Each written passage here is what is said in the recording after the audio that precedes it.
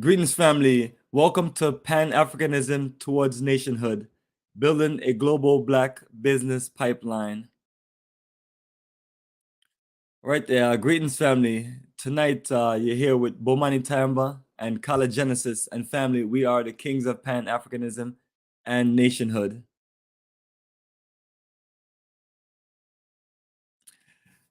Let me get you on. I meant bar none. Yes, we are, Brother Kala. Greetings, brother. Greetings, brother. Welcome to another wonderful night, a wonderful day on the late night shift as you and I really connect people to the world of Pan-Africanism and nationhood, letting people know the direction and the end game. That way we can build, organize, and make strong move on the African continent. The last few shows, we've been coming strong and just really just connecting our people to the reality of us living, doing business, connecting with our people on the African continent.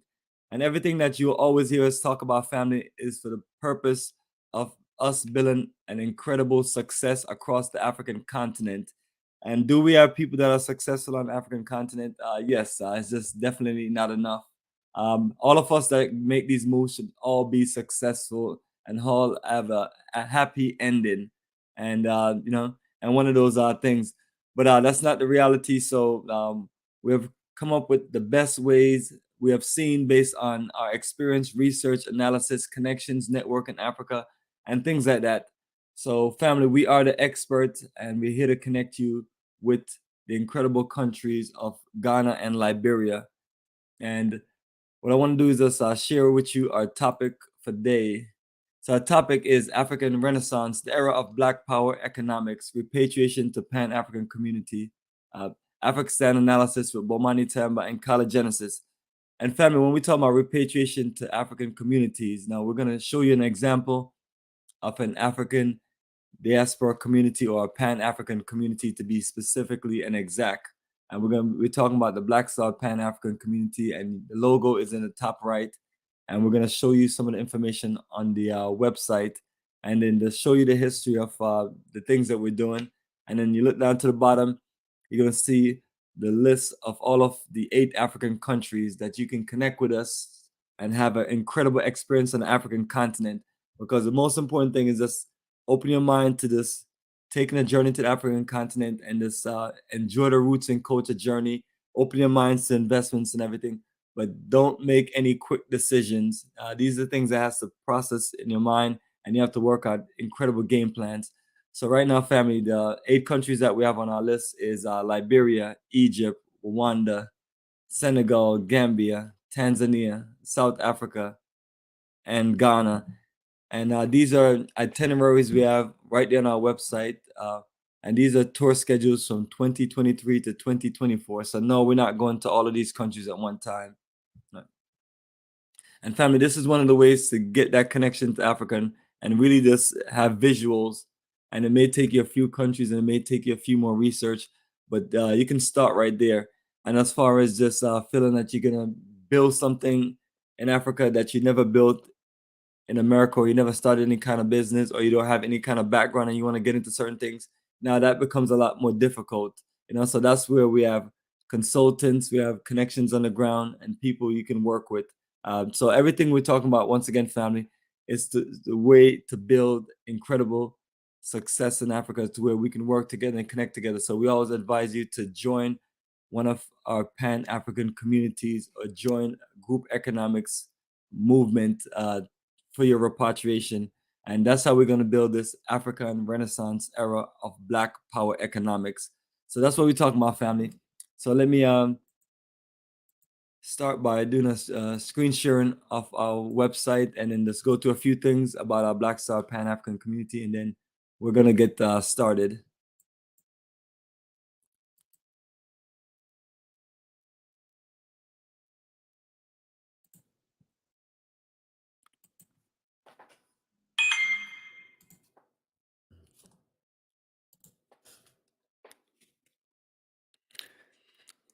And family, so once you get to our website, Africa for the Africans.org, you're going to see the big, bold Africa for the Africans banner. You're gonna have a nice MP3 player, and then you're gonna have a list of just a whole lot of photos. These are just some of the best photos that we have over the last 16 years on these incredible journeys. And this year make year number 17.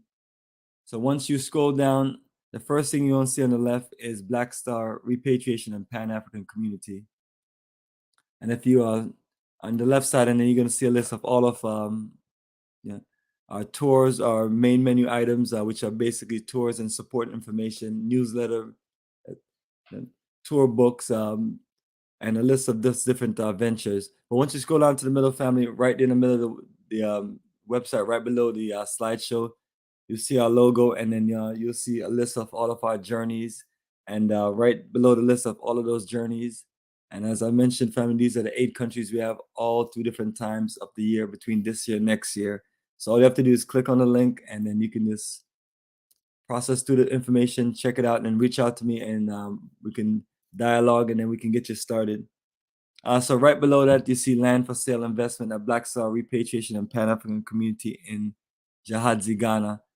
This is a 15 plus 60 acres, 2-phase land development opportunity in Ghana. So once you click on the link, that's how we're gonna get you those details. So everything is basically, family, click and read.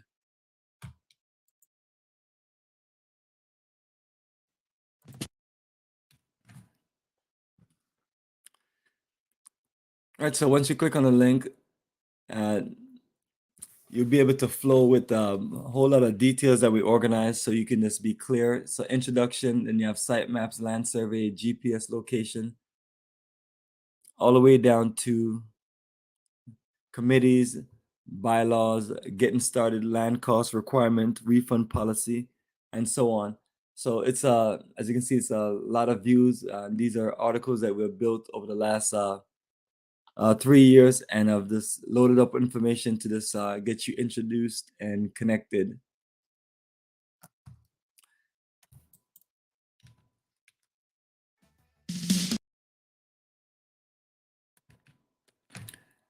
All right, so I'll click on introduction. You'll see our logo. You'll see us in one of our previous journeys, and with one of our previous member who was living on the land. So that house has a fence now, but this is one of these classic pictures when you just take the photos, and then next thing you know, you come back around, the house is finished. And another one of our groups meeting the chief and his elders. And then this is just an introduction to just give you a feel of the vision of what we're building.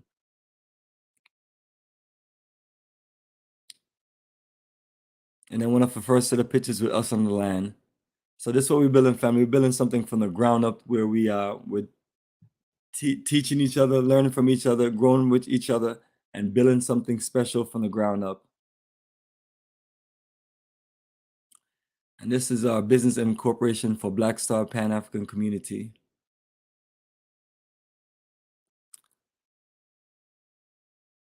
And that's our other business incorporation. And then, family, that is our Liberia reconnection investment journey of a lifetime. So we're looking to build energy in Liberia to build a future Pan-African headquarters. So that journey is a journey that we've organized and been promoting, pushing, and look to build onto, and get the word out, get the energy out, and just work from there on. So that is 1 year from now. And then at the end of this month, we're heading to Senegal and the Gambia. But next year, we'll be heading to Liberia. And that is our spring journey, which is usually our first journey of the year.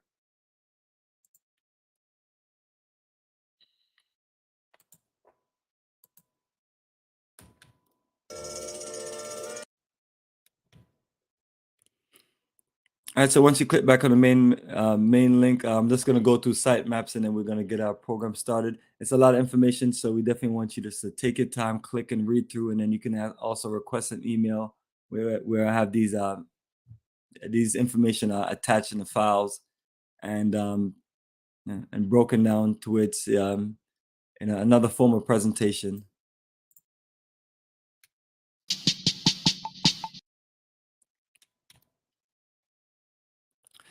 All right, so site map, land survey, and GPS location. So this is our 15-acre layout, just look the same as the Google Earth, and the same as when you just physically come up on the land.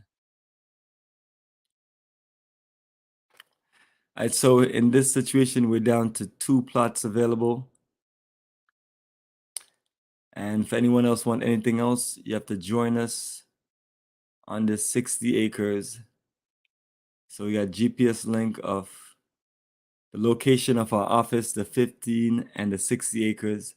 So all these are digital details, the site plan right here, signed stamp.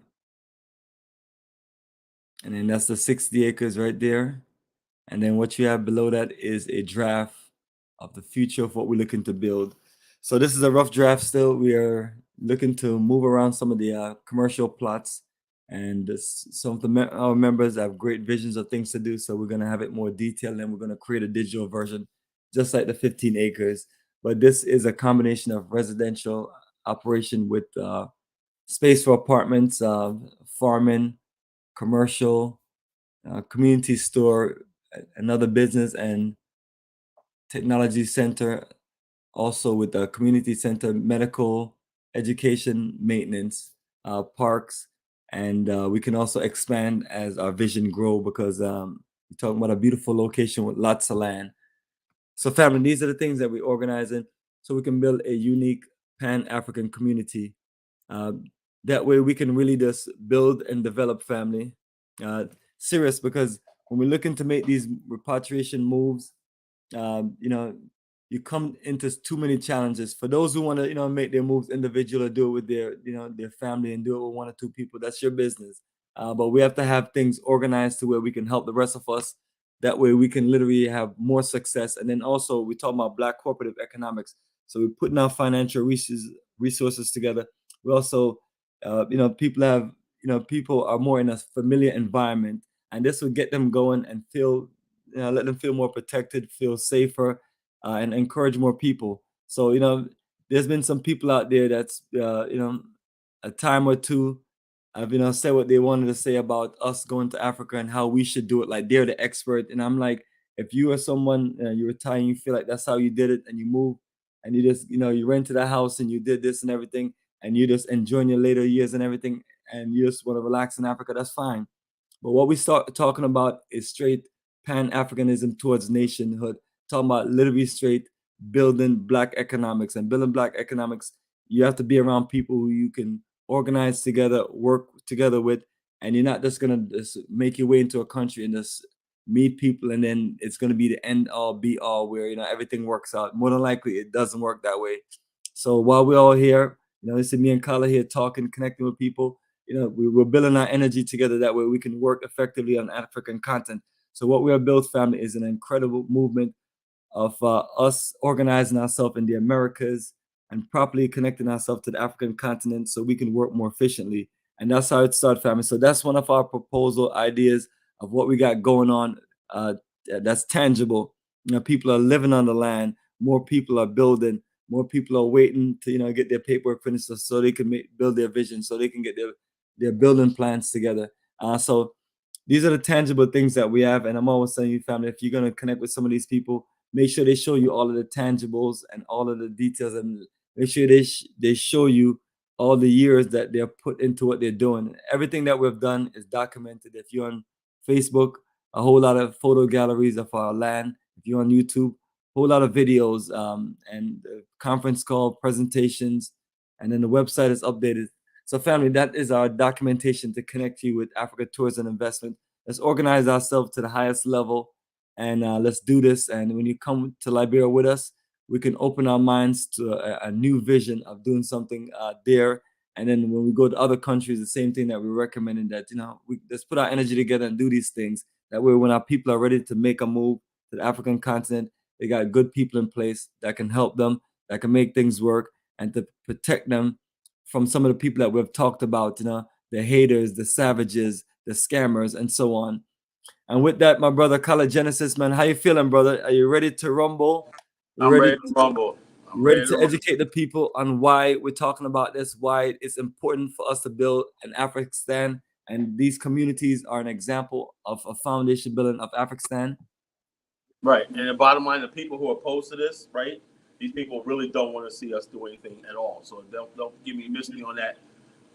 nonsense about, oh, look what happened to Liberia one night. None of them ever picked up a book on Liberia, never studied the country, never understood the reality that when those African Americans and Caribbeans that went to Liberia, there was no coming back. You know, they were on their own. They had to make it work, right? Same thing, and because they took such a tough stance and stood their ground and made their stand. That's what we call Liberia the first Afrikstan. They made their stand and said, "This is where we are. This is where we're going to stand. Come hell over high water. We don't care what the world thinks. The world turned its back on us. They're by themselves and everything." And so the bottom line, they said, we're not going to be put back in slavery. We're not going to be killed. We're going to survive. And so that's what happens when people are the backs up against the wall. You feel like you have nothing else left, and you do what you have to do. Same thing what's going on right now. I look at the Black Star Pan-Africanism. Everything that we're putting in place is to make sure when we're settled there and built there that there's no coming back. If we want to go back and forth, that's fine. But this idea we're going to be pushed out of the sea like Fiancre, that's never going to happen again. I'm going to tell you right now, that's never going to happen again. We're not going to run anymore. When Afrikstan, the Fiancre didn't go in the Afrikstan spirit. Afrikstan means where we stand. So this land is ceded to us by a chief and everything. We will stand on this land, right? Or we will fall or die in battle. You know, that's a message I'm sending out to our enemies who are plotting against us right now as we speak. You know, so the Black Star Pan-African community, right, is a righteous move, right? All the countries land in Africa and everything that's undeveloped and everything. This is just a safe space for us that returning, so we can support each other, get ourselves together, and get our act together on the continent and have some sort of self-determination and some sort of autonomy. We deserve an independent state of our own, to tell you the truth. After all the years and everything, everybody else gets what they want out of Africa. The Chinese, the Lebanese, the Europeans are controlling minds and doing everything. The African American, the black man diaspora, we get a little plot of land, and everybody got such hostility towards what little tiny thing we're doing. You know, we have whatever we build, we have to benefit everybody. We can't go there and actually open a business. I always go, oh, we're investing in Africa. Have you made any money? No. But the good thing is investing in Africa. So you're basically investing, building stuff which the Africans locally should be doing themselves, and we do it out of kindness of our heart. And this type of people we are, right? And we still get nothing out of it. We get no thank you. We get no gratitude and everything. So it's time for us to build these sort of communities, and also the local people will benefit from what we build. But if we can't come there and build and show what we can do and bring out time and resources, everything, the local community are not going to benefit from it. Who's going to benefit most from the technology schools and the basic primary schools? The kids that are growing up to have no education, no higher. Absolutely, brother. 100%. I saw a video. I wish I could find it, right? I think I sent it to you. It's about an African brother, young African brother. And I just gave him a compliment on TikTok. I said, bro, you so light. He said, look, he said, we're trained to be workers and slaves, even though those of us who think we got higher education. He looked at what the German kids are learning, right? And what we're learning. They're learning how to operate mines, right? What the financing, the business, and all we know is how to manage something that the Europeans built when they come here.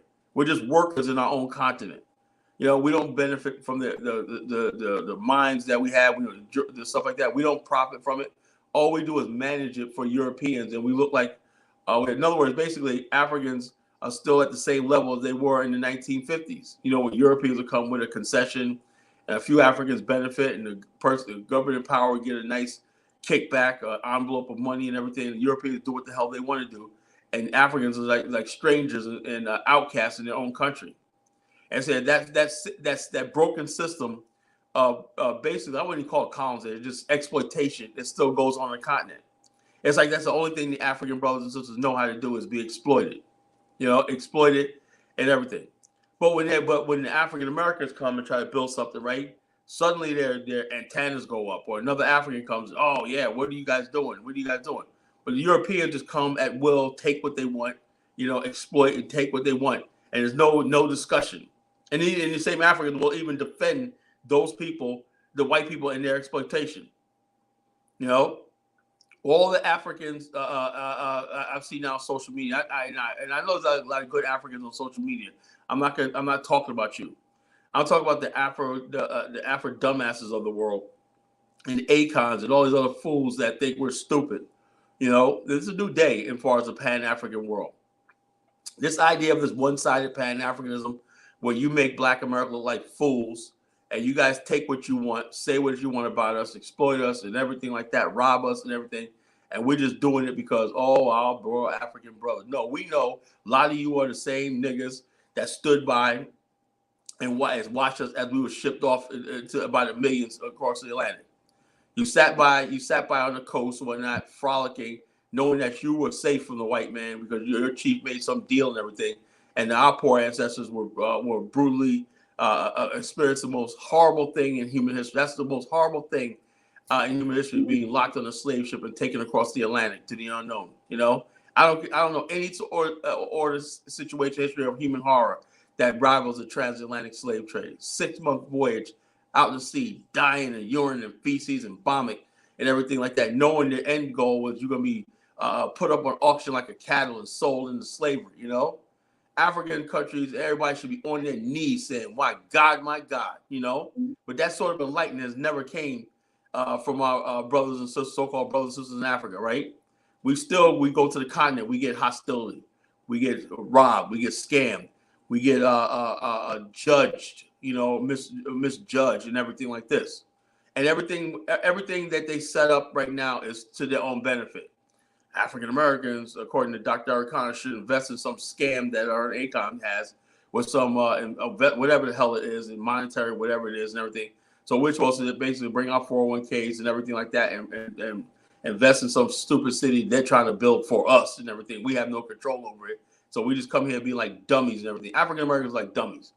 The Bomani and I are taking over the repatriation movement. You know, right? I'm just gonna bogart it or whatnot. Anything deal with repatriation in Africa should come through the BAIO and the African for Africans.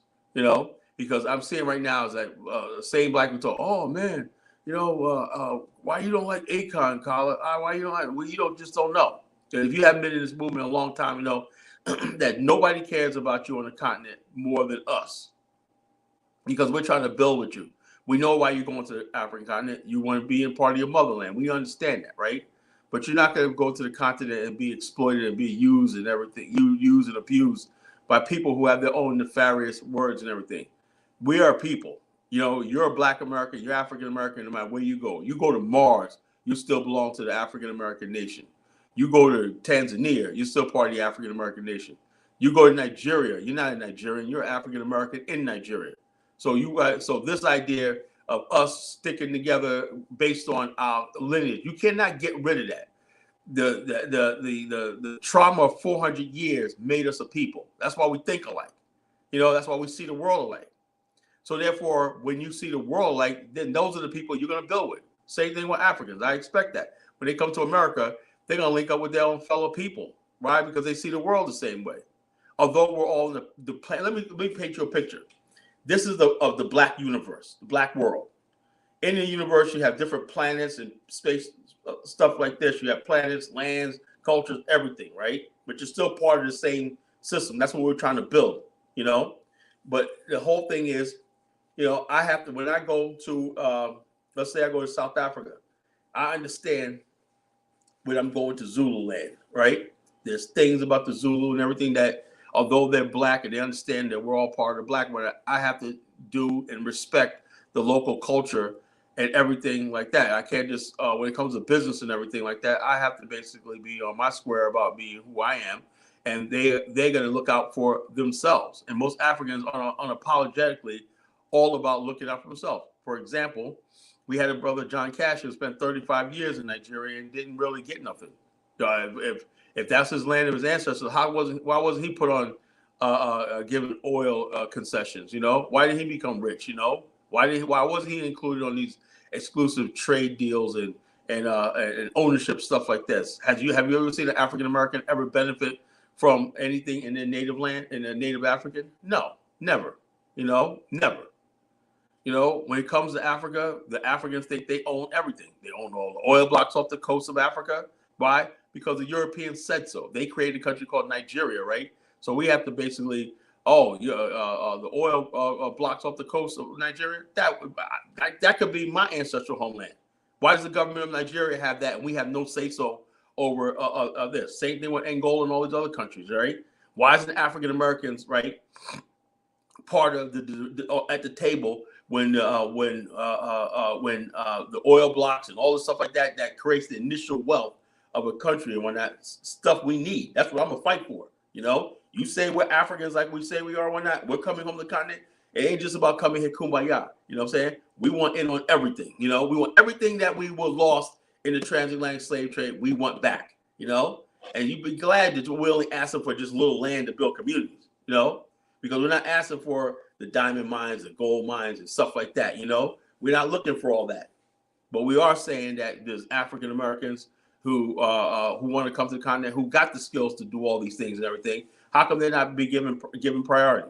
Africans, when they come to America, they get all kinds of grants, loans, everything that our ancestors fought for. You know, we go to Africa, we're coming empty-handed. We're losing empty-handed. We're starting from scratch. We're using all our money and savings and everything like that. We don't have the United States government backing us. Why can't the world see that when we come to Africa, it's an honest attempt to do something good? So I want to start with that. Right, Brother Bomani. Yes, Brother Kala, you are on fire. DK says, shout out to Bomani and Kala, the true voices of Pan-Africanism. Appreciate you, brother. Appreciate you. That's what we do, family. We're the kings of Pan-Africanism and nationhood. We're to keep it real with you and here you get you ready for this future. And we're not here to sugarcoat anything or, you know, or we'll tell you the reality.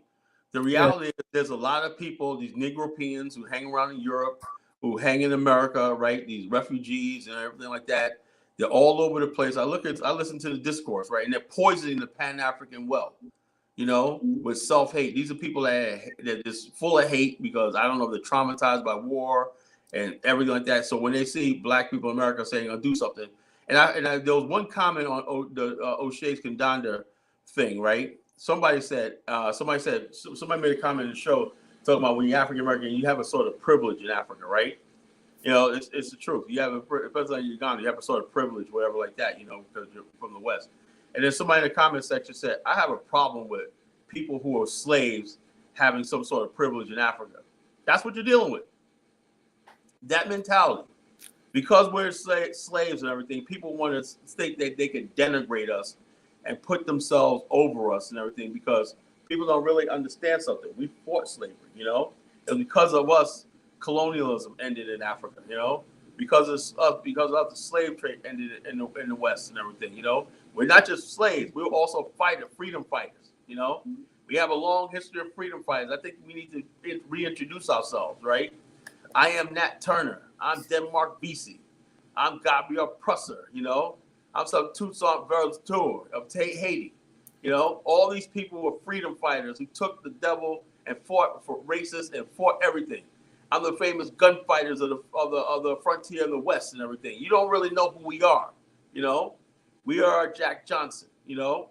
We're all these people, these great people that I am Marcus Garvey, you know, who built the largest mass movement in human history, you know, who electrified the people. I showed you a video, Bomani, of the people talking about when Garvey was deported from New Orleans. All these Black people, tens of thousands, showed up and wished him farewell when he was deported to Jamaica, you know.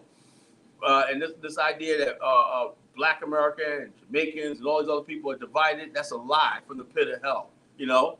Marcus Garvey was a leader of a Black America, you know, and he came from Jamaica, but he electrified, his words electrified the Black man into action.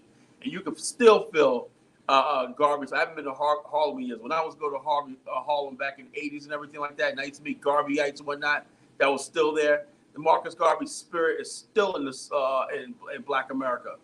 So don't let anybody think you think about, we got tethers and people from the outside world and whatnot. You know, Marcus Garvey, Denmark Vesey was from the Virgin Islands, from the Bahamas or Virgin Islands, one of those, you know. We have Malcolm X's mother came from the Caribbean, you know. Minister Farrakhan's from Jamaica, you know. So this idea, a real Black man knows a real Black man. You meant to say Trinidad. Is that what you meant to say? You said who was from Trinidad? You said Farrakhan and then you said Jamaica. I Farrakhan. think he is from Jamaica because he showed up there at a Jamaican Independence Day celebrating with You have Colin to look Powell. that up. Yeah, Farrakhan he's from Jamaica. Farrakhan from something else. No, Farrakhan's from Jamaica, which we call Stokely Carmichael. Kwame Ture is from Trinidad. You know, Farrakhan's a calypso singer. He's from Jamaica. You know, so all these other people. He was born in the Bronx. Same with Colin Powell. They're both born in Bronx. They're both Jamaican heritage. You know, brother. I'm saying, brother. You know, I don't like to do shows where I'm saying things like I make sure I'm 100% with everything I'm saying. Okay, I could be wrong. Look at the man. Yeah, I don't want to push these narrative and I don't want to push misinformation. Okay, here, but like I'm saying, you know me. Yeah, let's look up the man biographies. We don't specialize in calypso in Jamaica. It's not our thing. I don't know. He's like, our thing is reggae music, straight roots and culture. But nevertheless, let me get you off here and back to. His father was born in Jamaica. You got that? Bomani? Yeah, brother. What I was saying to you is that he's not from Jamaica. His father. No, I'm saying his father's from Jamaica. Yeah, I hear you. Yeah, just like I'm from Jamaica. My son is from Atlanta, Georgia. Yeah. Just trying to make sure that we get no. He's not Jamaican. He's African American because he was born in the Bronx. He was born in the Bronx and he moved to Boston. Yeah. So he's African American, but he has Jamaican roots. You know? Yeah, Kala, that's what you said. Yeah. Yeah. So that's what I wanted to clarify. He's African American with Jamaican roots. There you go. Yeah, Jamaican roots. So he's not Jamaican, but he's Jamaican roots. You know. So there you go. That sounds better, brother. I just want to make sure that whatever we say is factual. But the thing is though, we have to get out of this whole where somebody was born at and stuff like that in the diaspora. You know, if you can't tell that Farrakhan's a real black man and he understands the black struggle, I don't know what to tell you. You know. Anybody gonna tell Farrakhan he ain't? Your father was Jamaican. You can't get the hell out of here with that shit. I listened to Farrakhan before I listened to Tariq Nasheed. Just to be honest with you. I go by what the spirit is. Now it does not mean that I mean that everybody could just shit on Black America, but it just my whole thing is this divisive stuff that I'm seeing right now on social media, which pits black people against black people. I'm 100% against it. Somebody in the chat a little while said, Kala got that Tether hairstyle, Tether hairstyle. What the hell is a Tether hairstyle? I don't know how that be. I'm 100% African American, There you go. The janky Tether hairline. This guy's a clown. Why don't you come on the show and cam up and tell me it to my face, when we open the lines up. You come on the show and tell me it to my face. Those little cowards out there, with this smart and slick comments, Tether, all this kind of stupid nonsense. How do we go from too black, too strong, and too like this? Like I said, just like this whole feminine energy that's going on in the black male world and whatnot.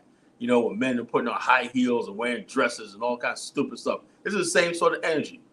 Real black men ain't got time for this freaking this petty nonsense. Who's a Tether and who's a freaking foundational nigga American and everything like that. Who the hell cares? We're all catching hell. Let me give you another thing, right? So people understand where I'm coming from, right? France and England, right, have most of the world's gold reserves. Ask me how many freaking gold mines you have in France and England. None. So where all that gold and stuff like that come from, Farrakhan will never be African. What is this nonsense? What? I mean, I don't get it. Farrakhan, what the hell? What the hell does that mean? He'll never be African American, But you guys are out there calling Barack Obama African American, right? First African American president. That nigga Obama had no connection to Black America except for his wife. Y'all crowned him the first African American president, man. He was half Kenyan, right? Raised in Hawaii by the white family, And now you guys are, oh yeah, Obama. You didn't say nothing about Obama, being a so-called African American. He did nothing for the black race. Nothing. Did absolutely nothing for the black race. This guy don't even show his face anymore. He knows he's a disgrace. So the bottom line is this. All this nonsense and whatnot, we're gonna kill this shit, I'm tired of it. I'm tired of this freaking stupid stuff. Yo, look, the Europeans right now control, and the Arabs and everybody else is controlling the black world. We have no real trade between the African continent and the black world in the diaspora. Black America is a $1.6 trillion economy, buying power, right? You would think that there would be manufactured goods and everything. Now you got China in Liberia right now. We're a China mall, you know? These people unapologetically don't care about exploiting you, taking what's yours, and taking and keeping what's theirs to themselves. How many Africans own a African mall in China? None. We sit there and talk about stupid mediocrity. I want to be around black people that see the bigger picture. We have to have land infrastructure nationhood. And that's why this is so freaking important. This movement is so important. Once we build these bases of operation where we have our own warehousing, our distribution, our everything like that, you know, our manufacturing base and stuff like that, where people can pour in capital. And also we're going to be at the BAO and Africa, we're going to one day have our global stock exchange where you can invest in industries and everything. So we can raise billions and billions of dollars worth of capital for our investment. But we're going to need our MBAs. We're going to need our people. But the MBAs and all the people that got the knowledge and everything, they're not going to come with some stupid movement. That's why I'm basically, my image right now is one of strength, you know? And some people that come in the show and in the chat that I normally like, I have a good, I'm going to rebuke you if you say something stupid. Because it's too dangerous right now to let stupidity go along. We need a unified black race because the white race is unified. You know, they're unified. They're on point. They're on code. The Chinese are on code, right? The Lebanese are on code. The Indians are on code. They're all strategy on how they're going to be number one.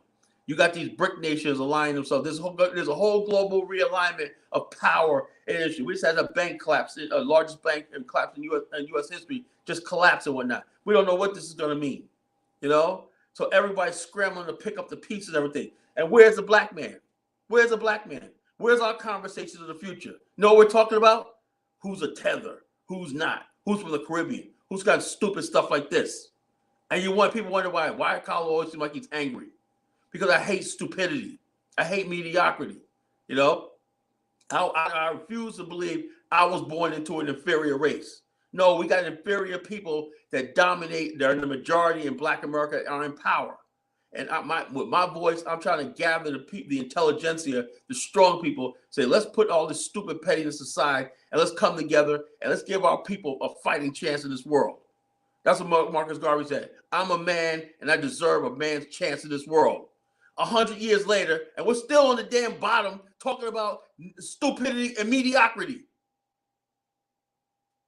So excuse me if I don't seem like I'm in a really good mood tonight and whatnot. I'm in a very angry mood.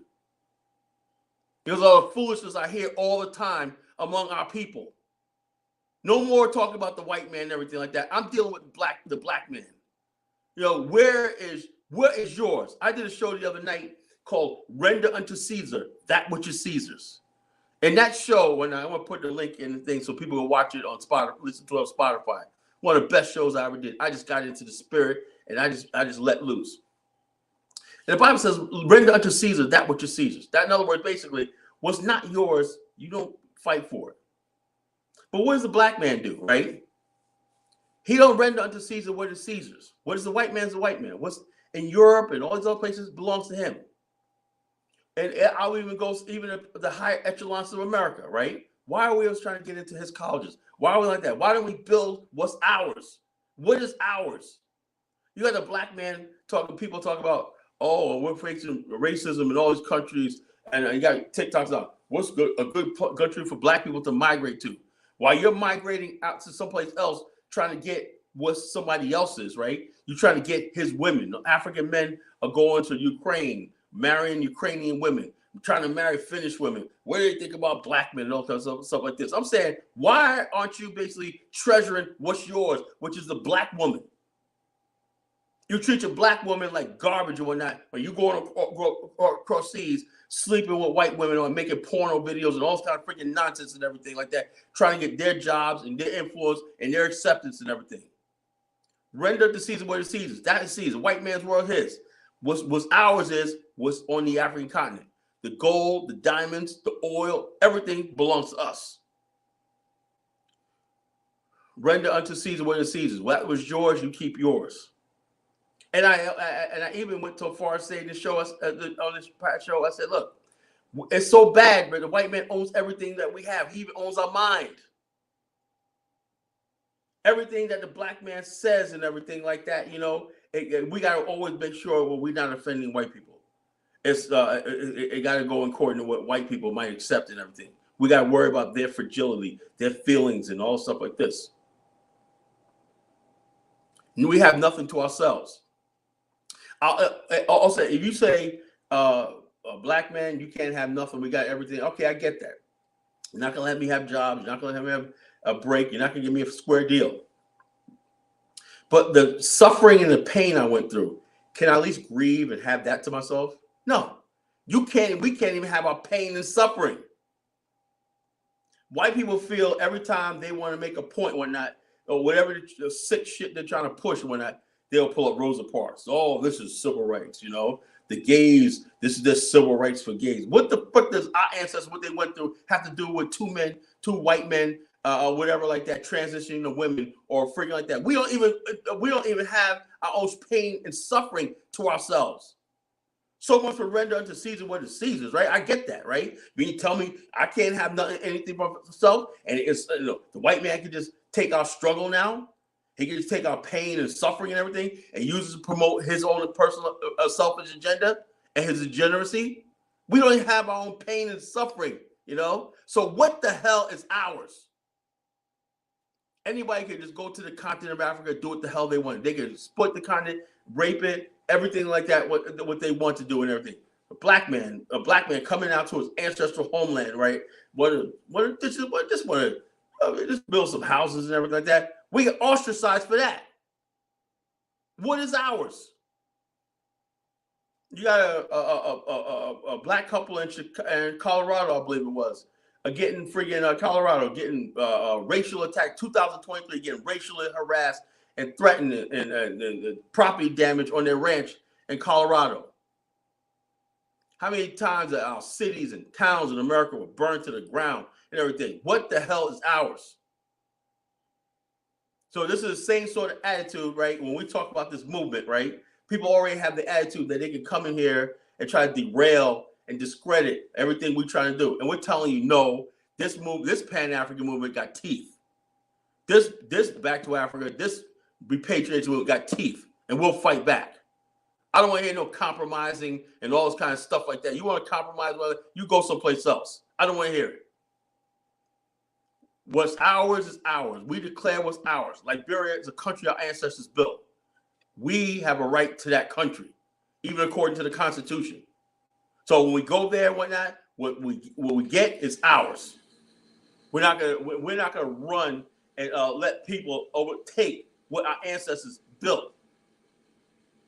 Whether it's Tulsa, whether it's Wilmington, whether it's Rosewood, we lost everything to people who, for some reason, think that we can just take it. We want to because we appear weak, but no more. And this is why I was saying it's important that when we build these communities and everything, you understand something. You raise your fist to us, we will crush you. No more. You know, like Elijah Johnson said in Liberia, he said, "Look, this is where I'm going to stand, or we're going to die here." He declared when the Mamba King, the day King declared war on Elijah Johnson, and then he gathered his men up, whatnot, you know, and they fought and they won. And to the end, then these strong African warriors, right, showed up and had our back and to our side, and that's how Liberia was born. It was the people that came after us, when these other tribes just showed up to the party late and whatnot, and cleaned house. And that was the end of that. And they said, yes, we are going to build a nation right here. And Liberia is still standing today. Why? Because they took a stand. And that's what we're doing right here. We're taking a stand tonight. We're declaring the fact that what we build and everything is going to be ours. If you got something against that and whatnot, you know, then war be unto you. So that's my second verse there, everyone. Excellent, brother Kala. Excellent. So, family, there you have it. There you have it. So we don't have to be long, but you know, let's be strong with it, and we can also just start opening line up if anyone Yeah, have any open the lineup. questions. Bring them on. Bring them on. Bring them in. Bring the race traders in too. They're gonna get spanked tonight, you know. Yes, yes, yes.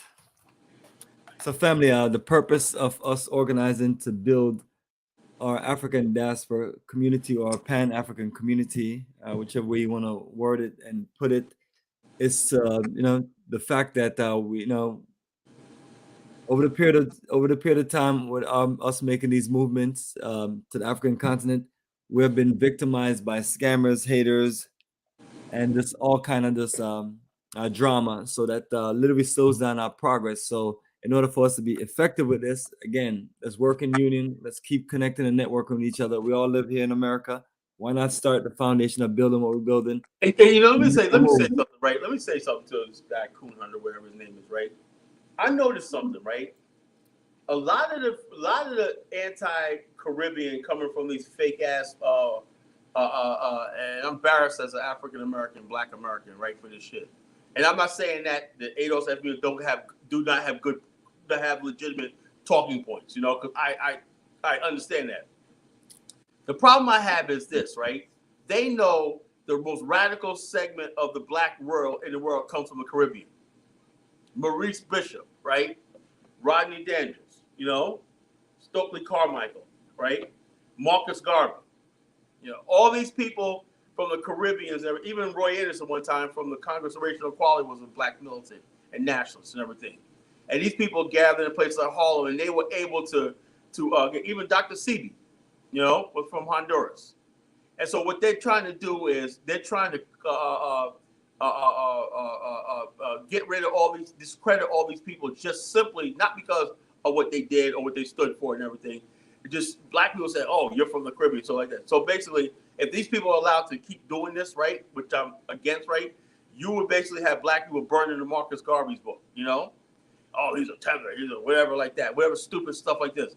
And the only people that benefit from this are white people, because white people never want Black people thinking they have allies and friends in the extended Black world and the diaspora. You know, that's what this is all about.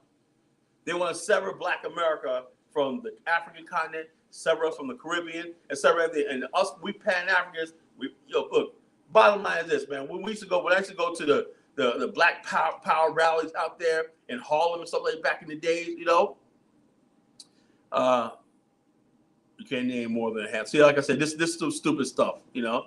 Tay Brown. I hope you were a female, you know. A dude like Tay, I hope you're a female, you know, with a name like Tay. That sounds moist. The bottom line is this. Back in the days, right, we used to have in Harlem, right, in the Black Power studies and everything like that, you would see Caribbeans, you would see somebody from Ghana and everything like that. And the bottom line is this. It was all about Black people. This is why Black people fear the Black Power movement more than fucking white people do.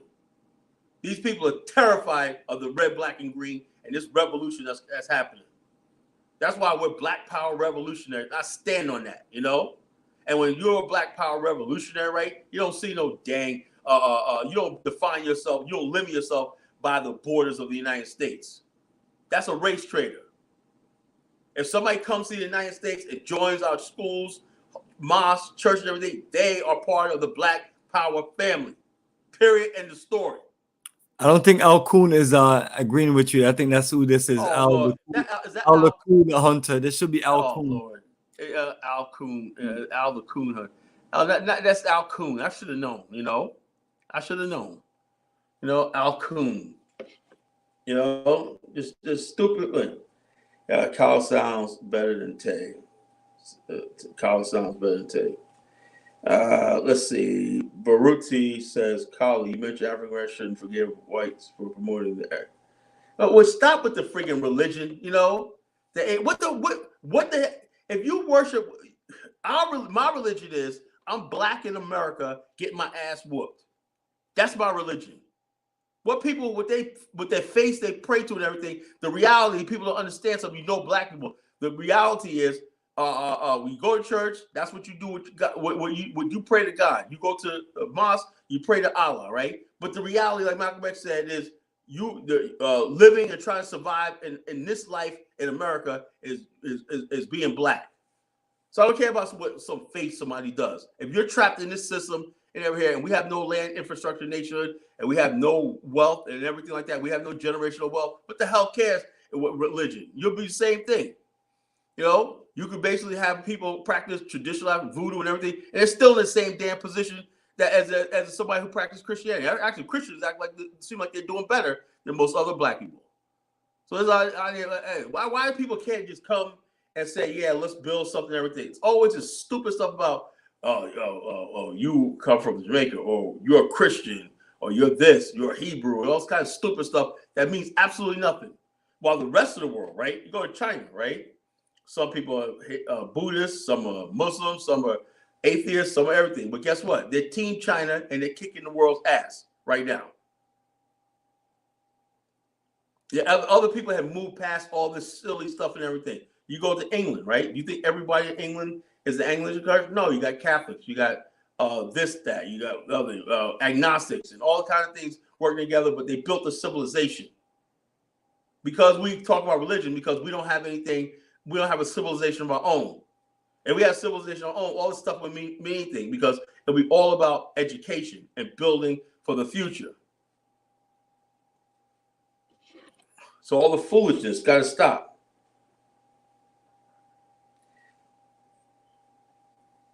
Okay, can you explain what non-forgiveness mean? Okay, well, I'm like this.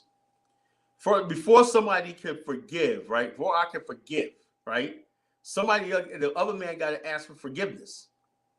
You know, black people, for the most part, right? We didn't forgive white people for, even our Bible says, right? But we didn't forget. We may forgive for ourselves and everything. Like, we didn't forget. If we forgive everything, and we were really forgive white people and whatnot, you know, there wouldn't be this tension between Black America and everything. If you look at the black churches, if you really went to a black church, the black church was the most militant things in the world. You never heard of the African Methodist Episcopal Church. You know, the Pan-African movement was actually born in the black church. You know, they understood we're black, you know, and the black church was the center of the black community. They promoted black marriage, even the images of black Jesus and all stuff like this, you know, in the Bible. They always related to their experience of being slaves and the coming out of the desert and Moses and everything like that. That's why you have the Abyssinian Baptist Church and stuff like this. So, you know, this idea is people always one thing. And also, that was the gospel of Christ, of forgiveness and everything. You look at the Old Testament, they weren't talking that. They weren't talking that whatsoever. The people want to be, oh yeah, Abraham. Look, the bottom line is this: there's also Africanized version of Christianity, you know. And so we use Christianity to from our own vantage point and everything. So it's like I said, religion doesn't mean anything. As long as you're trapped in America and trapped under this global system and everything, none of this stuff means anything. We have to build for ourselves for the future. And the whole idea is we have to build that Black African infrastructure. We have to build these Black nations up, right? We have to basically be on code to say wherever Africa needs your help, that's what we're going to build. That's what we're going to invest in. That's what we're going to pull together. But what we see right now in America is the white man controls all the Black. And it's starting to come to a thing, because Black people are starting to wake up to a lot of these Black celebrities and everything. These Black celebrities, what they do is pacify Black people. They get us into a thing like the Grammys. Black people, like if somebody like Kirk Franklin, right? He calls himself a Christian, but yet he was in a Grammys that this guy did a satanic worship, and all these people say, "Look, you call yourself a Christian. Why were you there?" He was like, "Oh, blah, blah, I didn't know." Like that. This guy did a freaking came out of the devil with a transgender woman and everything, and this is what you have. We have people giving Beyonce 32 Grammy Awards and everything. We're like, oh yeah, like this. The white man puts these things on instead of us rejecting. It used to be a time when Black people did not like being on white people's television, award shows, and stuff like this. But so they got Black people. I'm gonna offend some people when I'm gonna say something like this. even some of our best people, right? They recruited people like Sammy Davis Jr. Look, Sammy's up there with Dean Martin and everything. These guys were degenerates, Frank Sinatra and all these other people. I mean, one thing, but look what it does. It tells us that going the way of sin and debauchery and stuff like this. We saw that with look who they gave us as examples to look up to, and some of the people I love, Red Fox, and all these other people like this. America has always done that, right? They take the least common denominator of all our culture. The rappers you see up on the mainstream, right? They give multi-million-dollar deals to people like 50 Cent. Why? Because he's gonna basically show the most degenerate part of our history and culture. This is what you have in America. America will spend billions of dollars to make sure our culture and everything stays in chaos. That's why there's killings and crime and throughout Black America. It's not even like this. Just last week, right? In an affluent Black suburb, right? A 14-year-old kid was killed in a shootout at a birthday party. It's not just the inner city anymore. This crime wave and degeneracy is affecting all of us, and it's done deliberately because that's the only way they can keep the Black population under control is through fear, intimidation, violence, crime, and all stuff like this. They don't want Black people becoming Black Power revolutionaries. And then when they attack the Black Power revolutionaries, right, they want to split us over. Oh, he's born in the Caribbean. He's born in Africa. And also, the white man's behind all this shit. He's behind the ADOS FBA movement. He's behind all the stupid Africans with their stupid comments, the African Negropeans who try to come over here and talk shit about it. The white man's behind all this stuff. And he's sitting back with his hands like giving wolf tickets and throwing rocks and hiding his hand when and watching all of us fight each other over stupidity and everything. That's why we created a focus, right, for Black people to rally around, right? Our end goal is an Afrikstan, right? What that means is an independent African-American, African diaspora nation state on the African continent that we all swear our allegiance to, right?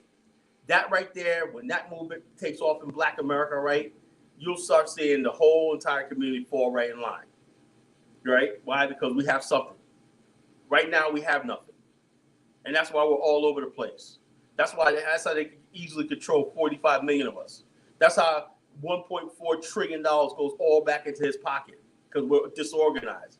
We're in chaos. Our women, they're telling our women to look like Lizzo, to look like Glorilla, and all this kind of stupid stuff. They promote all this degeneracy into Black America,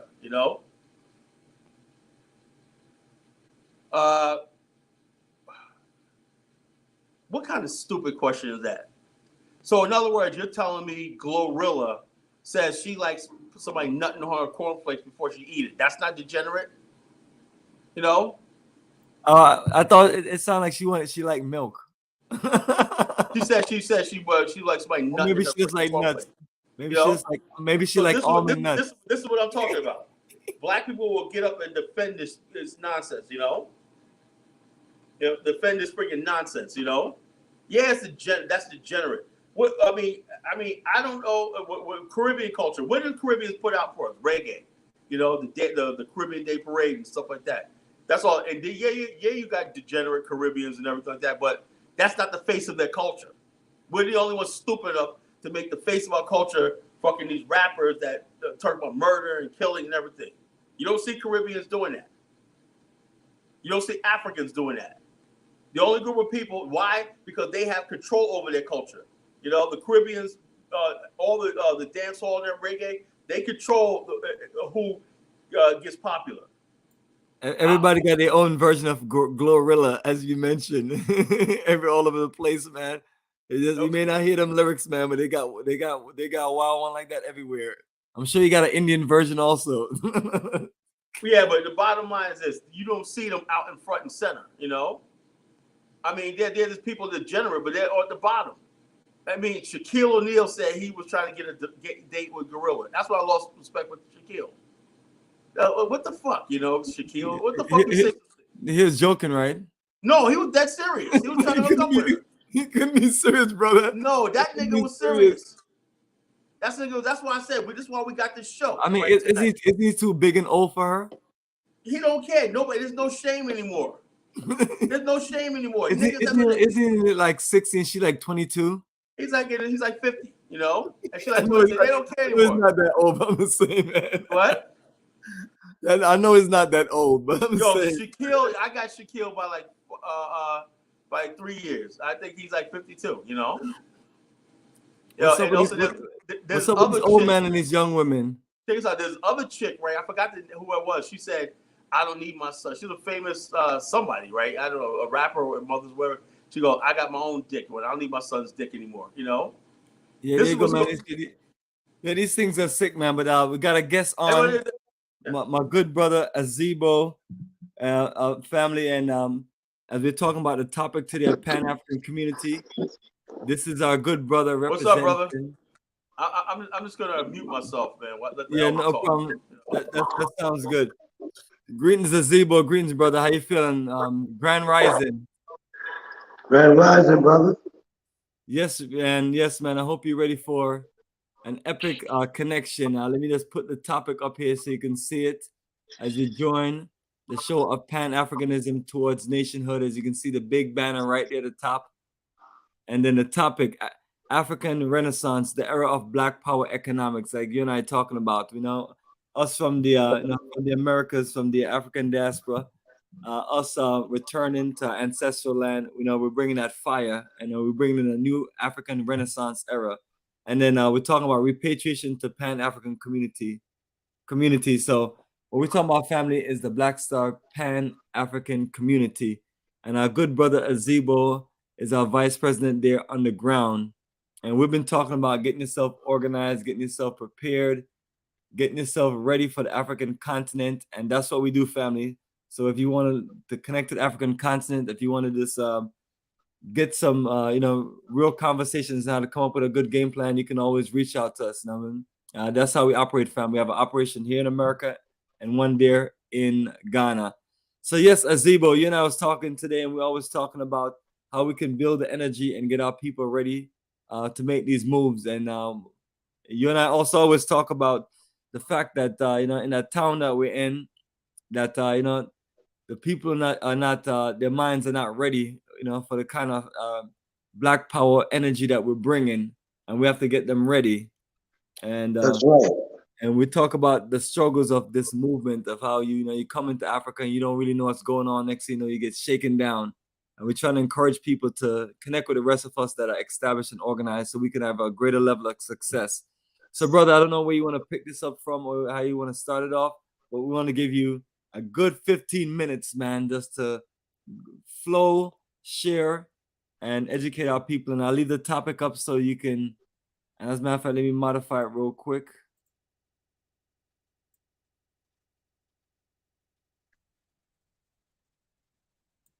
And just make this one point. There we go.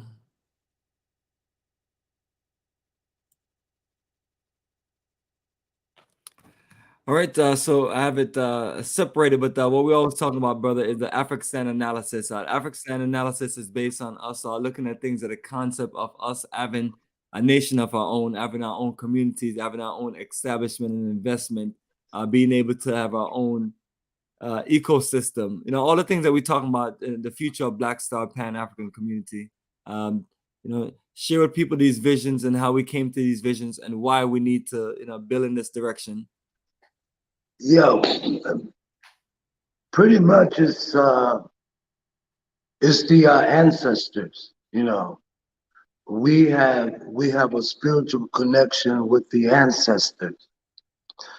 Our energy has been blocked through religion, through the education system. It's been colonized.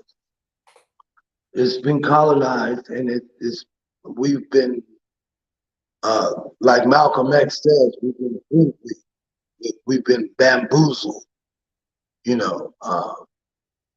Our situation worldwide is we're coming into a consciousness of spirituality. See, the war is spiritual. Whether you want to believe it or not, the war is spiritual, and our minds is being blocked. There's a lot of negative energy our minds are being blocked through a lot of stimuli that has to do with our worldview. Our worldview has been changed around, and we just have to understand. We have to come to our minds. The white man, this white system of white supremacy has been in control of our mental faculties through education. Even our spirituality has been colonized through religion, through the whole white Jesus concept of spirituality, and you know, we've been, like Malcolm X say, we've been hoodwinked, we've been bamboozled, you know, and the universe is coming around.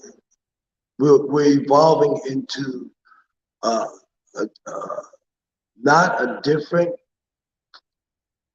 state of being, mental, spiritual state of being, but we're evolving into becoming what we already are. What I mean by that is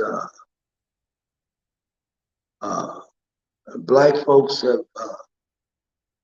gone through the suffering and the degradation and the dehumanization, being disenfranchised for years. A lot of people only go back to slavery, but we've been in this war for thousands of years, and the war is not only, it's not physical, it's not only physical, but it's a spiritual warfare. And we have come to the point to where, it's time. Our time is now. And just like Elijah Muhammad say, the white man's time is up. It's time for him to get off the pot. And it can't be stopped. He spent billions, he spent trillions to try and keep us in place, try to keep us where he wants us, which is in a dehumanized state of existence. But it's not working anymore. He's tried genetic engineering, trying to control our genetics in order to try to dehumanize us. It's not working. And this whole thing of consciousness, Black consciousness, is a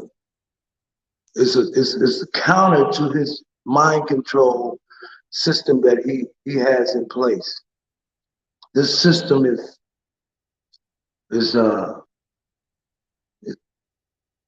evil, but then it's like, it's like the song goes,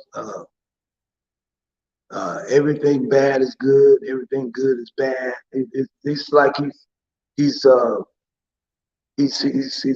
disrupted the order of his concept of reality. His concept of reality through the education system, and he wants to rule forever, but it's not working. It's not working.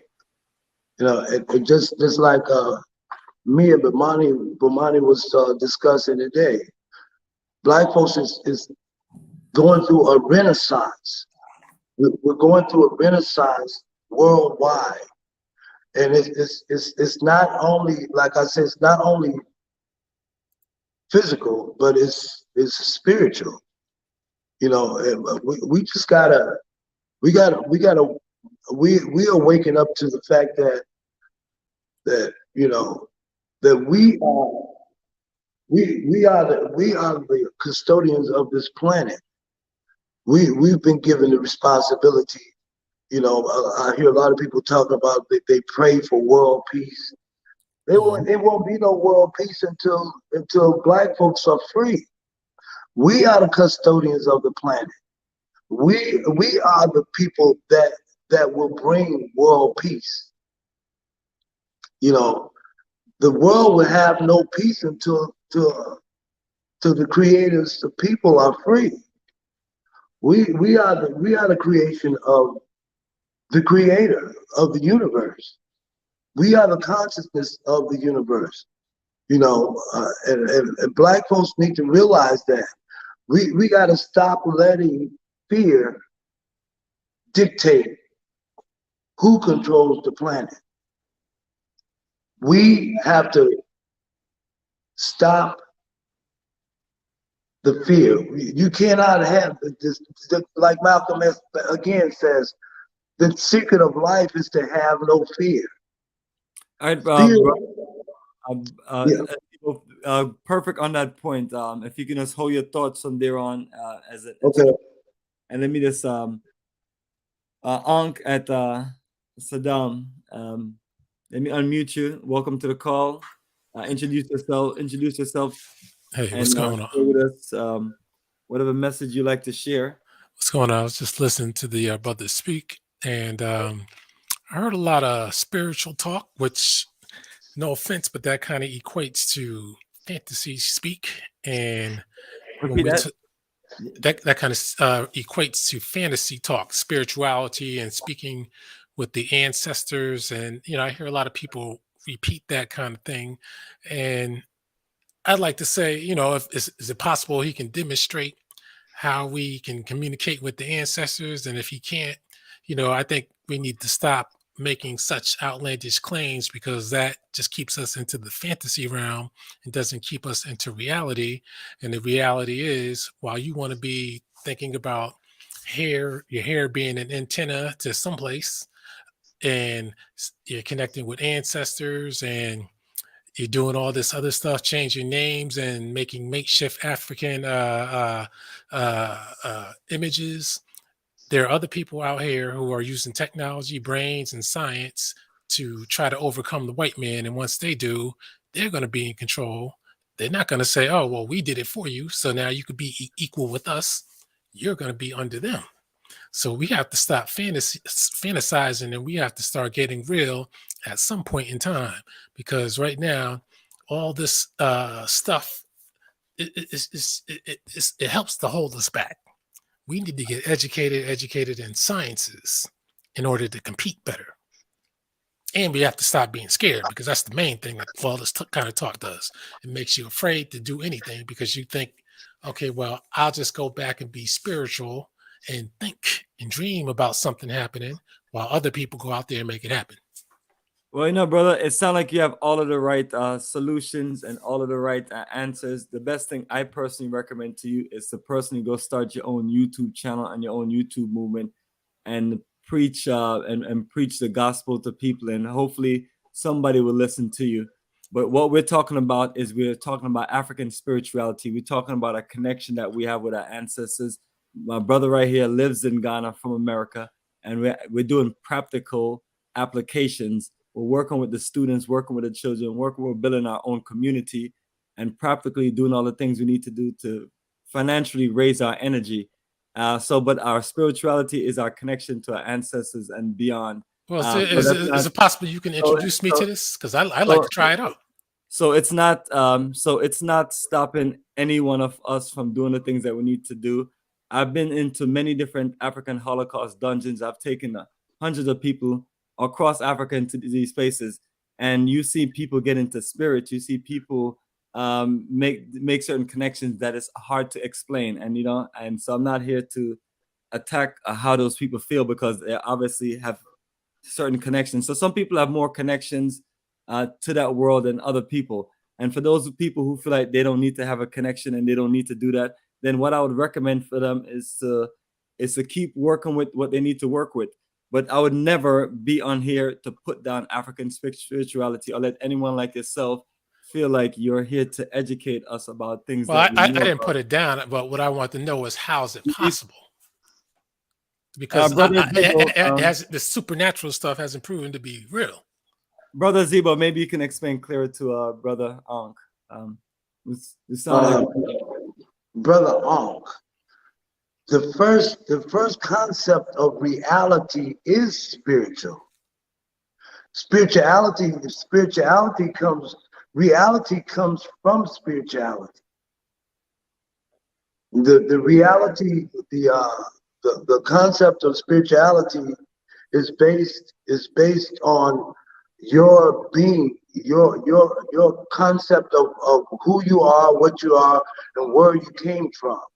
We not only physically, scientifically, and logically come from Africa, and Africa is not just the mother of continents, mother of civilizations, and mother of the earth.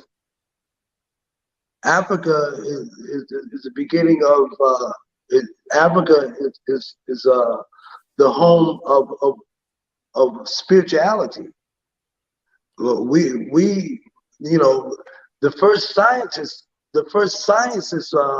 was spiritual sciences. Spirituality is a science, spiritual science. Can you tell us what a spirit is? Because what my understanding is it's similar to a ghost, meaning it's not there, it doesn't exist. So maybe you can correct me on that. You are spirit.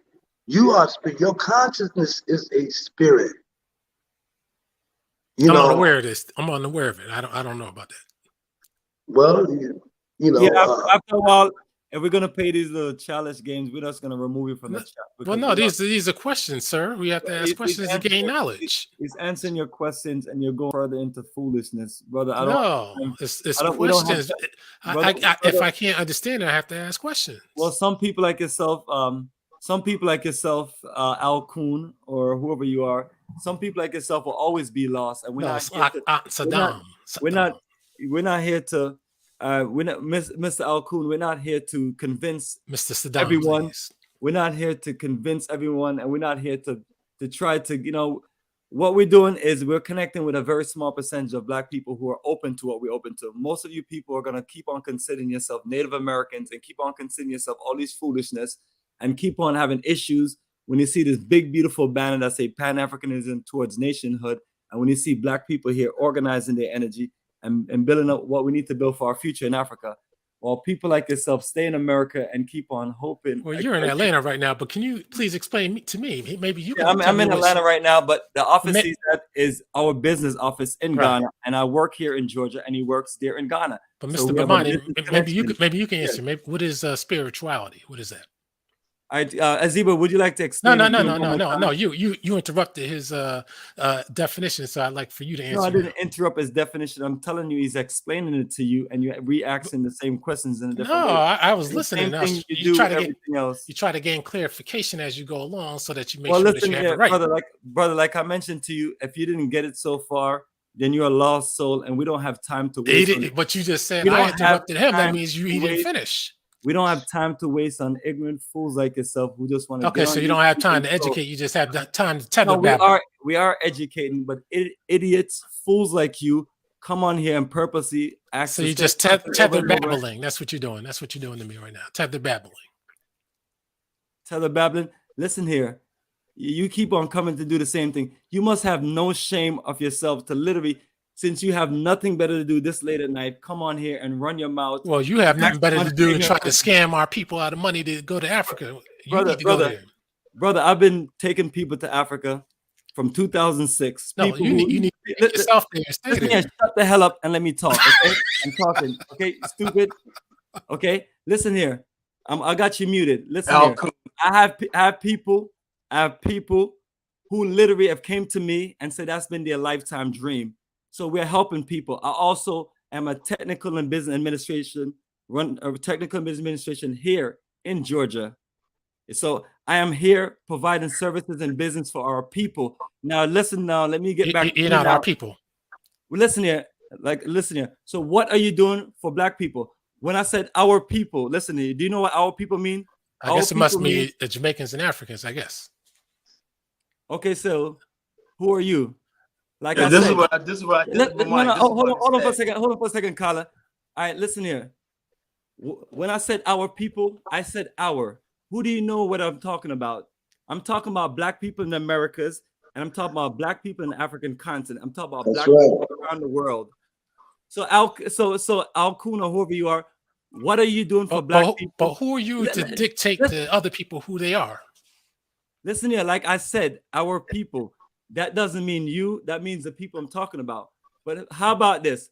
What are you doing to help your people in America, or your people, whoever you call your people? You tell me right now, what are you doing? Okay, what I'm doing right, what I have been doing and still am doing, I'm waking people up to these outlier immigrants who come here and they try to hustle our people and give us a fake identity. So that's what you call Black people around the other parts of the world that have came here to America and make America what it is also. No, they haven't. Remember, the greatest mass movement was Marcus Garvey, right? Mass movement to do what? Just move? All right. The greatest mass movement. He didn't do anything else? Yeah, so let me see. Have you ever built a Black organization? Have you ever organized people? Have you ever tried to get a group of people to do anything progressive? So the thing yes, I have. So the thing of it is, losers like you are quick to run your mouth and talk about greatness like Marcus Garvey. What did he accomplish?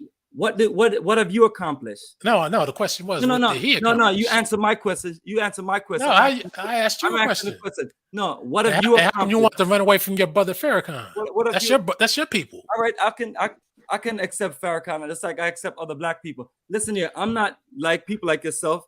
I'm here to connect with the best of my Black people.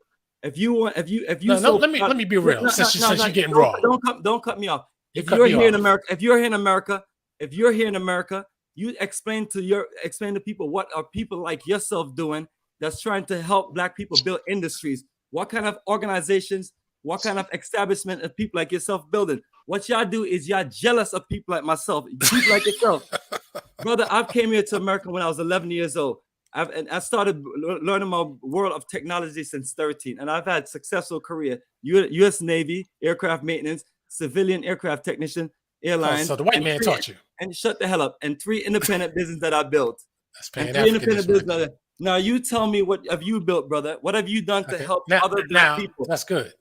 Now let me answer. You gonna let me answer? No, you're not gonna answer, because you're gonna play these little games.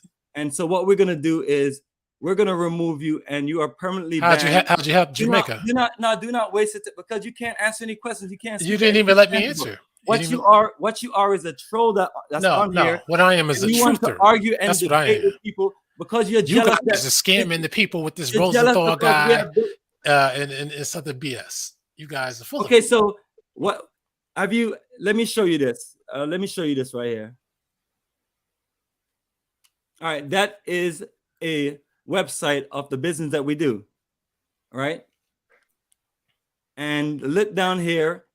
These are all none of these are photoshops. These are all photo galleries of all the different Black people from different parts of the Black world, including Europe, the Caribbean islands, America, different parts of Africa. They're all in these groups right here. These are all, look at this. These are all people. You can't even tell where some of these people come from. You can't tell if they're from tourist things or what? I mean, what's the end result with these? The end result of this is organizing Black enterprise. Some of these people live in Africa. Some of these people are working together with other people so we can do business in a global setting. So some of these people are here in America working together. So what we have done is have a global impact on organizing groups of Black people from different places to come together, enjoy a connection in Africa, put Black dollars in Black hands, build Black cooperative economics, and organize our people to work together. So this is my tangible and my website of what I've been doing for over a decade and a half, along with we have another website, technology and business, administration. And we have a community called Black Star Pan-African Community, where we're helping brothers and sisters from the African diaspora who wants to move to Africa, make an easier move. And these are the stories of my connection dealing with our people. Okay, so it's about business. What about Pan-Africanism trying to take over the white man? This is Pan-African business. That's what it is. No, but what about Pan-Africanism? Small time business ain't cutting it.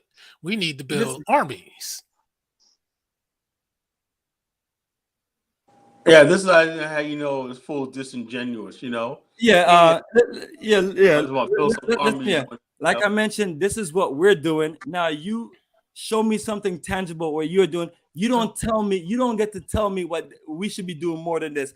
Well, I'm only going by the titles that you go by. Alkun once said let me get him real quick. Never existed. Let me get him real quick. Never existed. You don't get to tell us, Alkun, you don't get to tell us what we that we should do more. When people like yourself, the African American degenerate, people like yourself. I'm not an African American, sir. You're an African American degenerate. No, you're a Black American degenerate, or you're a Native American degenerate. Whatever class you call yourself, you're a degenerate. You're the worst of our people. And you're an immigrant who couldn't stay in this country. You had to go to the white man's country. I'm an immigrant that have came to America, build success, and like I showed you, fool, I brought a lot of our people from the African diaspora to the African continent to build success, to do business, to help make moves that you can't do. And I'm also a professional technician. Live and do business in Africa, invest in Africa. That's right. Okay, well, how come you're dwelling? How come you don't look like you're living in a mansion then? The whole time I'm talking, you still can't tell me what you're doing. Because you keep talking, that's why. You're jealous of me because an immigrant like myself left from Jamaica, came here at 11 years old, and I've outproduced people like yourself who are nothing but a waste of time. You have all the opportunities. Yeah. Us black people, us niggas are a waste of time, right? Negroes like you have all the opportunities in America, and you waste it away. You let the Asians, the Mexicans, and other people come and outdo people like yourself. And have you outdone an Asian? Have you outdone an Asian? Me, brother, absolutely, brother. Yo, brother, this place right here represent business competition globally. You know what I'm saying? My business office that I have. Not from what you showed me. It didn't look like it. I ain't seen an office. Brother, this is a business office. This is only 1 degree of the space you're seeing. So, like I mentioned, man, that's an apartment, man. Brother, I don't live in an apartment. This is a house. This is definitely a house. I don't have any apartment numbers on my address. But I don't look like the kind of house a man's doing big business in. Brother, this is a space of business. This space is more than big enough. You can only see a portion of the screen. But what are you showing? You such a coward that you can't even show your face. You're not even a real man. You have a piece of punani between your legs. That's why you act like such a little cunt. That doesn't make any sense. But hey, listen. Hey, then turn your camera on. Then stop. Actually, I don't have a camera. You take your little broke, cheap punk ass off YouTube. This is hatred. Go get a real phone or a real computer and turn your camera on. You are no longer, people like yourself, you are no longer able to come on here and talk with the kings of Pan-Africanism and nationhood with your raggedy ass. Kings, you guys are living in a fantasy world. Turn on your camera. Be a man. Show us who you are. Okay, if I did that, then what is that going to change? We're gonna see that you just a crusty bum ass punk who likes to troll, and you have. You keep imagining that. You're jealous of a Jamaican immigrant that I came to America and when did I say that I was jealous of you? When did I vocalize that? Jealousy. You Jamaicans are always competing with us. Hey, brother, I don't have. What I'm trying to do is organize my best of my people, and unfortunately, you should have done that in Kingston. Brother, and shut the hell up. And unfortunately, degenerates like you, punks like you, I wouldn't waste my time doing anything with you. That's why I rock. Yeah, that's why you try to hustle Black Americans. I don't deal with the low class. You try to hustle the Africans. I don't deal with the trash class. And these guys who try to have an African persona. People like yourself who live in their mother's basement and have nothing to show for anything, and you're just jealous of other people because they're gonna take it. What am I jealous of? Tell me what I'm jealous of. You're jealous because you have nothing. You don't have a job. You don't have a career. You don't have any education. You don't have any knowledge. You're just bored. You're bored, and you just want to be on YouTube all day long and play games. Yes, Kala, go ahead. I got him down at the bottom. Didn't I tell you? Didn't I tell you before? This is Alkun. This is Alkun. He does the same thing every time, run his mouth. What are you guys doing? What is spirituality and things like that? So family, that is, these people have absolutely nothing better to do. They rather sit around and argue with you. So Kala, I'll let you get a piece of him. There you go. But check this out. This is what I'm talking about, right? Yeah, what's happening, Alkun, you may want to, you're going to learn something, so please listen. I tell you, mute that Negro. You know what I'm saying? Take him to school, Genesis. Yeah. I want Mr. IC Black. Where is he at? IC3 Black. Yeah. That's probably your buddy. IC3. That's who he needs to go with. Well, he did take you to school smoothly. I did like that. I did like that. Take you to school. What are you talking about? Taking you to school? Yeah, he took Kala to school on that when he came on last time. Oh man, he was smooth. He was smooth. I told this guy be trolling and watching us. You got nothing. Brother, that man was smooth. Hey, you know, if you, I don't think you're young. You're probably some old Negro, but if you're young enough, go join the U.S. Navy. Sorry, you're not listen, Chaperone. Let me tell you something. Go join the U.S. Army. Go join the U.S. Army. That's why. How come you didn't join the British Royal Navy or something? Brother, I joined the U.S. Navy, brother. You know, you couldn't score what I scored on that test. You know? These guys think they're superior, but yet they live in a jungle life, though. Like myself, I'm smarter than degenerates. You live in a jungle life, though. Come on. Yeah, thank you. Give me the full spot. Kala, go ahead. And I got this full muted. Yeah, check this out. The whole thing is, like I said, the reason why these ADOS, FBA people, these clowns, right, want to basically start this nonsense about Black America and Tether and everything is because they know the Pan-African energy that's disseminated by some of us, like in the Black America, Caribbean, everything like that, in Africa, this connection they want to stop.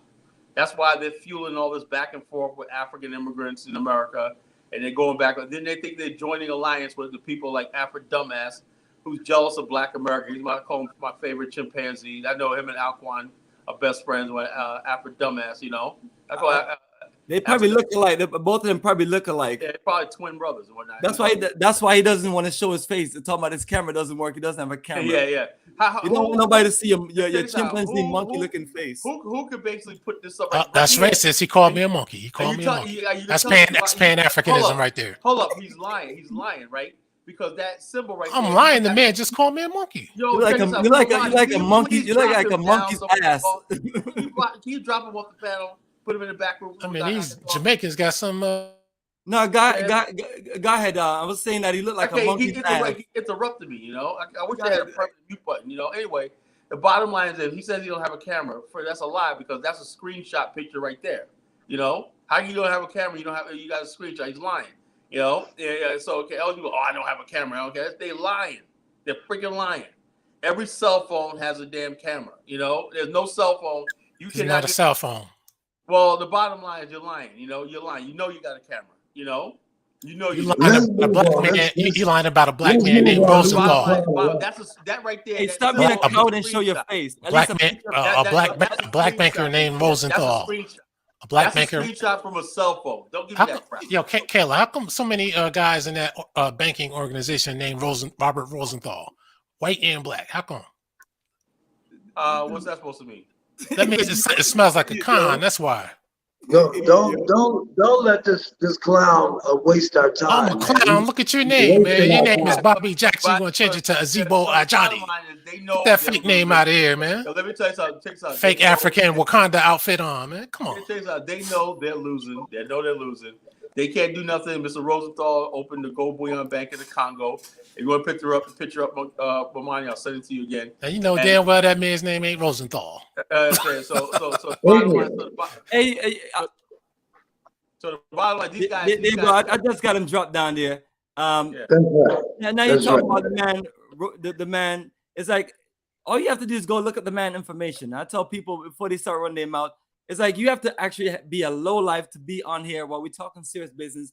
Just like, I mean, we got to find something to do with these people, man. When the revolution really hits, man, I'm putting these people. Oh, man. Oh, yo, bro. They don't. I'm putting them in work. I'm putting people like himself in work camps. We're gonna have re-education, concentration camps to de-brainwash these. I was a Native American, people like that. You don't go, bro.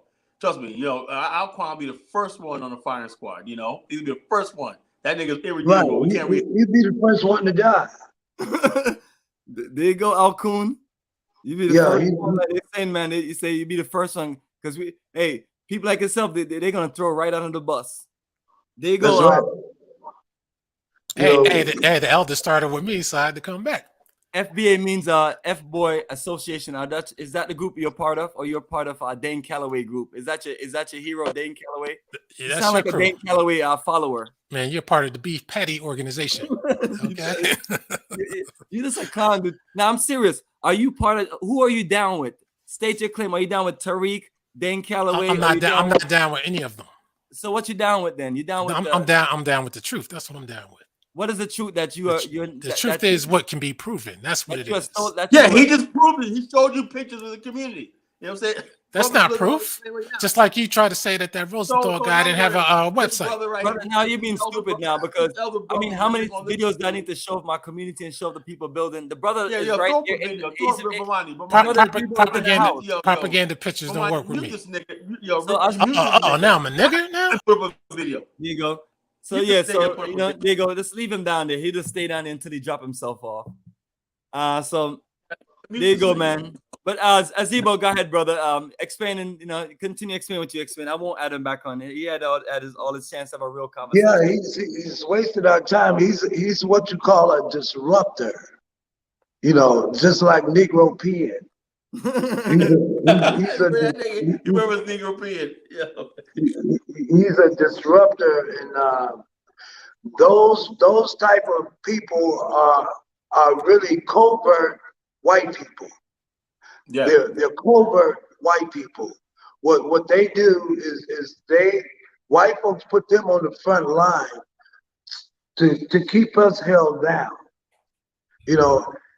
It's very odd that a black person don't know what spirituality is. Spirituality, we were created out of the spirit, out of spirituality. We got sidetracked through white Jesus, Islam. Black folks was not a religious people. We were a spiritual people. But we got it twisted, and we got sidetracked and declared inferior through the education system, through the religious system. Black folks have never been religious.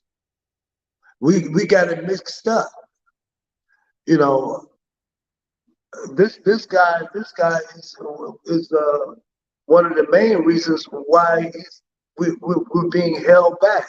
Not only, and he's being used by the white supremacist system to keep us discombobulated and confused. But we can't allow that to happen.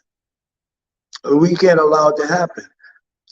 Marcus Garvey went through the same thing.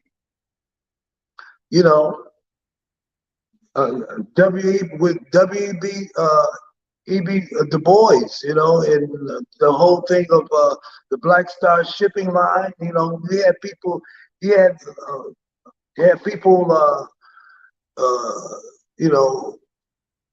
turning against him, telling him, giving them the wrong advice.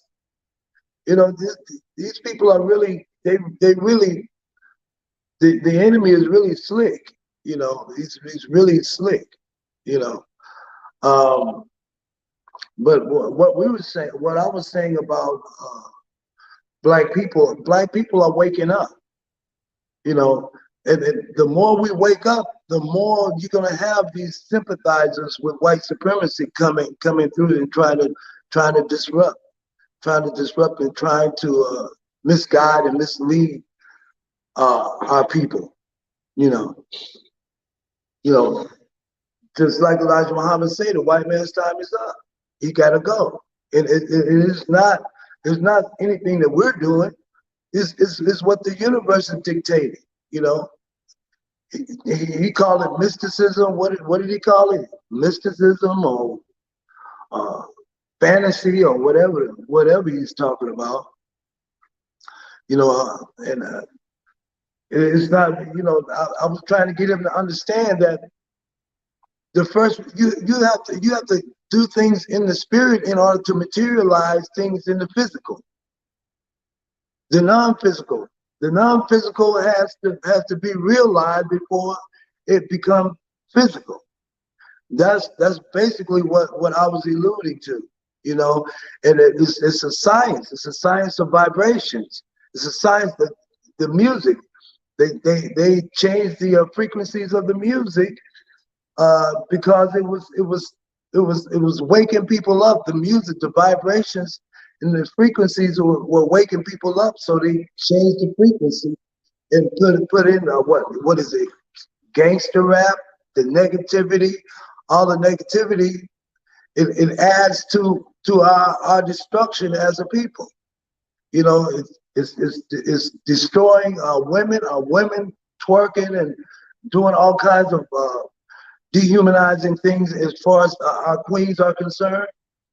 You know, it's just it's a lot of it is just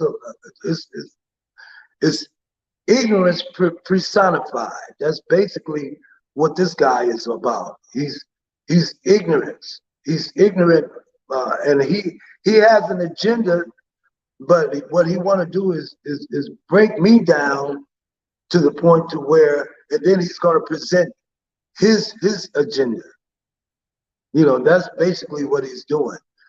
But we're winning this fight, bro. You know, black folks are waking up all over the world, and even the power of even white power, global power, can't deal with this.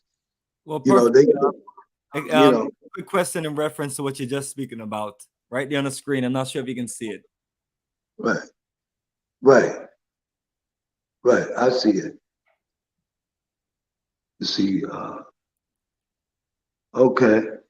How is African spirituality 5000 BC applicable today, 2023 AD in America or across the diaspora, OG? Basically, what he's saying is how is African spirituality relevant in this modern age, so-called modern age of AI, the robotics and technology. You know, what's going on is there's a renaissance happening, and you know, we didn't, you know, humans invented AI. You know, I mean, we've been here before. Black folks have had advanced civilizations long before there was even a white person on the planet. You know, it's relevant because this is the engine that powers black people. They throw us off by giving us some kind of mechanical thing called religion. You know, it's just a bunch of rituals that's repeated every Sunday, and they just repeat the same thing over and over and over again and tell all of these old stories. But spirituality is fluid. It's like water. Spirituality is fluid. This is who we are. This is what we are. We are spirit. The universe is spirit. You know, nature is spirit. It's not, nature isn't religious. The universe isn't religion. You know, they need to understand, this brother needs to understand that, you know, we extend ourselves way beyond what we can realize. You know, we want to keep our level, we want to keep us ignorant and keep us dumbed down, and saying, you know, that African people, black people are not African. You know, that slavery never happened. You know, that black people was already in America when Columbus, when white folks discovered America. How can you discover something that was already there? It's new to them. New York is new to them. knew this, knew that, the whole thing is just taking his concept of reality and putting it and educating our kids to their concept of reality, and which is our concept of reality goes farther than what white people can even realize. White people are just realizing that that Sirius B and Sirius A and the planets are formed. And black folks been studying this for thousands of years, and white folks have just realized they didn't even believe. They didn't even believe what somebody told the doggone tribe that. How did they know it? But they didn't have no telescopes. They knew it before you even invented the telescope. The white folks invented the telescope. They knew it. They knew what black folks know a lot of things way beyond what white folks can even realize. White folks are still studying the knowledge of the wisdom and knowledge of our ancestors. They don't even know how the pyramids were built. They can't even figure that out. They just now coming to the mathematics of the pyramids and how it was formed. They've been trying to keep us down and keep us dumbed down for hundreds of years. But it's they can't do that. They can't even manipulate our genetic structure. They can't. There's a lot of things that they have attempted to do but failed at it. And this brother is just he's not on board with us. He's not, he's not really a Pan-Africanist. And we run into a lot of people like that they are covert disruptors,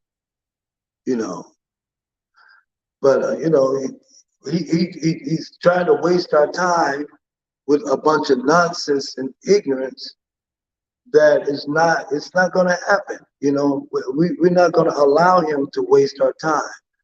But moving on, to this renaissance to which he cannot stop. If his thing is covert. It's covert. If you can't stop it, then try to control it. Try to dominate it and control it. Like I say, we're going through a renaissance.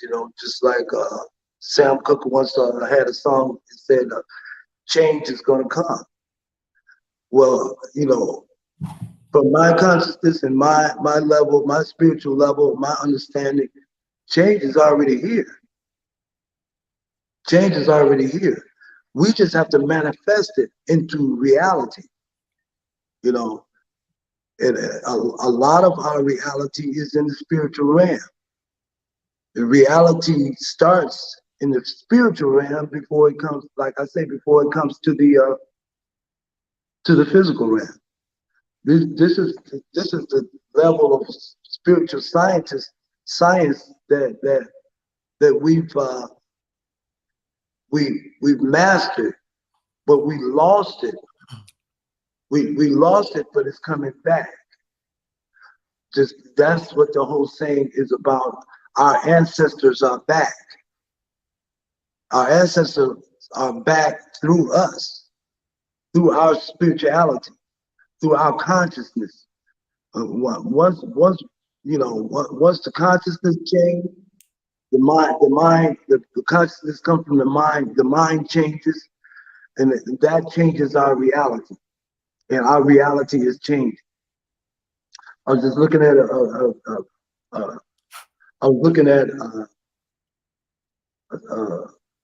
a video about with Julius Malema in South Africa. You know,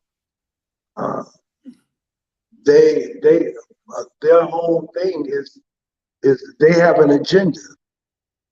Whoever controls Africa's resources will dominate the world and control the whole planet. You know, for the next two or 3,000 years, whoever controls Africa's resources. My main goal with the youth movement is to get the youth to understand here in Africa that those resources belong to us. You know, we talk about black wealth. We talk about black wealth. Our wealth is not only through our spirituality, but our wealth is through the material of the land and natural resources. That's black wealth. You know, people talk about processing this wealth into real estate and products and things, manganese, cobalt, lithium. You know, lithium is the new thing now because cars are moving towards batteries. They want batteries that'll last longer. But can you imagine the power that we would have?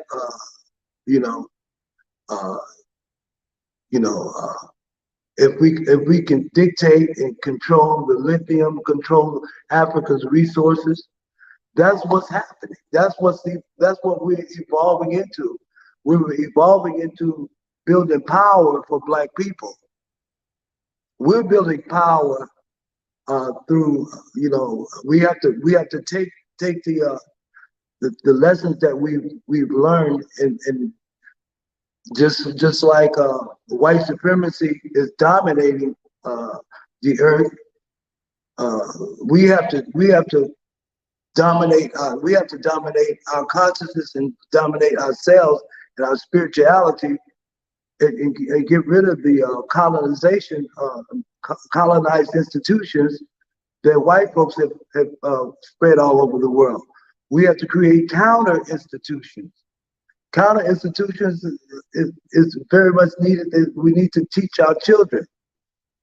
You know, we have to do it in a way that they need these things so that we need these things so that we can lay down the foundation for the next generation and the generation beyond. You know. Like I say, I was listening to Julius Malema in the economic youth movement. You know, and I was listening to a brother. I think it was Tanzania. He was an official, and he was talking to the De Beers family. And, you know, De Beers is taking the diamonds and getting rich off of the diamonds that come out of Africa. That's our wealth. The gold is our wealth. And he said, why are you giving us, you know, 10% of our own diamonds? That's because of colonization. It comes out of colonization. He's speaking against the De Beers corporation. You know, he's saying, look, you know, we need at least 50% of the profits, you know, from. And I'm saying, no, we don't need 50%. We need 100%. Africa needs 100% of their resources. You know, Africa needs 100% of their gold. You know, I was looking at, I found out that Ghana don't even print its own money. They have to send their money off to the UK to get printed. You know, and of course it's going to be of a lower grade of money. You know, fiat currency. Of course it's going to be a lower grade. You know. and you know, I'm looking at a lot of things that's a part of that's going on with Black folks. Like I was saying, the African leadership is waking up. They're waking up. You know, you got a certain amount of leaders that are straddling behind, but you know, the president of Rwanda, you know, he's talking up against white supremacy, the West. He's talking up against the West. You know, they you know, they're waking up. You know, we're not accepting a lot of things that is foundational to white supremacy, foundational to the West. And all of it is based on economics. It's the reason why I started the economic youth movement. You know, the economic youth movement is paramount to the awakening of Black folks and the wealth of the Black race. Africa has enough wealth to make mineral wealth to make every Black person on earth a millionaire. You know, this is how much wealth. This is how much wealth that Africa has, and that Africa has to get control of.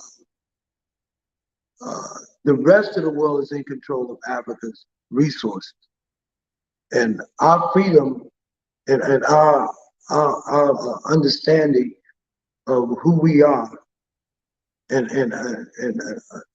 to lift ourselves up out of poverty depends on our economics. We are economically disenfranchised, and that's what they don't want us to know. They direct our leadership, direct our struggle from a political to a political governmental aspect. But basically, our freedom is economic. It's economic freedom. Everything is based on economics. Power is based on economics. You know, and I understand this, and this is the reason why I set up the Pan-African, the Black Star Pan-African Economic Youth Movement, because I started a business, started two businesses, and I started two businesses at the same time. You know, I don't believe in leadership by running my mouth, you know, like the idiot that was on. You know, I believe in leadership by example, you know, and so that's the reason why I started the Dream Ice Cream Company. And our first product that we are manufacturing is Dream Cream. It's African Ice Cream Company. I started a restaurant, the only restaurant in this area. In this is Jahazi, the first restaurant in this area of Jahazi. And our restaurant features Dream Cream, and that's the company. And our restaurant features Jamaican and Ghanaian cuisine, and it's called a Zebo cuisine. We are dealing with helping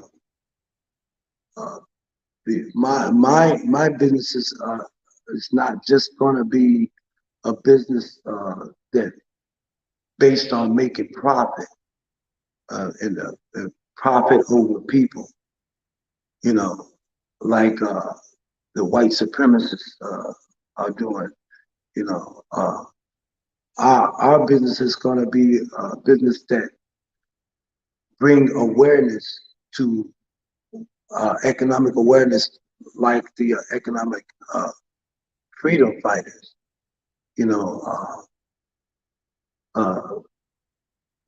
Julius Malema organization. The youth are going to come. They're going to have meals. They're going to eat food for their bodies, and they're going to have food for their spirit and their mind, because we're going to teach Pan-Africanism in our businesses. We're going to teach global, local, national, and global economics, Black global economics. So, I mean, this is what we're all about. There you go, brother. Excellent, man. That's you right there, right? Can you see yourself? That's right, brother. Yeah. Peace and Black global power. So, that's what we're building. We're building power for Black folks. Economic power. And that's what I was telling that coon before. I was explaining to him. I was like, everything we do, we show you physically, practical, everything. There's no Photoshop. There's no editing magic. This is us, us showing you what we're doing.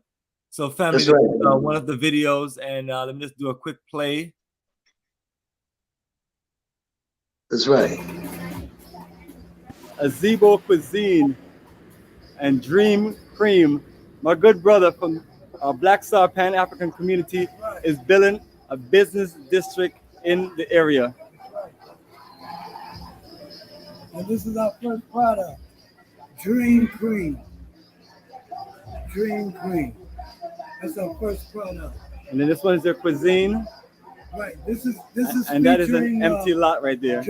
Jerk chicken and Jamaican cuisine. We're trying to establish Ghanaian cuisine and Jamaican cuisine all under one roof. So what we're doing is, it's never been done before here in Jahazi. This is the first restaurant ever for Jahazi. So you're a pioneer, brother. Absolutely, we're pioneers. Right. That's right. We need investment. Come on through and give us the support. We want to start a franchise concerning this, branding it the way we need to.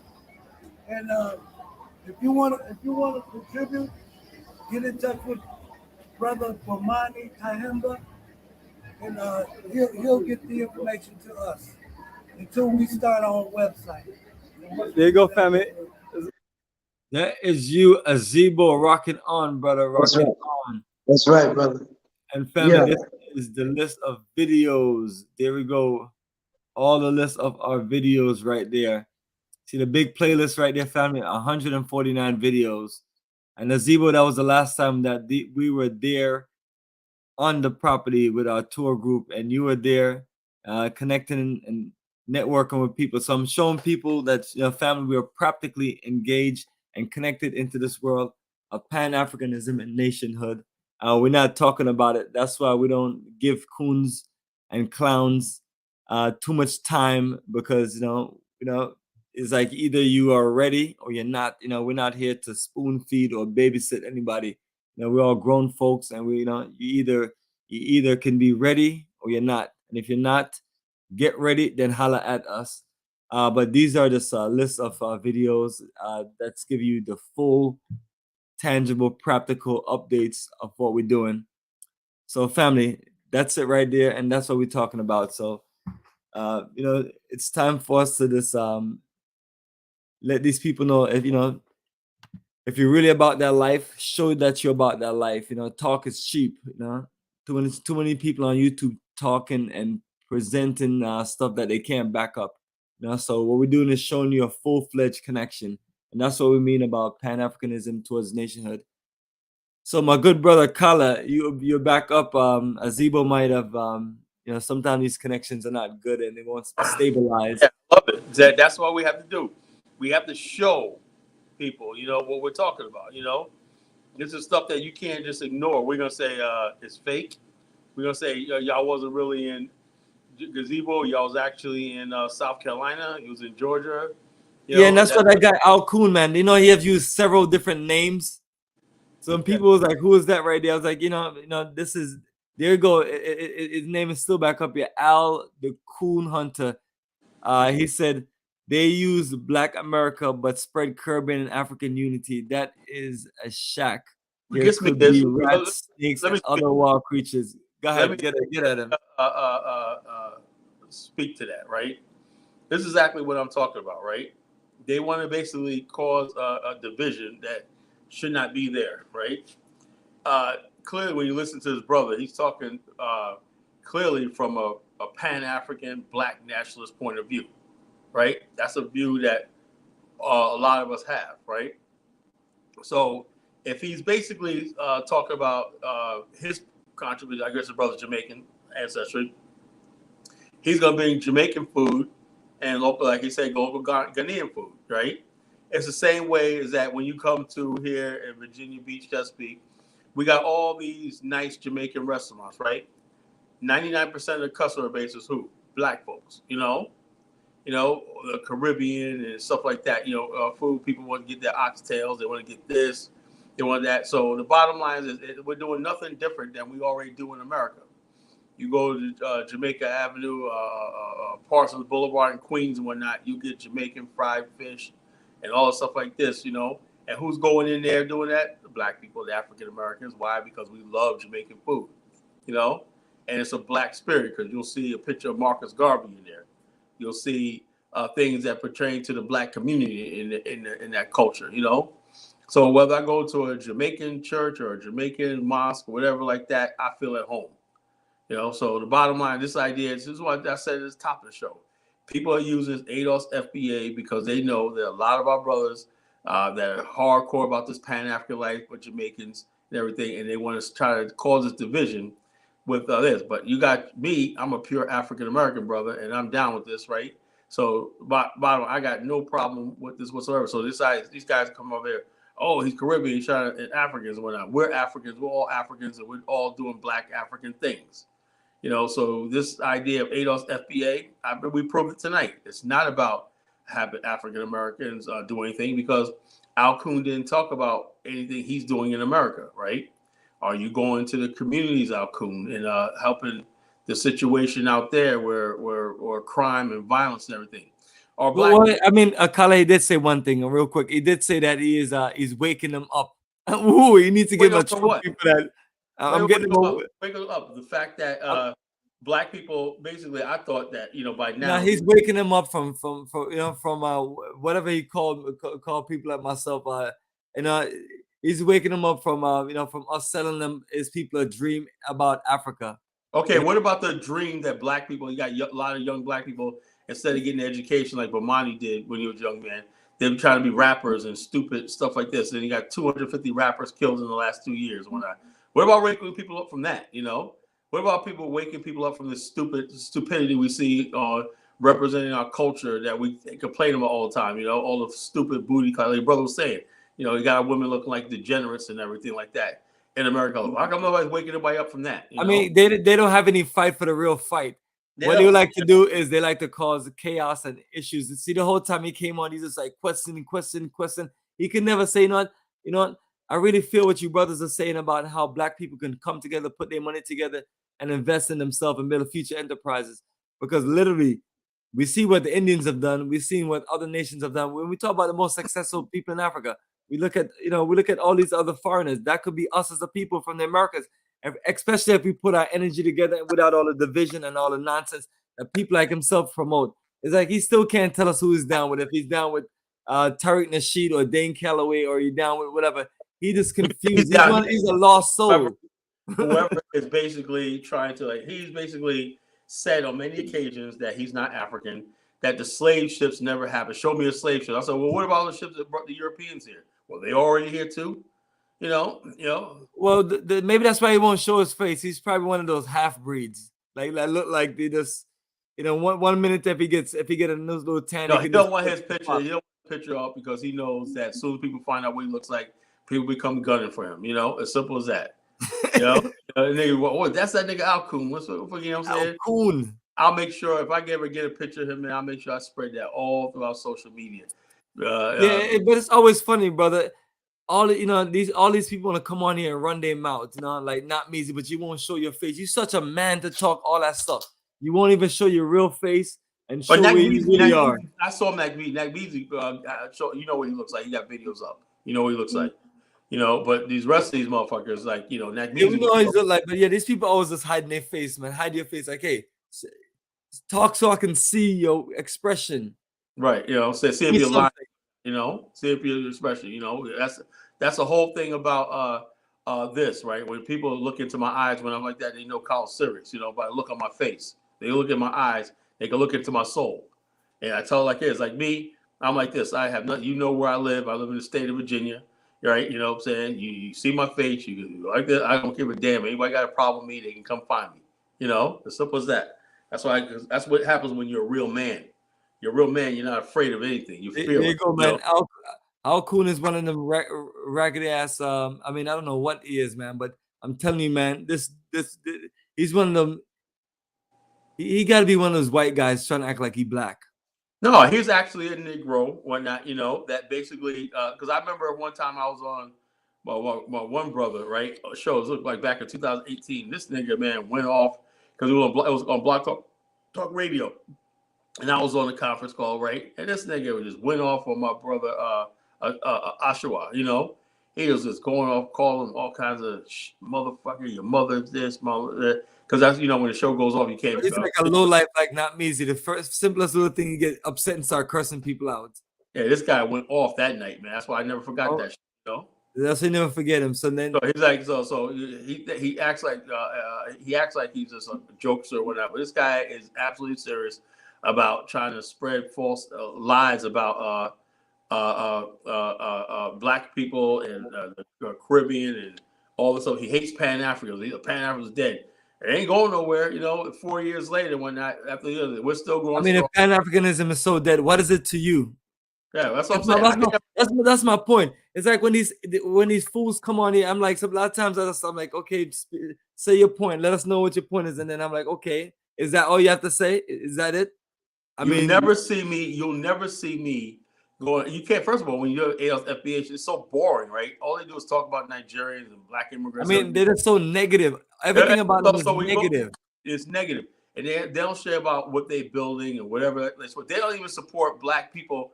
There's so many black people winning in America right now, doing big things.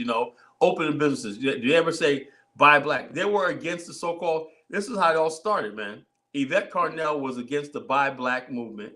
She was against the do for self movement and everything. And she basically was against all stuff like that. She said a lot of the only thing she's for is reparations. That's it. No, she said we have we're Americans. We don't need to have to try to get our own businesses and everything like that. So she basically thinks that, well, the government owes us, right? She's got going on that. The government owes us. We have a special relationship, and these immigrants are coming over here, complicating our relationship with America. What relationship with America, right? When they passed the Civil Rights Bill and black people started being in own houses, it was Caribbeans who were buying a lot of houses in Brooklyn, Queens, Long Island, stuff like that. They were here with us, They were marching with us, What are you talking about? Yeah, the only issue I have with the people like that and everything they talk about, if they really believe what they really believe, where is all of the black folks that's from here, all of the FBAs that they have round up to where they can do something for themselves? Because they know the average black person who's making their money in America don't know nothing about no ADOS FBA. They think the state never heard of it. So what are they really pushing then? Go after those people. Go hunt those people down and go figure things out with them and go build your beautiful America that you want to build for yourself. They don't want to build it. So that's my point to all these people. I tell her, so what? You see me, Kala, and a few of us connecting together, and we're from different places. So what? We're all brothers. But what are y'all doing with the people that you and them believe in what y'all believe in? What are y'all doing? Y'all just with that. Brothers here are building something beautiful and strong, and y'all just not in it. With that, we'll say, we should play that Pharaoh said that video when he's talking about Umar Johnson, even though we don't really care for Umar Johnson, but he's like, fuck Pan. In other words, he's anti-Pan-African now because he said Pan-African means that somebody from the Caribbean might get a so-called reparation check, which is never going to happen, That is sad, brother. That is sad, man. Even when the stop what we're doing. because it might ruin our chances to get a so-called reparations check. That's why I said I'm not gonna play with IC3 and all these other people. I'm not playing that game. You know, I'm not gonna it's sad though that when people can look at and turn around, it's like it's kind of like saying if you were born here in America, you looked up and then you said, oh, we did all of this, we did everything, we this. That's, you know what I mean? It's like, yeah, you do shit. You know, that's like, okay, you know. So but black, but you know what the problem is, Brother Money? He said a lot of these black people basically used to scorn the civil integration ruined our community. So then they want to latch on to the civil rights movement. They said, check this out, let me see this.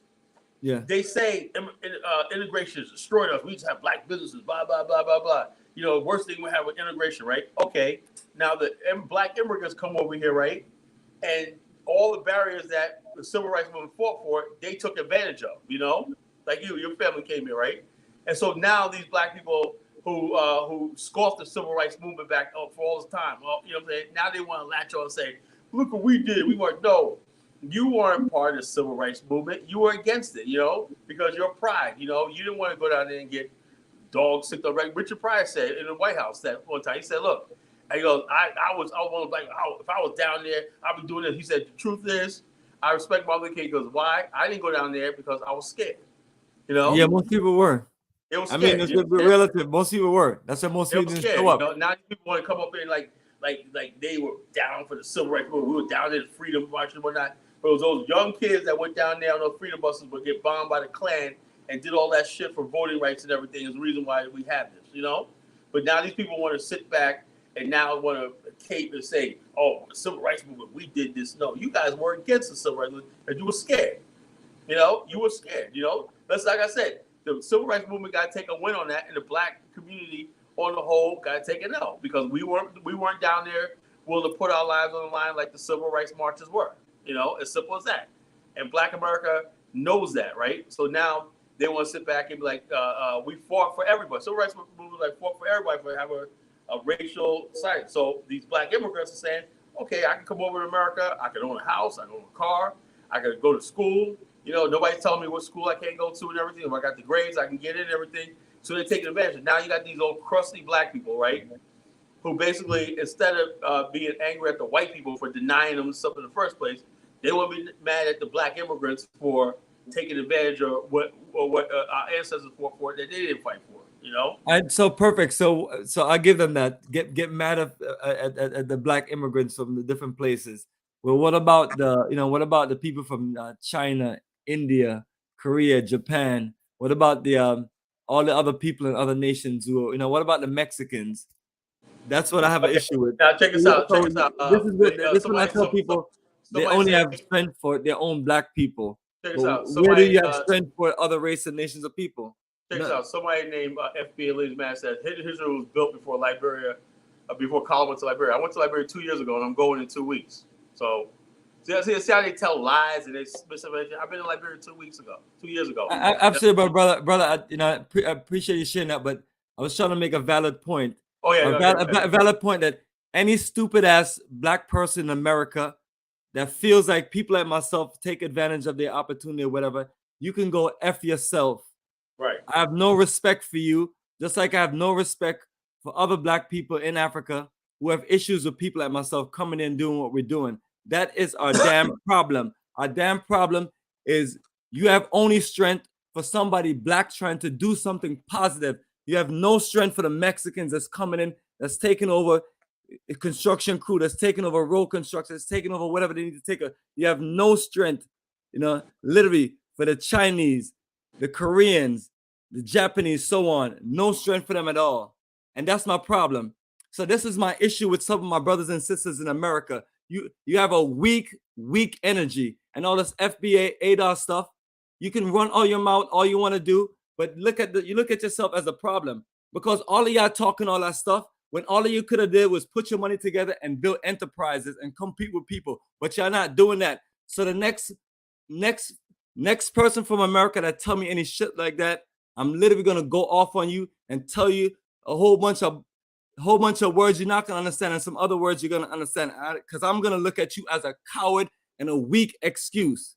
You'll get the we only have, and it's the same issue that I have, like I mentioned to you, family, of people like ourselves from the African diaspora going to Ghana and trying to do what we're doing. And then, you see the Indians, the Lebanese, the Chinese, they get to do what they need to do. But as soon as we try to do something positive, progressive, we get railroad. You know what I'm saying? So when people tell me about all this racism and white supremacy, I don't want to hear it. I don't care about it. You know what I'm saying? Because at the end of the day, you know what I'm saying, people have sense enough and they understand right or wrong. People can't tell me, oh, the white people brainwashed me to where I'm gonna sabotage your business and I'm only got to fight for black folks. And this nonsense, I'm just done with it. And at this point, like I'm telling people, we don't need everybody. Now, those of us that's down with making this move of what we're building in Africa, you can roll with us, you can call me, you can connect with me. And those of us who want to come on here so we can dialogue, Any fool or any idiot that comes on here running their mouth and telling us how we shouldn't connect and build in Africa and do whatever we're doing, I literally just gonna ban you. I have no time for playfulness. Kala knows me. The whole day I'm working. I got business here to do and things like that. I'm not even on YouTube. Like I got videos to upload and things like that. So we're up here on some real stuff. So those who want to build and connect with us, Like I said, I don't care about anybody's opinion or the emotional feelings. If you want to feel something about myself, only thing I'm gonna tell you is that you're jealous that someone like myself come here and I compete and I outdo people like yourself, and then you're not building nothing, even when you're complaining, because you have all of the access. So there's no one stopping 50, 20, or 100 of us coming together and say we're gonna put our money together and invest. There's no white system stopping you. You know what I'm saying? So is there certain things? Is there a systematic situation going on as far as racism? Absolutely. I'm not denying those things. I'm not denying the things that we deal with. But then you look at Negroism. I mean, look at it. Look at all the self-sabotages. It's like, you're coming on here trying to, tell us that what we're doing is foolishness because we're doing business and we're making profits and we're helping our people. But you're claiming you're waking people up. But anyway, man, that's why I don't have much to always say, man, because none of these clowns are on level, because at the end of the day, I tell them, be a real man and let me see if you can outdo me in business and work ethics. Let me see if you can outdo me in organizing and getting things done and accomplished. But being on here and just coming and running your mouth is simple and easy. That's why I don't have respect for a whole bunch of people on YouTube, because you can talk all the talk, but let me see what you can accomplish and get done.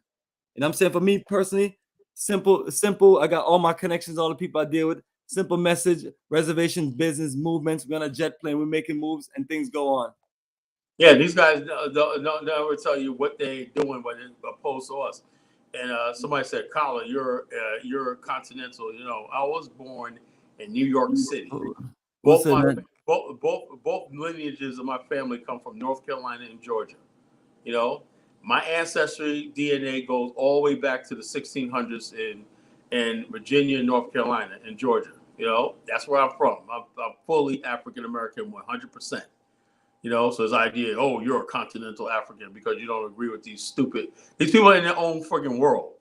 Their own stupid world. They basically, oh, yeah, if you don't agree with this stupid nonsense, you must be from the continent. So the bottom line is this, man. There's nothing going to stop us. You guys can hate all you want. Nothing's stopping us. Nothing in the world stopping us. So we keep doing it. And so, like I said at the start of the show, I said the biggest problem is these people come and also, like I said, let me revisit. Let me start all over again and be frank with you, right? I said, render unto Caesar that which is Caesar's. These ADOS FBA people can't even say what is theirs. I would like to know ADOS FBA people to come on there and declare what exactly is theirs that they own. They don't even own their own struggle. I'm a Pan-Africanist, African nationalist. I own that stuff. So whatever we build in Africa belongs to us. Ain't no white man involved in anything we do. We don't need any white people for anything we're trying to do. That's why I'm against the so-called reparation movement, because that requires us to sit down, negotiate with white folks, and do the whole the kumbaya stupid stuff. We shall overcome bullshit. We're African nationalists right now. And the bottom line is, we say render to Caesar what is that Caesar's. I can't. A lot of these people that call them foundational Black Americans, suddenly they're waving the American flag and they're trying to be Americans all of a sudden, right? Because the bottom line is they got a flag that's not their own. They want the white man's flag. They want to sleep with the white man's woman. They want to basically do all this stuff like that to white men. They don't care anything about their own institutions that we built. They don't support Black businesses. They don't want to even live and support black neighborhoods and black communities and everything like Absolutely. that, right? They don't want to do anything. So they want everything what the white man has, or the same thing with the Negropeans, right? They're forever in the UK. They ever go into Germany. I'm a German now, And so all these people between the ADOS people and these Negropeans and whatnot, they're the freaking enemy.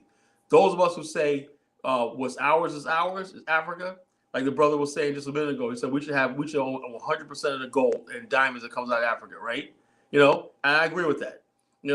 Everything that belongs to us should be ours. If you're not fighting for what's yours, right, the tremendous wealth that Africa has and all the stuff like this, if you can't control African markets and everything like that, we can't control African commerce and trade and everything, what rightfully belongs to us.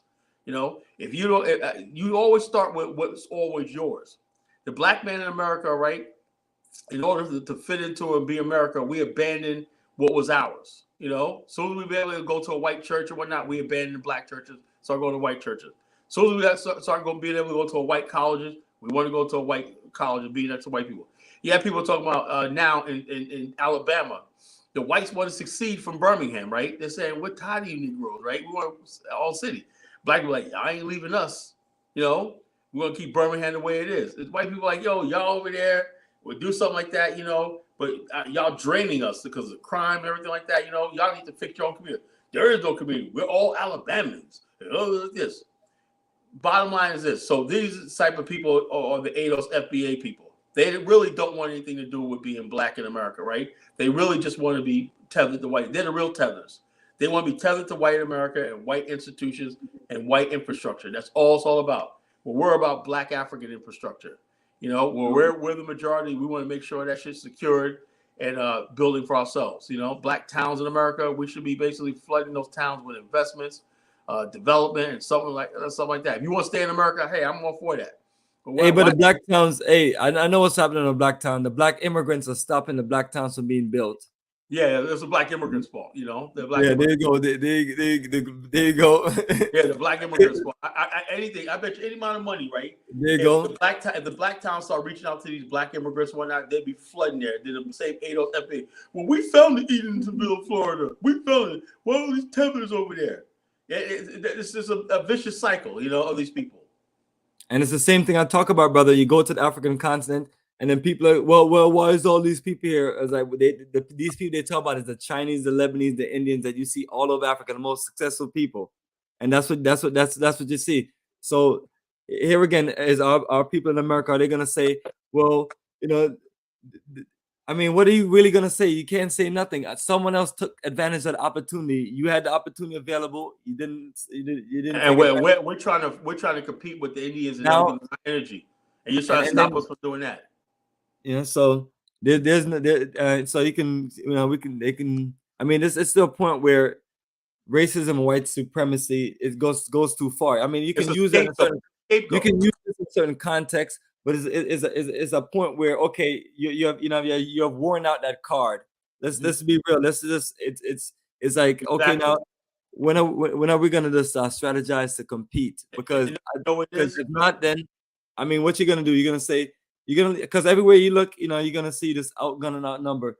How many more Mexicans are coming up to take all of the opportunities? They're coming from Nicaragua. They're coming from Venezuela. You're prepared. So all these people who believe in what they believe, but what are they gonna do to stop it? Are they gonna build anything, or are they just gonna complain that other people are coming in? Because it seems like we're dealing with a complaining culture of people who literally just feel like it's best to complain and that will fix the problem. And no one is gonna feel sorry for anybody. Like I don't feel sorry for anybody. You know what I'm saying? It's like you either compete or you just deal with the situations. So you looking. Like literally 20 years ago when I first moved here, you didn't see the level of Asians and Mexicans around, period. I mean, most of the ownership you saw was just more so just black people, just regular black people. And now some of them have sold out, whether it's a restaurant or whatever they have, or they just change ownership or whatever. But you see literally the impact of everybody else. And I mean, it's coming fast and it's everywhere. I remember going back to the New York airport after this. I went to the Navy and came back a few years later. And it was just, I saw Indians everywhere.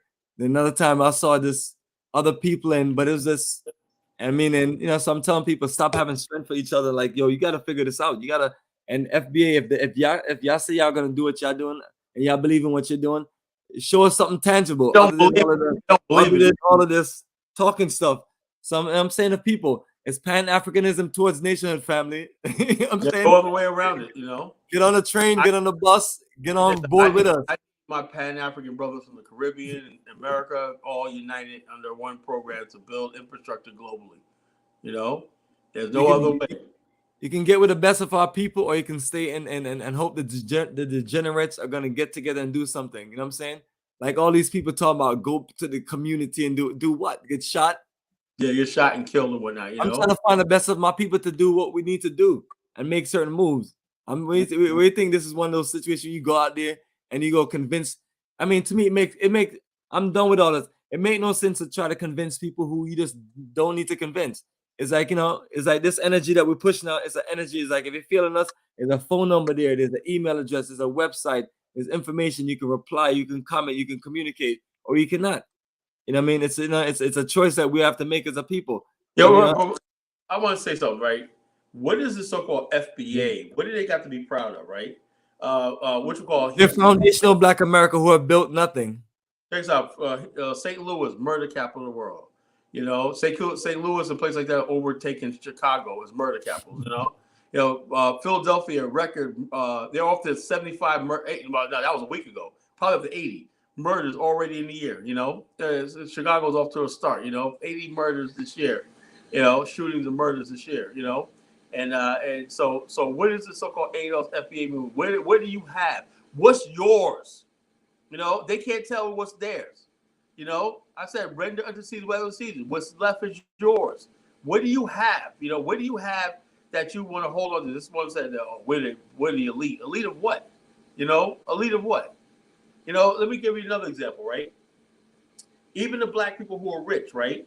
They're not freaking open up businesses to employ large numbers of Black people. You know, you got Black billionaires and millionaires in America, right? Are they building factories and industries and everything? No. What exactly do you have? Everything you have, for the most part, in America comes from white people, and now soon gonna be Mexicans who are owning businesses employing Black people. You know, so what are you winning in America? You know, if somebody said, you know, something, we have an ADOS FBA thing, I would get down with it, right? But I don't see them produce nothing. The only thing I see them doing is talking about reparations, and I'm not gonna be on that reparations back because they got nothing else. And Brett Carnell all said. Buy Black and all that stuff like that was a waste of time. You know, do for self was a waste of time and everything. So now they're like, the government owes us and everything and stuff like that. So that's what they're rallying for. That's what they're rallying around. A group of people, 45 million with $1.5 trillion spending power and that. You're waiting for a government handout. You know, that's how degenerate Black America has become. You know, while these immigrants are taking advantage of opportunity in America and whatnot. You know, you sitting around waiting on a friggin' handout from the friggin' white man. You know. You know, reparations. Like, you really gonna get that shit, you know? And I don't give a damn who don't like that shit, what I just said. Because I'm just sick and tired of foolishness and tomfoolery, you know? Yes, Kala, is this the video you're talking about playing? This ADOS FBA matters. I dare this person to click in and call. He says he owns 3 funeral homes. Let's see it. Put the link of your funeral homes in the chat room. Let's see what you have. Are you talking about this character right here? Yeah, 3 funeral homes. Let's see your 3 funeral homes. You know, yeah, he needs to bury himself in one of them. You know, ADOS FBA and all this kind of stupid stuff and everything. You know, FBA lineage matters. Lineage matters. I'm telling you, I'm gonna keep repeating myself, man. If all these people are so proud about all of these different things that they call themselves, where it shows them put their money together to build anything, you know what I'm saying? Build some industries, build some literally some operations, some investment firms, build something. You know, where's the action portion of all this big talking? They have none, you know. I have more money than this whole chat. All right, you're gonna personally get you're in timeout now. Yeah. If you have more money than everybody in this chat, why are you on here then? I mean, what is your purpose? You wouldn't be on this chat room right now this time of morning when you have better things to do. Like me, I have better things to do. That's why you don't see me on any YouTube channels and whatnot, because I'm making money building my business. You know, only channel I really come on is this one right here, for the most part. You know, I don't sit there and troll. And like, you never see Kala trolling anybody's chat room and everything for the most part. This what this person wrote right here. Just because you watch Jamaica on TV don't mean every one of us live that life. You know what I'm saying? When you grow up in the ghetto, it's a little bit different. So yes, an opportunity to live in Brooklyn, New York was, yes, that was a come up, especially when you get to go to a technical school like I did in high school. The New York State educational system is the best educational system in the world. Yeah, but literally, you know, the come up was building my career from that education that I learned when I was a teenager at 13, and all the work ethics I learned from having side jobs and summer jobs and working at markets and certain things. And yes, and now I'm in this movement right here. But yes, not all. You know what people don't understand is even the best of the best in Jamaica don't have opportunities. I mean, you have to compete serious. I mean, you know, that's why some of us who compete hard can come and just compete with the best of us around the world, literally. But yes, the beaches we were at was decent in Kingston. We weren't in Montego Bay or somewhere in paradise. But yes, that's what it is, and that's hard for sometimes people to understand. But you know, one of the things is, you know, that's why it's important. That's why people like myself, when you look at that map right here, that's me traveling across 6 continents, across 35 countries, and you know, traveling in different experience operations so I can experience the world. That way I can have realistic conversation with people. You know, just like people ask us why we're not in Africa, you know, and things like that. And then explaining to them that if that's what you want to do, that's what you do. When you're young, you're building your career. You look at things different. You're not retired and you're going back to relaxing. You know, you're trying to build something unique. So I show people our Black Star Pan-African community, showing people what we're building from the ground up. But no matter what you show people, they'll never get enough of it. There's always some flaws. But that's why I tell people so that, hey, what are you building? Where's your world point of view? You know what I mean? So, and so on. So, you know, just like, you know, if I tell people, hey, we're building our Pan-African community in Africa, they'll say, why would you want to leave America to live somewhere like that? But you're telling them that you're building a level of what you want to build in an era of freedom. You're building things that you're not going to be able to build. You're building a level of Black cooperative economics that you're not going to be able to see. You're building something in some way unique. So I'm telling people we have to open up our minds and, you know, and, you know, and that's what my biggest thing for a young evolution of children. Build your career, whether it's, you know, you open your minds and say, hey, I'm gonna you know, be a military person, or I'm gonna go to technical school or business school or whatever school, or I'm gonna go straight just build some entrepreneurship or be a YouTuber, aka content creator. You know what I mean? You just put your energy into it, man, and build your craft, because build your craft and then open your mind to connecting to the rest of the Black world and seeing and connecting with your people, because we have to go, you know, we're being worked over everywhere. So obviously, whatever we do in Africa is not, you know, is not working for us, and whatever we do in America and everywhere else is not working for us. You know, because everywhere we go, the foreigners are outdoing us. So we may have to be more innovative and say, hey, you know what? Let me go find some good Black people from different places, and let's come up with some unique plan. Like we show you at the beginning right here when we play our beautiful banner right here. You know, Pan-Africanism Towards Nationhood, building a global Black business pipeline. So these are some of the things that you know, we've figured out how to put our energy together. Say, hey, you know what? Let's make moves in different places together, and let's compete. You know, and so I'm telling people is like all other things they talk about. You know, we have tried it and it's not progressed us. When I try something a little more unique as far as just figuring out how to make these moves in Africa, and that's why we give you so much great advice how to not do bad investments and stay away from people like Lou Major and Taiwo and other scammers and other people who literally just have no vision for you and no track record to prove to you that they're gonna build anything. So family, some people may not like or may not even understand what we're doing, but it's not for you to like or understand. It's either you down, you get it, you're with it, or you're not. Because at the end of the day, we don't have so much time, and we don't have time to run around and convince everyone. That's why I tell people I'm on nobody's platform trying to be in a chat, debating and fighting with people. It's like, if you believe what you believe, you believe what you believe. The only thing I'm saying, show the people what you're doing and what you're building. Show something tangible, you know, show what you're accomplishing. But that's where people get stuck at, because they have nothing to show, because all they have is their mouth and their keyboards.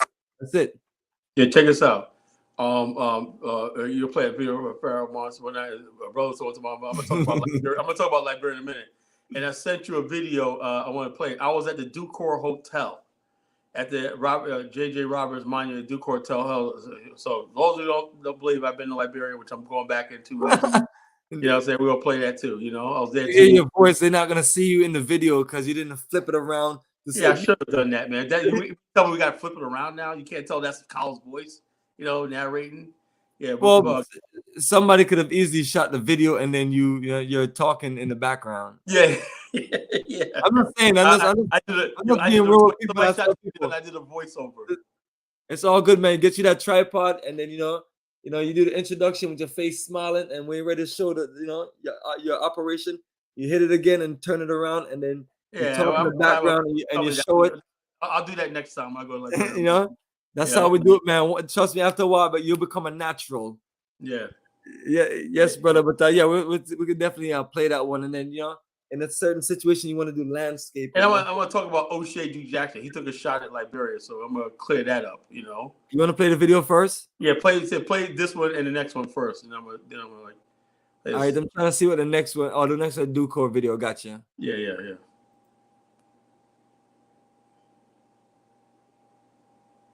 The Breakfast Club, he flat out said, "Don't give Black Americans reparations because we ain't gonna do nothing but mess the money up." These fake ass niggas out here need to shut the fuck up. See, this is what I'm talking about. Reparations. This Pan-African bozo always talking about black people uniting and all that bullshit. But when he got on the Breakfast Club, he flat out said, "Don't give Black Americans reparations because we ain't gonna do nothing but mess the money up." Omar's right about that. The reparations movement, right, is just nothing but a distraction. That's all it is. As Pharaoh said, that this old guy sits in a freaking crusty ass thing with a bunch of records in the background and whatnot, from the 1960s and whatnot, looking dusty and crusty as hell, talking about we need reparations. That's what these are people not like you and me who got ideas, who can build, who got vision, right? The only thing they want to rely around is reparations, and the bottom line is that's what these so-called FBA Adolf people, that's what they do fine.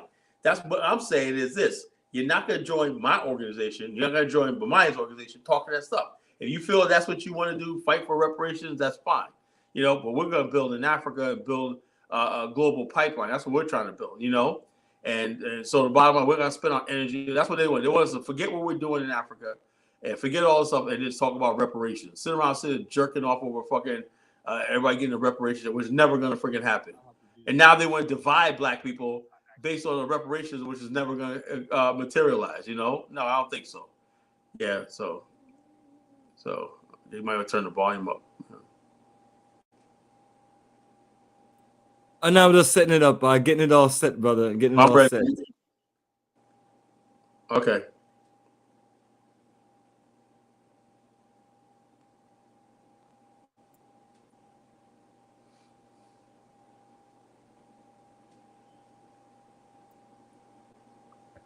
I have to do this video all over again because I actually hit in my excitement. I had the thing on the wrong mode, so I want to talk about this monument right here, the Joseph Jenkins Roberts monument, the father of Liberia. The reason why this monument is so important is because it symbolizes, if you look at the sculpture of what the African American, the people from the African slave descendants, manumitted black people felt when they hit these shores. You see, the first thing is conflict, right? They fought with the cannon to secure themselves against people who didn't want them to land, didn't want to have freedom. They were colluding with the slave traders and everything. Then you have a picture of an African warrior, standing proud with his dignity. Okay, you have the two sides, both were proud. The Africans want, they want to say, yeah, look, we ain't gonna punks, you ain't gonna run over us. Then comes the reconciliation, the peace. between, and I don't use the term American Liberians, the Congo people, whatever, the Liberians. And then you see them with the paramount chiefs shaking hands, you know, sort of shaking hands, saying, let's try something, a new reality. And that began the process of unifications 100 years before Tubman in 1945. It was a 100-year process of people getting to know each other, you know, and you see the unity between the two people, the two sides. They're a little apprehensive of each other, you see in the pictures. But the thing is, they're on this land now, and what Liberia symbolizes is we could build a republic. All right, building a republic, not yet a nation. A nation and a republic are two different things, okay? They succeeded in building a republic, right? But the nation part was going to take a little more work, you know? A nation requires you to give a little something up for yourself to achieve a republic. Out of many, in America, they have the thing, out of many, we are one. You're Irishman, German, whatever, Englishman, you're now Americans. Out of many are one. This experiment was tried in Liberia. It could have happened if more people would have came here. And Liberia, and if the weight of the world was on Liberia not to succeed. Because if Liberia succeeds, I give hope for other African countries to put their tribal conflicts aside and succeed. So when you look at this right here, you see a returning settler carrying bricks. If you look at all the stone, you look at how far they must have had to carry these bricks. You look at the ocean, all the way up on top of this hill, they had to carry these stones all the way up here. And you see that right here with their wives and children.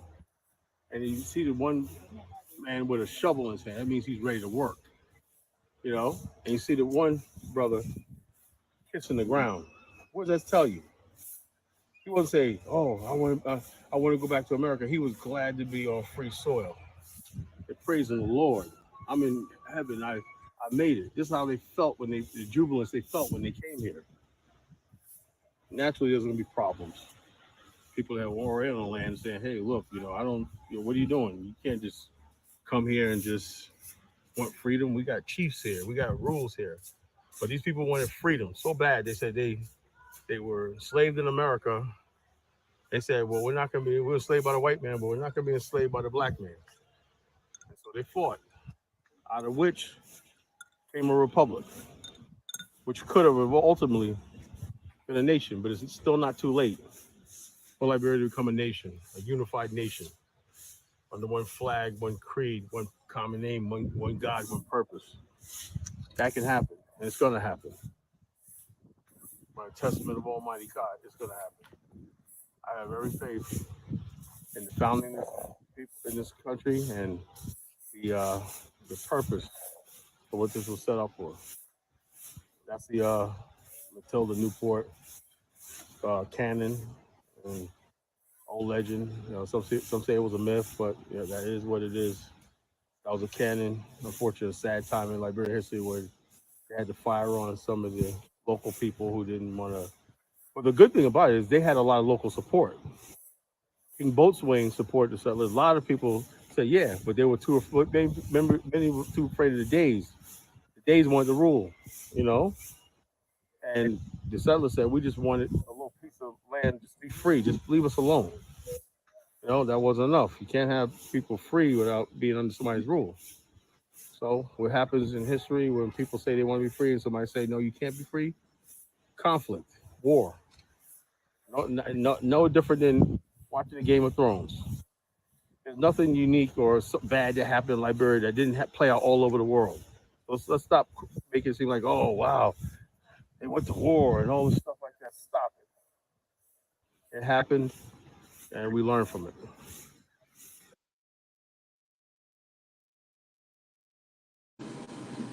Well said, Kala Genesis. You like that, Bomani? Awesome. We just have to work with your camera. Narration was good. Yeah, I gotta learn that, man. So you use your cell phone when you take videos?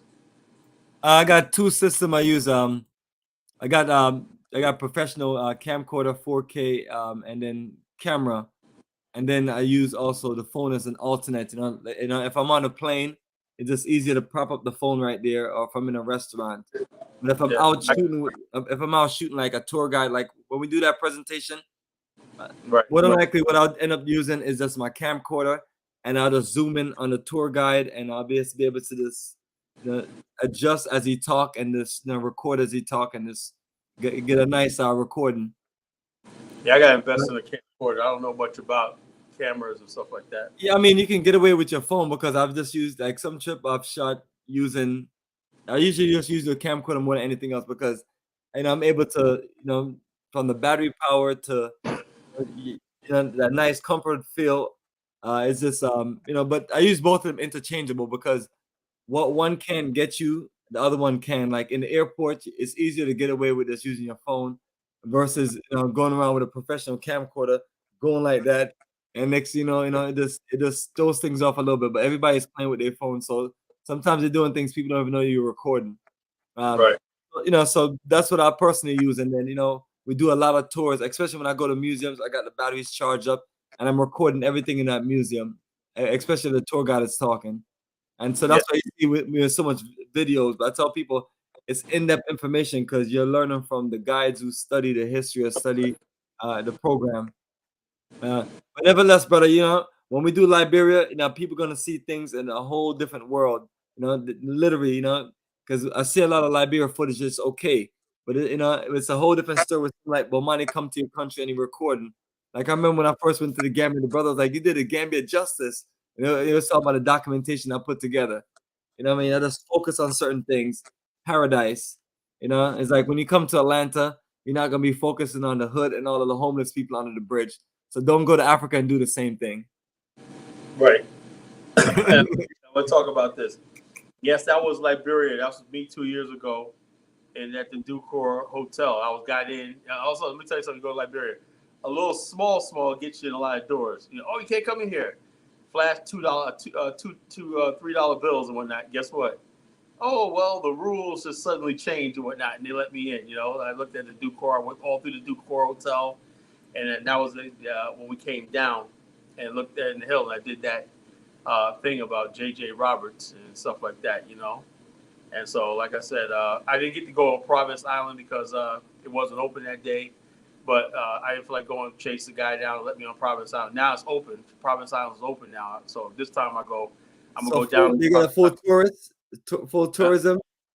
Yeah. When I go, I'm going there doing videos of Province Island. I'm going to Roberts Port, right? Roberts Port has some of the best surfing in the world. Best waves. You got white boys up there now, little African surfers, right? You got Liberian surfers up there who are entering the world championship, because they got some of the best waves in Roberts Port. So you're going to witness surfing and stuff like that. I'm going to have a lot of footage of that. When surfing and jet skiing and boating and stuff like that. So it's a fun. Liberia is a very fun country, to spend your vacation at and enjoy yourself, So it's really ticking up. Like Ross was telling me, you better get on this now, because the whites and the Asians, everybody, they're coming, and they're discovering what a beautiful country this is, How do you feel about the white mission in Liberia? Probably the same as they feel about trying to implement, Juneteenth is a holiday. I don't really get into all that, Juneteenth is a holiday. Some Liberians are against it because said we were already free when Juneteenth happened, so why are we celebrating Juneteenth? And some people just like they're celebrating Juneteenth because they like that connection to Black America. And I got nothing against that,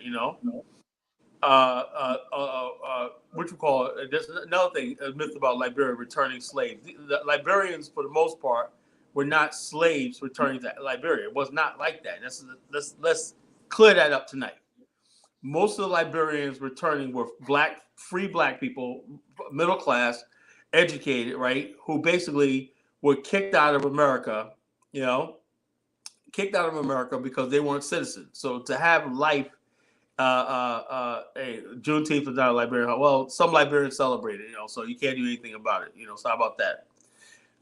So they said that they wanted a land of their own. These are free black people, right? The slave descendants of Liberia didn't start coming until after it was a republic, really. And then those Liberians that were on the coast, built the Monrovia, right, sent the African Americans and Caribbeans upriver with the St. Paul River and the Farmington River to build communities upriver. And something miraculously happened in Liberia that didn't happen in the Black world, right? The descendants of slaves, right, became so successful in farming and trade and international trade and everything, and educated, that they basically became the new power in Liberia. They formed the True Whig Party. They became more powerful than the Black people who were descendant of who were descendant of free Blacks, mostly mixed race descent and everything. You know, light-skinned Black people, octoroons and everything. That was most of the people who initially settled Liberia, and some are darker skinned and brown skinned people. But for the most part, it was that culture of free Blacks that was distinct from the Black people who were enslaved.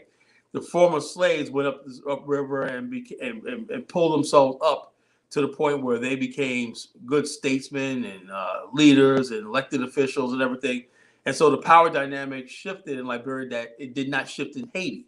Haiti, the mulatto elite still reigned in power. In Black America, the mulatto elite still reigned in power. In Liberia, there was a power shift. See, that's what happens when you have Black people in a majority Black setting, right? The natural order of power will balance itself out. You know, it didn't happen. Then also the two groups of people became one people, and then eventually the indigenous people assimilated into this new culture. You know, so Liberia was way ahead of, when you look at Liberia in 1970 with the Ducor Hotel, it was almost like futuristic compared to what the Black people around the world was. These are the people that had never, for its history, never experienced racism, never experienced poverty and all stuff like that, and discrimination that Black people in the Caribbean and America was experiencing, because of all Black country. So therefore, like I said, this idea that Liberia, like O.C. exactly said, Liberians set themselves as an elite. Well, the Fambula family were Vai people, right? They were one of the most educated families. The Vai people were great statesmen. You know, they brokered a lot of the deals between Liberia and Germany. The Germans took a liking to the Massaquoi clan and whatnot. One of the Massaquois was in. There's a story about a Massaquoi, and that was in Ebony magazine. He was born. He was half white and half Black, half German. He was Liberian, and he became in the Nazi youth and whatnot. You know, he was called the Black Nazi. You know, and everything. There was a story written about him, and Ebony magazine published it. So here's a book. His last name was Massaquoi, and the Massaquoi clan and whatnot brokered a lot of the business deals. The Massaquoi clan was responsible for bringing the Bong mines to Liberia, the largest investment in Black Africa. The Bong mines are the largest investment on the African continent. You know, I wish we could play the video right now. You'll be amazed right now. You know, the opening of the Bong mines. You know, and that if you have a video, let's send it to my WhatsApp and I get it loaded. We got time. We'll play. Okay, all right, Bomani. I like how you roll, Bomani. You know, but I got brother got a question up there for you. But once you have it loaded, once you send it, I'll just load it up and just give me a few minutes so that you can just keep on breaking down Liberia. Let me see. Bong mines.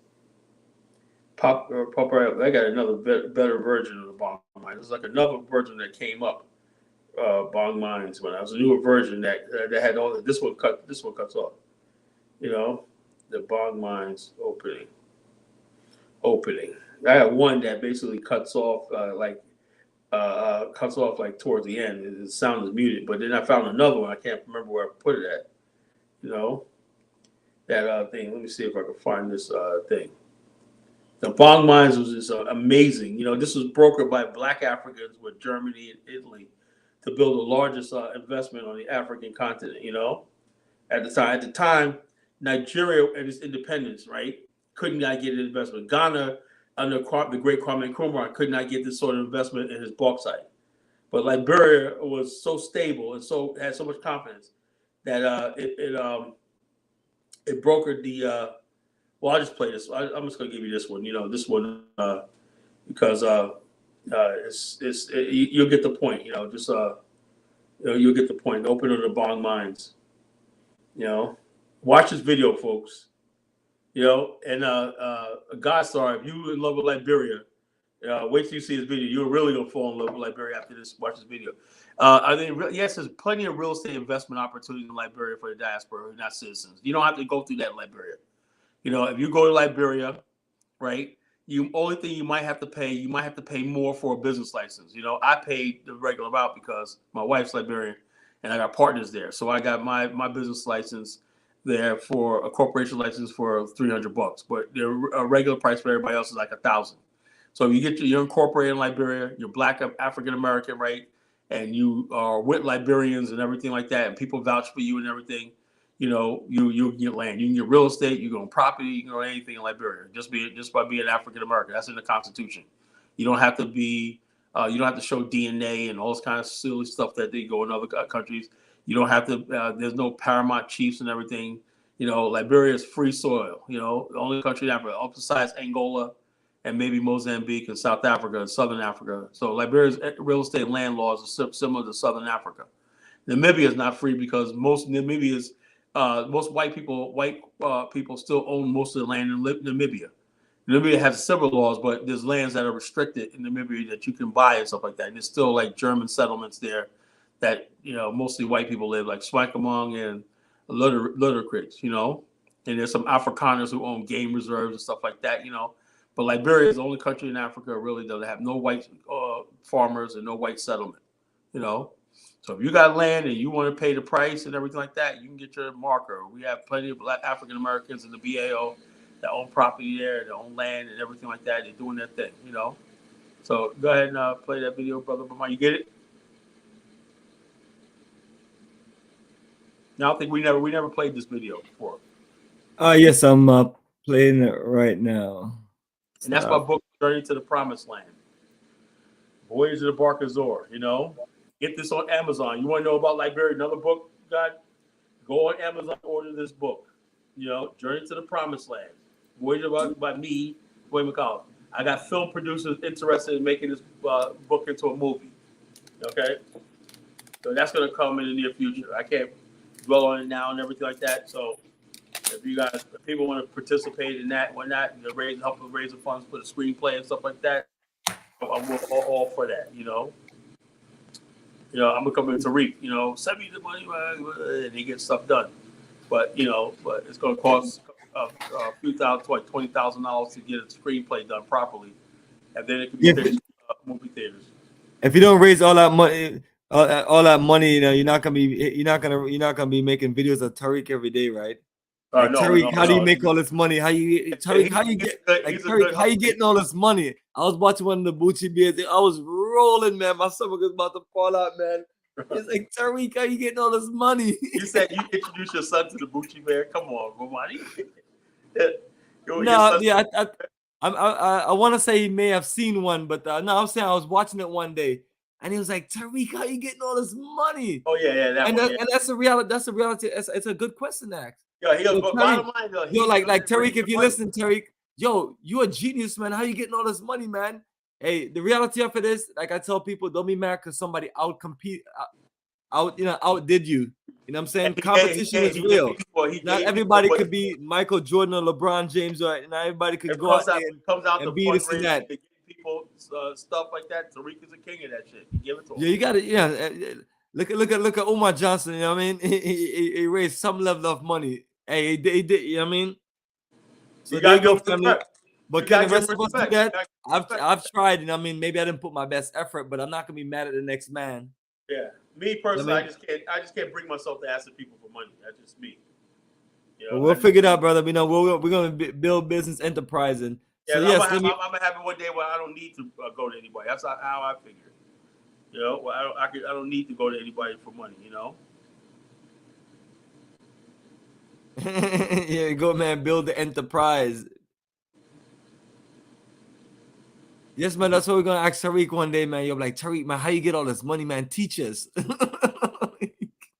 man, he can show me how to do it, man. Get money and whatnot, you know, for stuff that we need to get done. Shit, I humble myself, you know.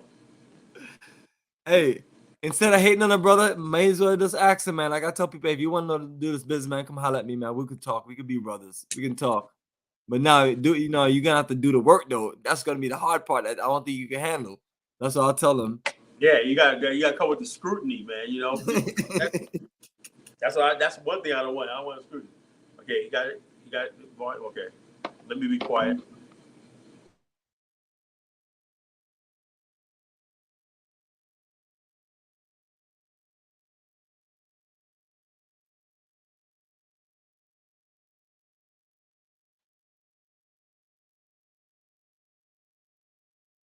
to get a general picture of Monrovia and of the country as a whole, a country over which an ever-increasing number of roads is spreading. Small airplanes, however, are still an important means of transportation. The 50 landing strips scattered over the country serve to connect the farthest corner to the capital.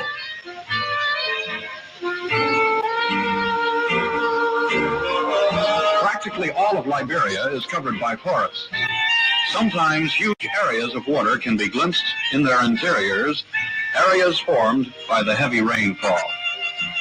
For a European, this may sound astonishing, but in these tropical rainforests, the annual precipitation is 7 times as high as, for example, in Germany.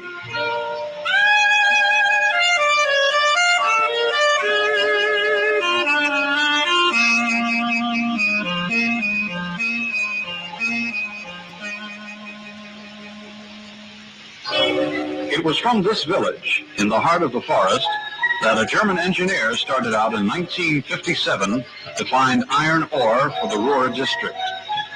Together with a Liberian government engineer, he set out to trace an ore deposit, rumors of which had circulated for the past 30 years. Somewhere here there was supposed to be a mountain which consisted mainly of iron ore. But such rumors did not shake the villagers out of their traditional way of life. They continued to harvest their coconuts, cultivate rice, and to build their huts as their forefathers had done many years before. One camera, one geologist's hammer, a compass, a logbook, and a magnifying glass. This was all the 2 engineers took with them. And so, in the middle of the bush, they began investigating the mountain of ore. Old records guided them to the approximate location. The area in which they chose to search is called Bong Range, a range of hills covered with tropical forest.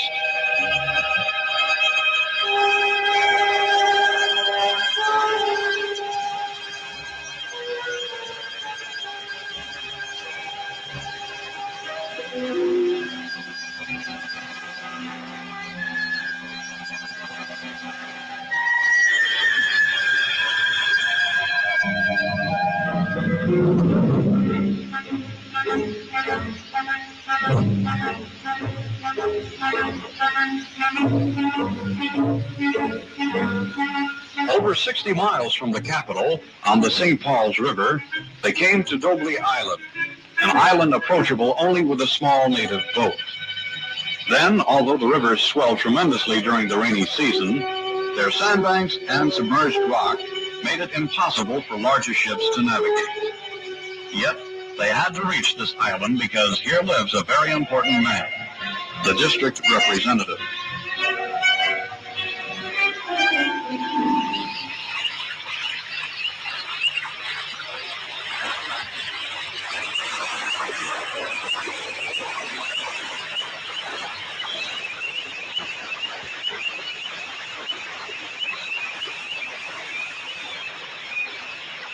Honorable Barclay is the son of a king. In the Republic of Liberia, his function is to represent the people of his district. Here we see him together with his chieftains walking through the landing place to meet Dr. Plotsky. He is eager to learn about the new possibilities of being offered to his district. The encounter is ended with the traditional Liberian greeting.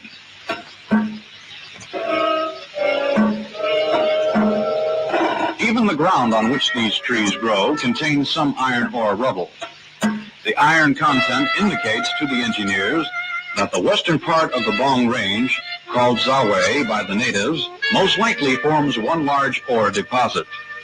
These observations are entered in the logbook.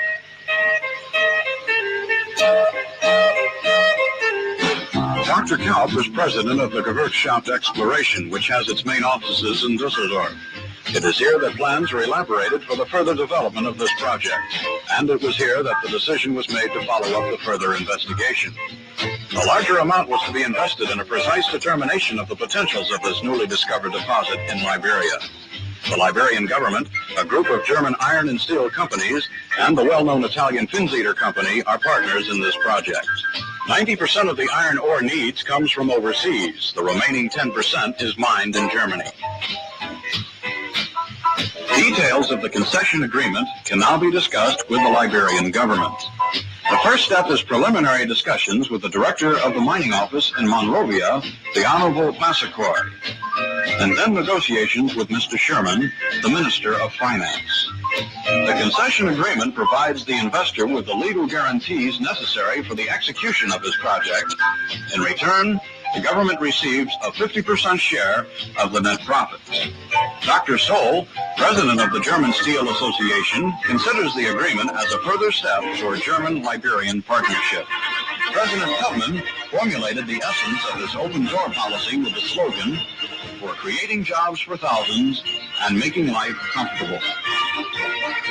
This is the inaugural parade of 1960, when President Tubman was re-elected to his high office.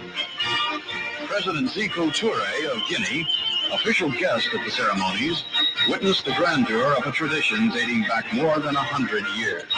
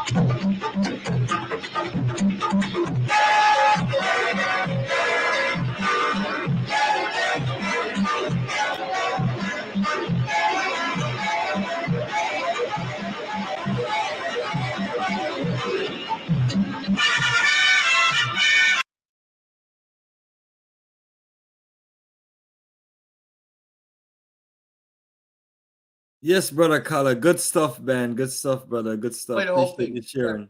Yeah, finish playing That's that. a long video, brother. It's only 24 minutes. It's only going to be 24 minutes because at 22 minutes it cuts off. It's a long time to play this video. I got to say.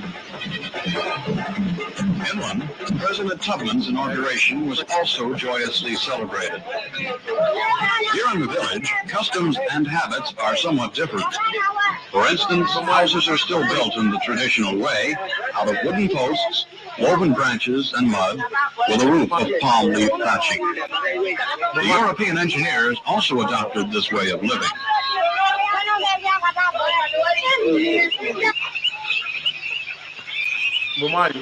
These three mud huts are the headquarters of the engineers who...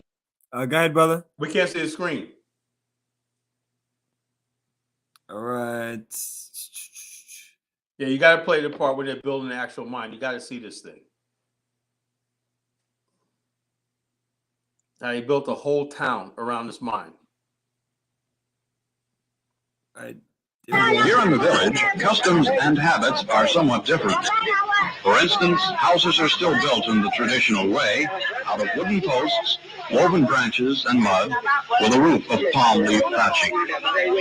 The European engineers also adopted this way of living.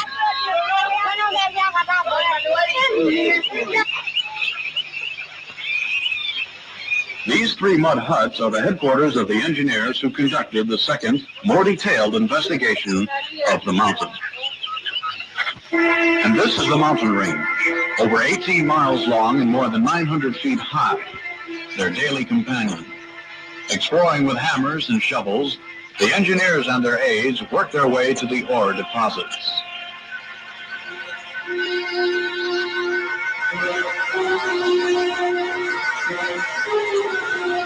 A prospecting tunnel has been driven into the mountain. Now the composition of the deposit can be determined with all exactitude.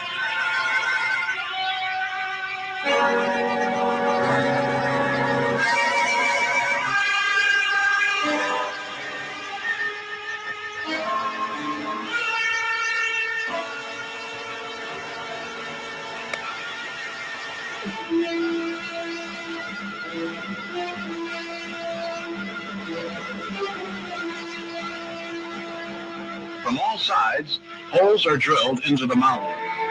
The cords indicate the depth of the ore stratum, the iron content, and the amount of overburden to be removed.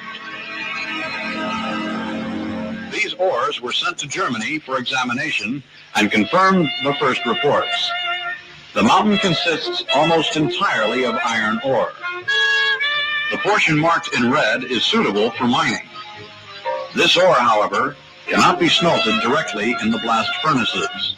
Its iron content is not high enough. Therefore, ore must first be concentrated. With the large deposit of iron ore at the center of the mountain, a new industrial plant as well as a whole mining community is being built 50 miles from the coast. For the concentration of the ore, primary crushers and concentrators are being installed. A diesel-electric plant is being constructed along with an administration building, while various other shops and plants are going up in order to process the ore. For the employees and their families in this new mining community, a hospital along with new schools are also being built. As it is now, there is no easy access to the ore deposit. The forest must first be cleared and the way freed for roads and railroads. The mountain is stripped of trees. Some of the trunks can be utilized in later construction.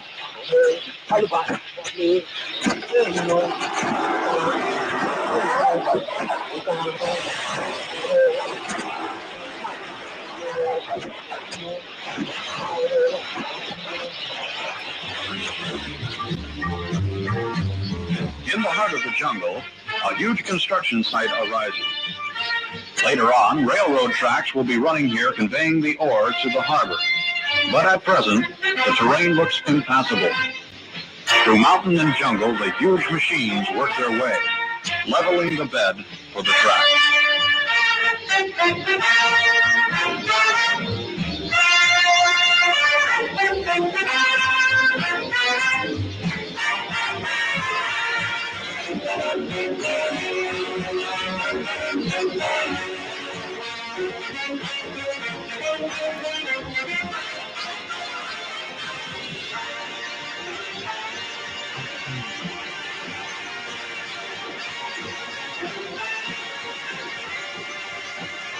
The Liberians show great ability in operating such heavy machinery, and yet only recently, most of them had not the slightest idea of things technical, not to mention such complicated equipment as excavators and bulldozers.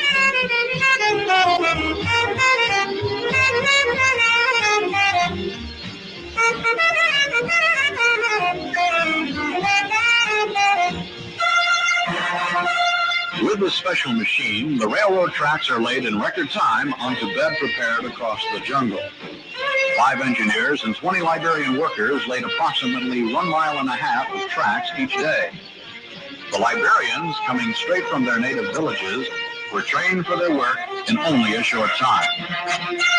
Only a few of them could speak English, so the Bong Mining Company set up a special language course. But better than spoken word was the actual example of the engineers.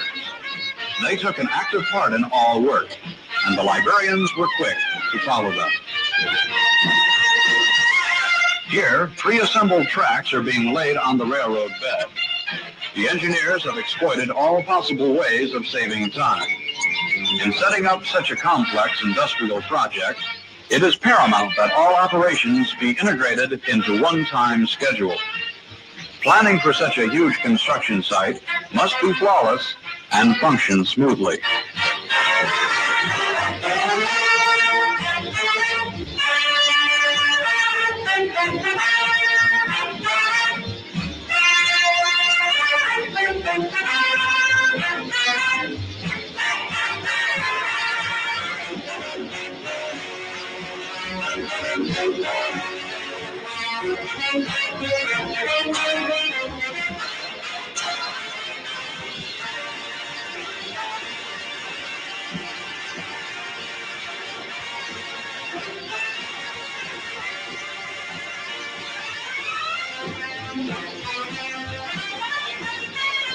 Miles of railroad tracks will have to be laid from the Iron Mountain to the harbor.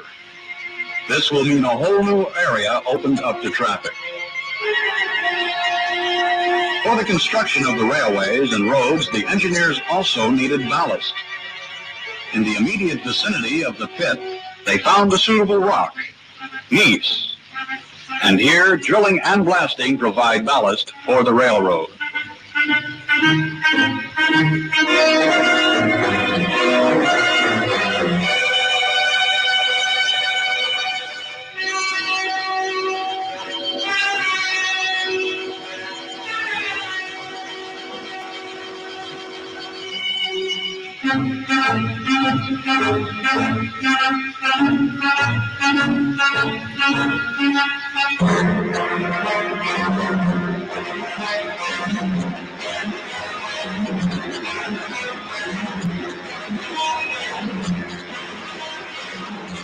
The explosive is placed in the boards, and then the fuse ends are tied together.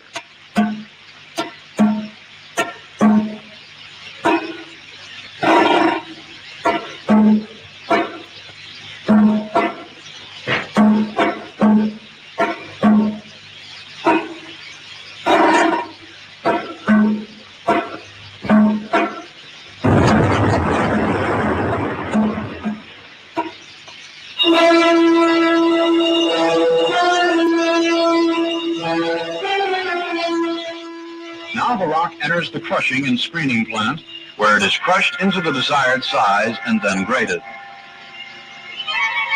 This machine had to be shipped across the ocean, as did all other machines, equipment, and materials required.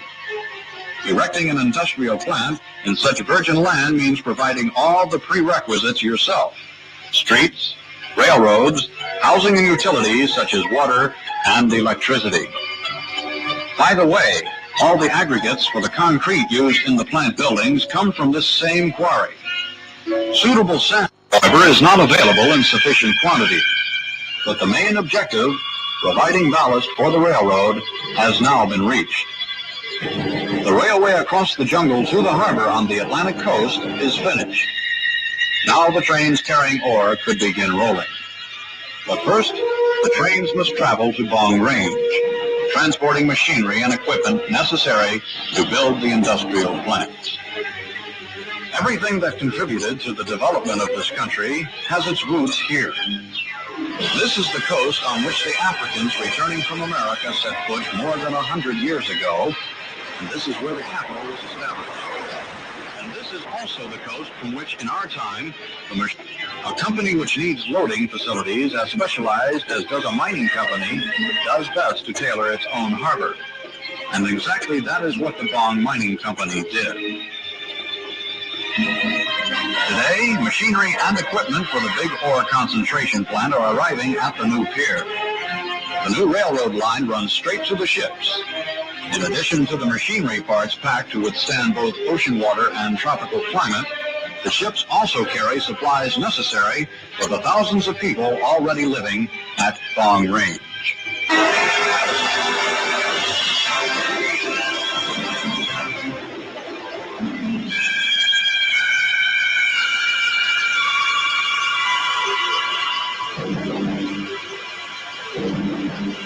In the harbor office of the Bong Mining Company, record is kept of everything brought by rail to the mine.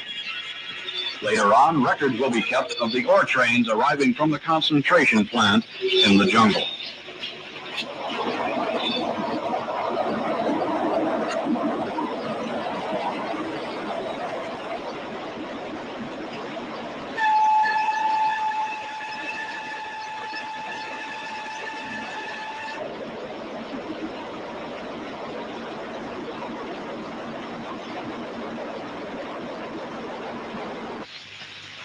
This is the concentration plant with its 6 large bins for the crude ore. It is still under construction. Teams from America, Europe, and Africa are working jointly to build a dressing plant in which the most recent developments are represented. High-grade concentrate will be produced from low-grade crude ore. Dressing will transform the unprocessed ore containing 37% iron into a concentrate with an iron content of 65%.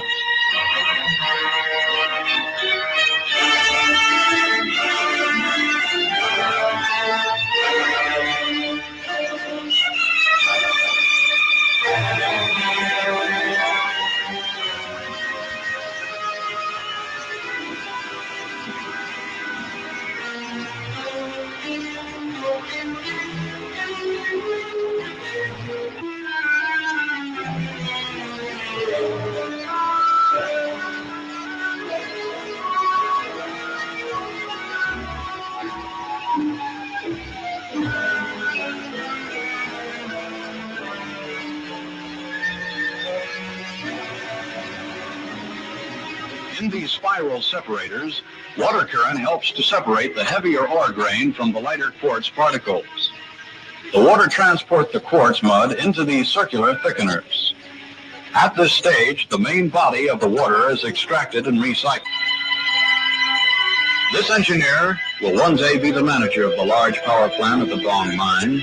Today, he is supervising the assemblage. He wants to be present from the very beginning to convince himself that every single part has been mounted conscientiously. The electricity which this power plant will soon produce would be sufficient to provide the energy for a city such as Heidelberg. These are the foundations for the primary crusher, through which the whole iron mountain will one day travel.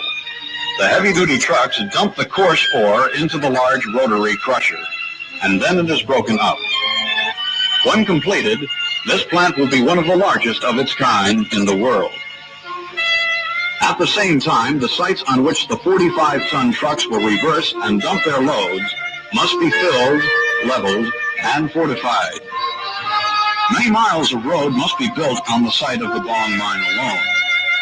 The Liberian workers who have gained their first experience in road construction here will later participate in other construction projects in their country once they are finished on the Bong. They have learned quickly and worked well. The training program provided here will have long-lasting effects.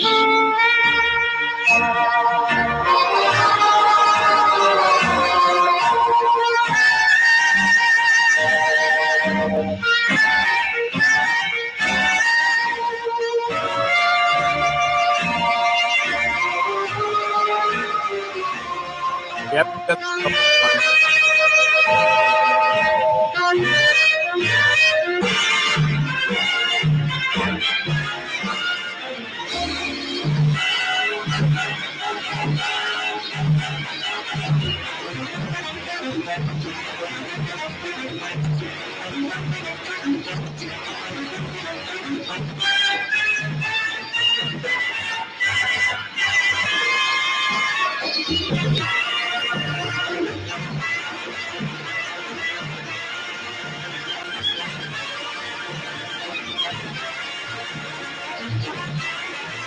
It would be impossible to mine this ore in the heart of Liberia without this dressing plant at the Bong mine, a plant which alone required an investment of $25 million.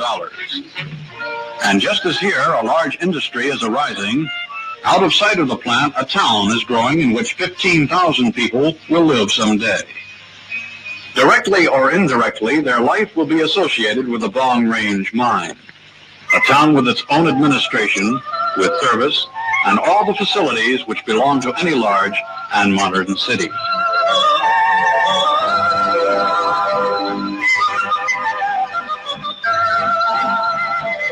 Partly for the children. Here they grow up.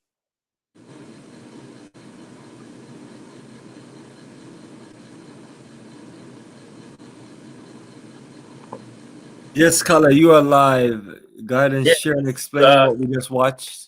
That was 1960, right? The one guy, Barn Sherman, that they saw, right? I met his wife in Liberia. She's his lawyer. You know, she's a minister of health of Liberia. I met her when I was there.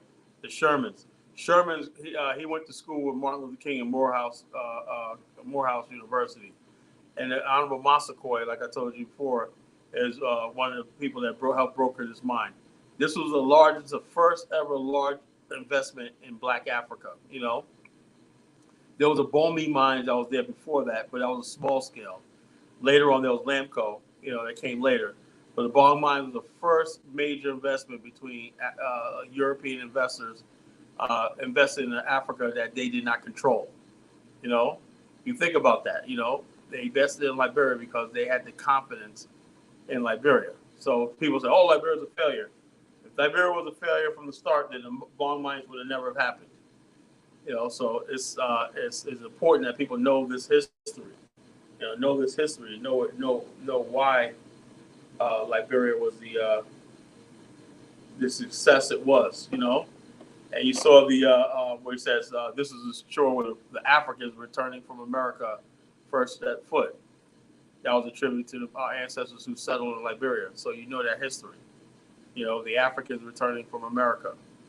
you know, and so therefore there was no separation between the Africans, this return from America, and the local people. You know, they were all one people, you know, black people. You know, so like I said, I love that video. You know, just basically it makes you proud of Liberia as a country, where it was able to achieve amidst all the adversity. It's survived the scramble for Africa. So this idea that Liberians were elite people and looked down on the natives and all that's what's going to happen if we build our own towns. It's a lie. It's a lie, you know, by our detractors and fools that they constantly spread lies and mischief among our people. So that's what I have to say about that, you know, about that our history. You know, our history is great. And like I said, we're definitely investing in Liberia as a place because we have a history with the country. And the more we do with Liberia, the more fortified and more we are in Africa. So our people, you know, the people that detractors, you know, like this FBA Lens Matters, they look real stupid right now in the chat because we just destroyed all their talking points tonight. You know, we destroyed all their talking points. They have nothing to say, and so they just went away. Like the Bible says, resist the devil and he'll flee. You gotta resist. You gotta resist these wicked, evil people that spread lies and misinformation about things. And this chick right here, she's a Ghanaian, and she's talking about African Americans all treating her bad and whatnot, and white people treat her good, and whatever like that. She's going off of what she experienced in elementary school. That's how childish these people are. When a grown person says, my parents told stay away from Black America, you're a grown-ass person. You mean tell me you still listen to what your parents say? Maybe your parents are stupid? No, you believe that. And so like I said, and Nelson, this girl, she has all the African-American aesthetics in her look and appearance. She doesn't look like a Ghanaian woman, a natural Ghanaian woman. She has a weave on, you know?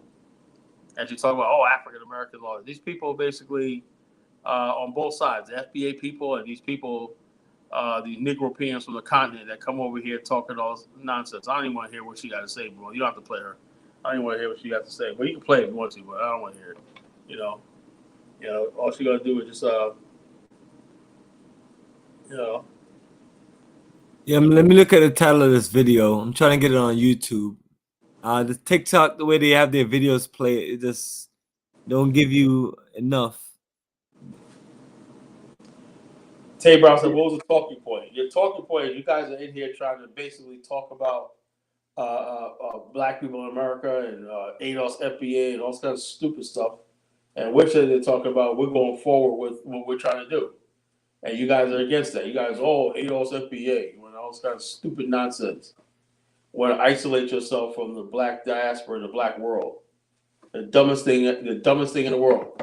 White people are going all over the world. They're in Mexico. They're everywhere in the world, buying land, buying businesses. Black people in America should stay. I can even see if you guys stay in America and you're accomplishing something, right?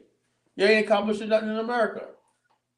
So you got to protect a welfare check from the government that you think you're going to get, you know? Tay Brown, you got to click on the link. You can call in, you know? You can call in. That's projecting. If that's projecting, call in and tell us about it. You know, these people all of a sudden, and the ADOS FBA people are the biggest cowards on the damn planet. You know, if you really feel like you feel, call in and talk to us about it. You know, you can't freaking articulate what you're saying. Are you talking about all those trolls all over the page? The trolls are coming out today. First, let's start with Al Kuhn. Act like we don't know his stupid ass punk ass voice. Yeah, Al Kuhn. We knew Al Kuhn was coming. He got stopped tonight. They just can't keep away, Kala. They just can't help themselves. Anyway, let me play this video right here so you can break it down. But were you finished talking about Liberia? Yeah, I'm done. Nobody got any more questions, so.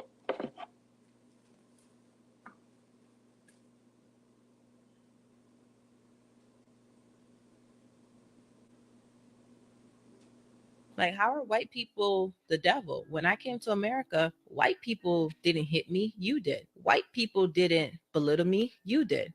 White people didn't tell me that I'm nothing, you did. White people didn't try to like harm me, you did. So if white people are the devil, why were you acting like one? You get me? Now it transformed from being people that you should have no parts of to being people that now you should be concerned with because they're mentally ill. I'm just taking you through the process of me kind of like being a foreign black person, right? And I know this might be a tough for people to hear, because what I learned is that when it comes to conversations like this, which is why I avoid it at all costs, I realize that it's so charged emotionally that even if you're telling the truth and it's the real truth of what you experience, if it doesn't fit into a particular narrative, people want to shut it down. They want to kill it. You know, no, you're not supposed to say that. No, you're only supposed to speak in this way. Again, this is the whole point why this conversation needs to happen, so that this whole group think, this whole, fake kumbaya thing can stop, because it's not the truth. There are people that have different experiences, right? I'm watching a culture be destroyed by their own collective group thinking. And the one thing I want to make sure I never do, and I'm not going to do, is create this environment that says, yeah, let's point out all the flaws about Black American people. We're not doing that. We can run down the list of every single culture, no matter what color, no matter what ethnicity, no matter what nationality, and we can read them all for filth. The reason I'm addressing the Black American culture is because ultimately, at the end of the day, your voice is one of the loudest. Problem is this, is that you're speaking collectively for Black skin in a way that all Black skin does not agree. You're bringing forth Black skin issues that all Black skin people do not agree are the issues. You follow? So what I'm essentially saying is that in the 90s, I was able to be singled out by Black Americans so easily, and they were able to say, you're not one of us. You're different from us. And even today in 2023, I can say to you, I don't have a problem with that. I don't have a problem that a Black American looks at me and says, you're not one of us. I don't have a problem that a Black American looks at me and says, you're different from us. I don't even have a problem that a Black American looks at me and says, I don't like you because you're different. I can accept all of that. But what I have an issue with is when that same Black American person says, us Black people, we Black people, Black, Black, Black, Black, Black, Black. No, because how do you have enough understanding to know that we're different when we arrive as foreigners, but then when you speak about your experience, you classify us and generalize us as all being the same? It's not right. So what I'm saying to you is that it's so important to get to a point of speech where we stop identifying ourselves by our skin color. What she said was full of shit. You ever notice that? What she said was basically full of shit. What she's saying is white people, what she, I guess she comes from Ghana, right? What did she say about the Queen of England owning most of the gold that Ghana has, and Ghana's in poverty? What did she say about there's still racist trade policies that basically make Africa poverty, when Africa has to pay all this debt back and stuff like this, Well, what is she talking about? She talked about some black people are mean to each other. We're mean to each other, but as soon as a white person comes in the room, we get on code. We've been like that. White people are like that too. The Italians and Irish fought each other and everything, but when your black ass comes around, they get on code. What point does she say? What she's basically trying to do is cosplay for white people. Oh, white people don't treat me bad and all this kind of nonsense, everything. White people are the ones that basically project the image of African inferiority and stuff like this. That's in U.S. culture. When white people tell black people, go back to Africa, right? What they're saying is go to hell, you're going to die, and also like that. Why does the world have such a negative image of Africa? If like this, I sound like a self-made African bootstrapper. This is what I'm talking about. And so to those FBA people, everybody like that, we get on these stupid Africans too when they come over here with their freaking nonsense. When you come in America, right, there's a black code. Now, understand that people didn't go through slavery and everything, but weren't your ancestors colonized? Weren't Africa going through wars and everything like that, and chaos and everything? Look at what they did, the white people did to Nigerians, right? Nigerians don't even know their own history. They don't even know the freaking why they got colonized and everything like that. Why the Europeans have drill oil right in the middle of their country and poison their waters and everything. They can't do, they're powerless to do anything about it. Why white people own all the mines in Southern Africa and stuff like this? So these people come over here, white people, what, are you kidding me? You're in America because your country's poor. Your country's poor because of white people. You know, and so we didn't make Ghana poor. We didn't make Nigeria poor. We didn't do all this stuff like this. U.S. policy towards Africa to this day is population reduction. You know, if Africans got to keep their population down, they're going to get U.S. aid. U.S. is now trying to push LGBTQ in Africa. You know, we're not doing that. You know, so what is she talking about? That white people treated me well. White people did this. White people don't have to say anything. White people are smart enough not to say, call you anything like that because they're trying to gain your trust and everything. Oh, you know, I'm gonna treat you better because you're not from here and everything like that. And white Africans fall for that stuff. We black people in America, we know these people, you know. And white people try to tell one of us, "Oh, you're different." We know that that's not coming from a good place, you know. White people get around us and be like, "Hey, look, man, you're better than the Haitians. Those people down there, or you're better than this one." They'll talk about other people. When I was in New York, white people used to talk about black people from the South, man. You glad you're in New York because down there, black people down there are ignorant and stupid and whatnot, you know? They play this game with all black people. But see, like African immigrants are the only ones that buy into it, you know? It's sad, you know? I said, Tay Brown said they don't get at each other and you guys give them passes. Who gives them passes? Who gives them passes? We don't give them passes. Do we, Bomani? Did we do a show about Africans scamming black Americans in Africa and stuff like that and doing all this shit? Where the fuck is this person been at? We don't give them passes. That's why we're talking about it tonight, you know? You got Africans passes. They're trying to fucking try to co-op. They're trying to see, they sit in Africa knowing that there's racism and everything, and black America is holding it down. We're fighting for our rights, live lives in this country, right? So they figure they can come over here and join up with white people and to basically get some crumbs on the table. They don't think long term. The African mind doesn't think long term. You know, how it's going to play out long term. All they care about is what they can get right there and now or not, you know? They ain't think about going back to Africa, building anything and stuff like this, you know?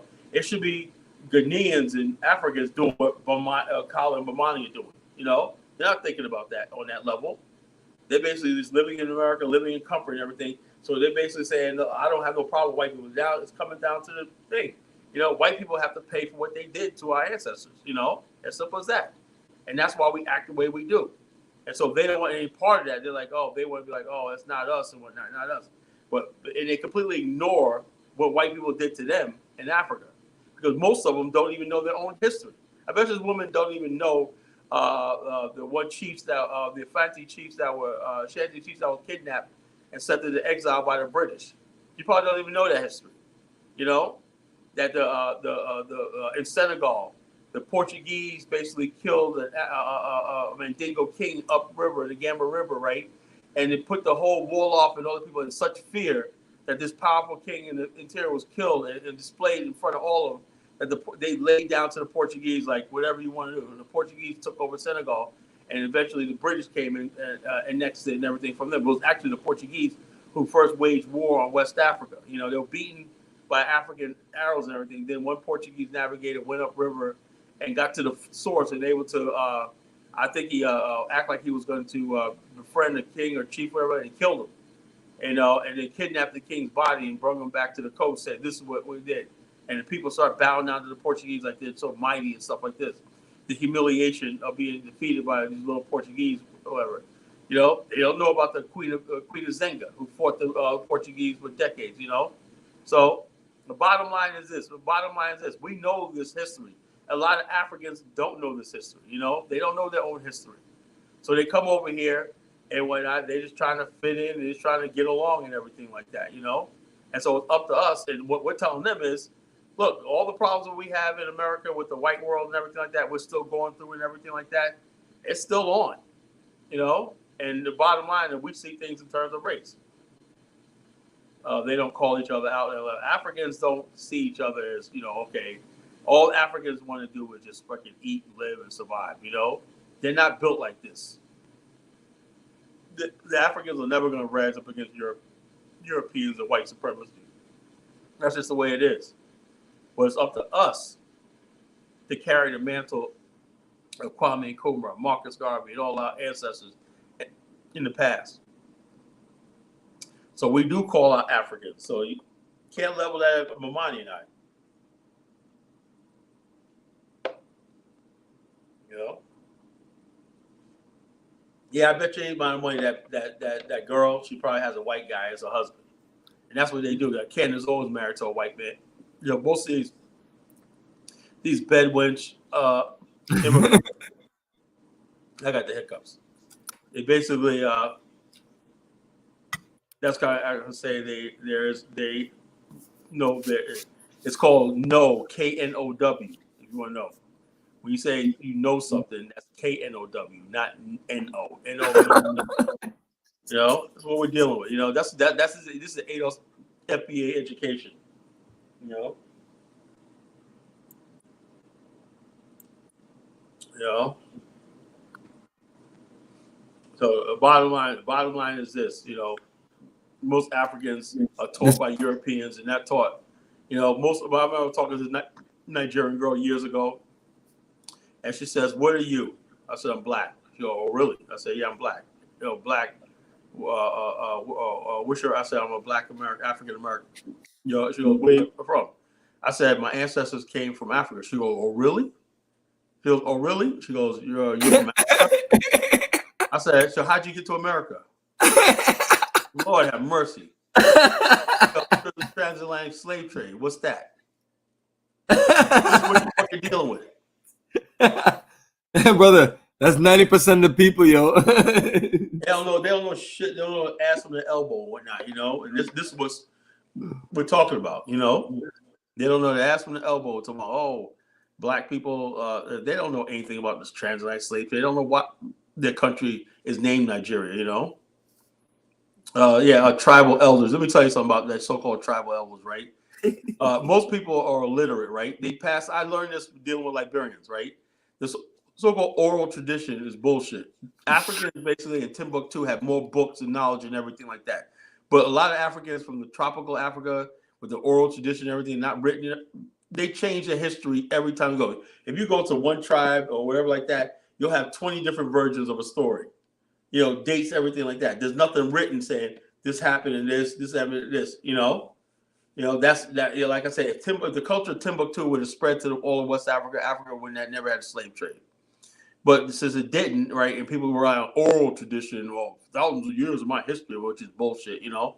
They make up stuff as they go along, you know, with this oral tradition. If it ain't written down, if it's not done down through scholarship and everything like it passed down, not supposed to some illiterate griot. The whole griot thing was something the French created, right? The Africans in that part of Senegambian region had books. They knew history. The griots were the idiots that stood on the corner and whatnot, you know, telling stories and shit, you know. And oh, it's Africa. That's not African culture and everything like that. Something the French created, you know. You know, so they said past something. That's a myth. So bottom line is, like I said, when it comes down to the real world, how to navigate the real world, you have to have education. That's why in the Habsburgs, Maria Theresa of the Habsburgs, the builder of Austria, right, in Vienna, these people, she created public education. They built libraries that were tall as a mountain, and people got free education, right, to educate themselves on how the world works. When you educate a population thoroughly and everything like that, it's a civilizing effect. They understand where they're at. They understand their responsibility and everything. That's why education is so important. People have to know history. When people are not educated, they don't know any better. They come to America uneducated about their own history, so they don't know our history and they don't know their own history. So that's why they get on there acting like this. Isn't that what school is for? Yeah, but what exactly are people learning in school? You know, I question African education altogether. You know, why is it that not one college in Nigeria is accredited? You know, because it's a joke. All the smart Nigerians go to Western universities and everything. Nigerian colleges rank 8,000 in the world. That's at the bottom, you know? Yeah, brother. You also talking about English-speaking countries who people are teaching English that can't speak English. Yeah, they can't speak English. When a lot of people are not, you know, the school teachers in a lot of these countries can't even speak, can't even realize they just, you could, if you read a half a sentence, you're put in a classroom to teach people, you know? Just sad, you know? Yeah. Here in the States, we're ignorant too of Africa, stereotypes here. Well, the difference is there's a lot of African Americans, right? Look, let me give you a perfect example, right? That's why I disagree with that, right? African Americans have been reaching out and learning African heritage for generations. You know, you go into most African American houses, you see African art and sculpture and stuff like that. You know, you'll see African history books. It almost, except for the ghetto people, ignorant people, all you see is hip hop and blunt papers rolled up and whatnot. You know, but you go in most middle class black houses in America, working middle class black houses, you'll see black magazines. You'll see Kwame Nkrumah, books on Kwame Nkrumah, Jawanja Kunjufu, Karenga, and stuff like that. So we Black Americans celebrate Kwanzaa, you know, so it's always been, Black Americans always been reaching to Africa and stuff like that. You know, black people have been going to Africa for hundreds of years, African Americans. I saw a story about African Americans who settled in the Congo. You know, people don't know that history. You know, Patrice Lumumba was educated by African American missionaries. African Americans built the founded the ANC and the Pan-African Congress in South Africa. People don't know that history, you know. And so African leaders have been educated in Black institutions for generations. So we've always been connected with Africa. So you can't put that on now in popular culture and people say ignorant stuff is fine. But the Black academia and Black educators have known all about the African continent from and its exception, you know. So when they don't know their history, when they say they don't know their history, they know what they think they know, you know. And a lot of Africans, like, they don't look at history like we look at history, you know. We take history, we take the good and the bad, you know. This chief, whatever like that, and they run with it, you know. They don't sit back and understand the real nuances of their culture and their history in detail. You know, I've yet to see it. I've yet to see Africans say, "This is my history. This is the good and the bad and everything." You know, English language is not everyone's first language. Yeah, but the thing is, though, if most English speaking and French speaking English speaking countries. So the countries that we've been naming, they're English speaking countries, and we're just saying that they got people who don't speak English teaching people to speak English. Yeah. And also all the laws and everything is written in English. In every country in Africa, English speaking is written in English. You know, so if that's the lingua franca, you know, you have to learn how to speak English. You know, and also a lot of native African aren't written languages. You know, there's no dictionary. You know, there's no dictionary for most of the African languages don't have a dictionary. So I can't just pick up a book and say, I'm gonna learn this language right here. I think Yoruba has a dictionary. They printed one a few years ago of Yoruba language or whatever. But language is more than just words. You got to know phrases and stuff like that. You know, language is complicated. You know, so Africans didn't do a good job of preserving their languages and everything and putting it into a thing like the Japanese and the Chinese did. It's written and it's taught. You know, and it's the medium of what you're thinking. So, and also, let's be honest with ourselves, right? If you let's say Nigeria, you got 4 main languages, right? Which language is going to be the language? If you say Hausa, then the Igbo is going to revolt. Say Yoruba, the Hausa is going to revolt. You say the Igbos, then both the Yorubas and the Hausa is going to revolt and say hell no.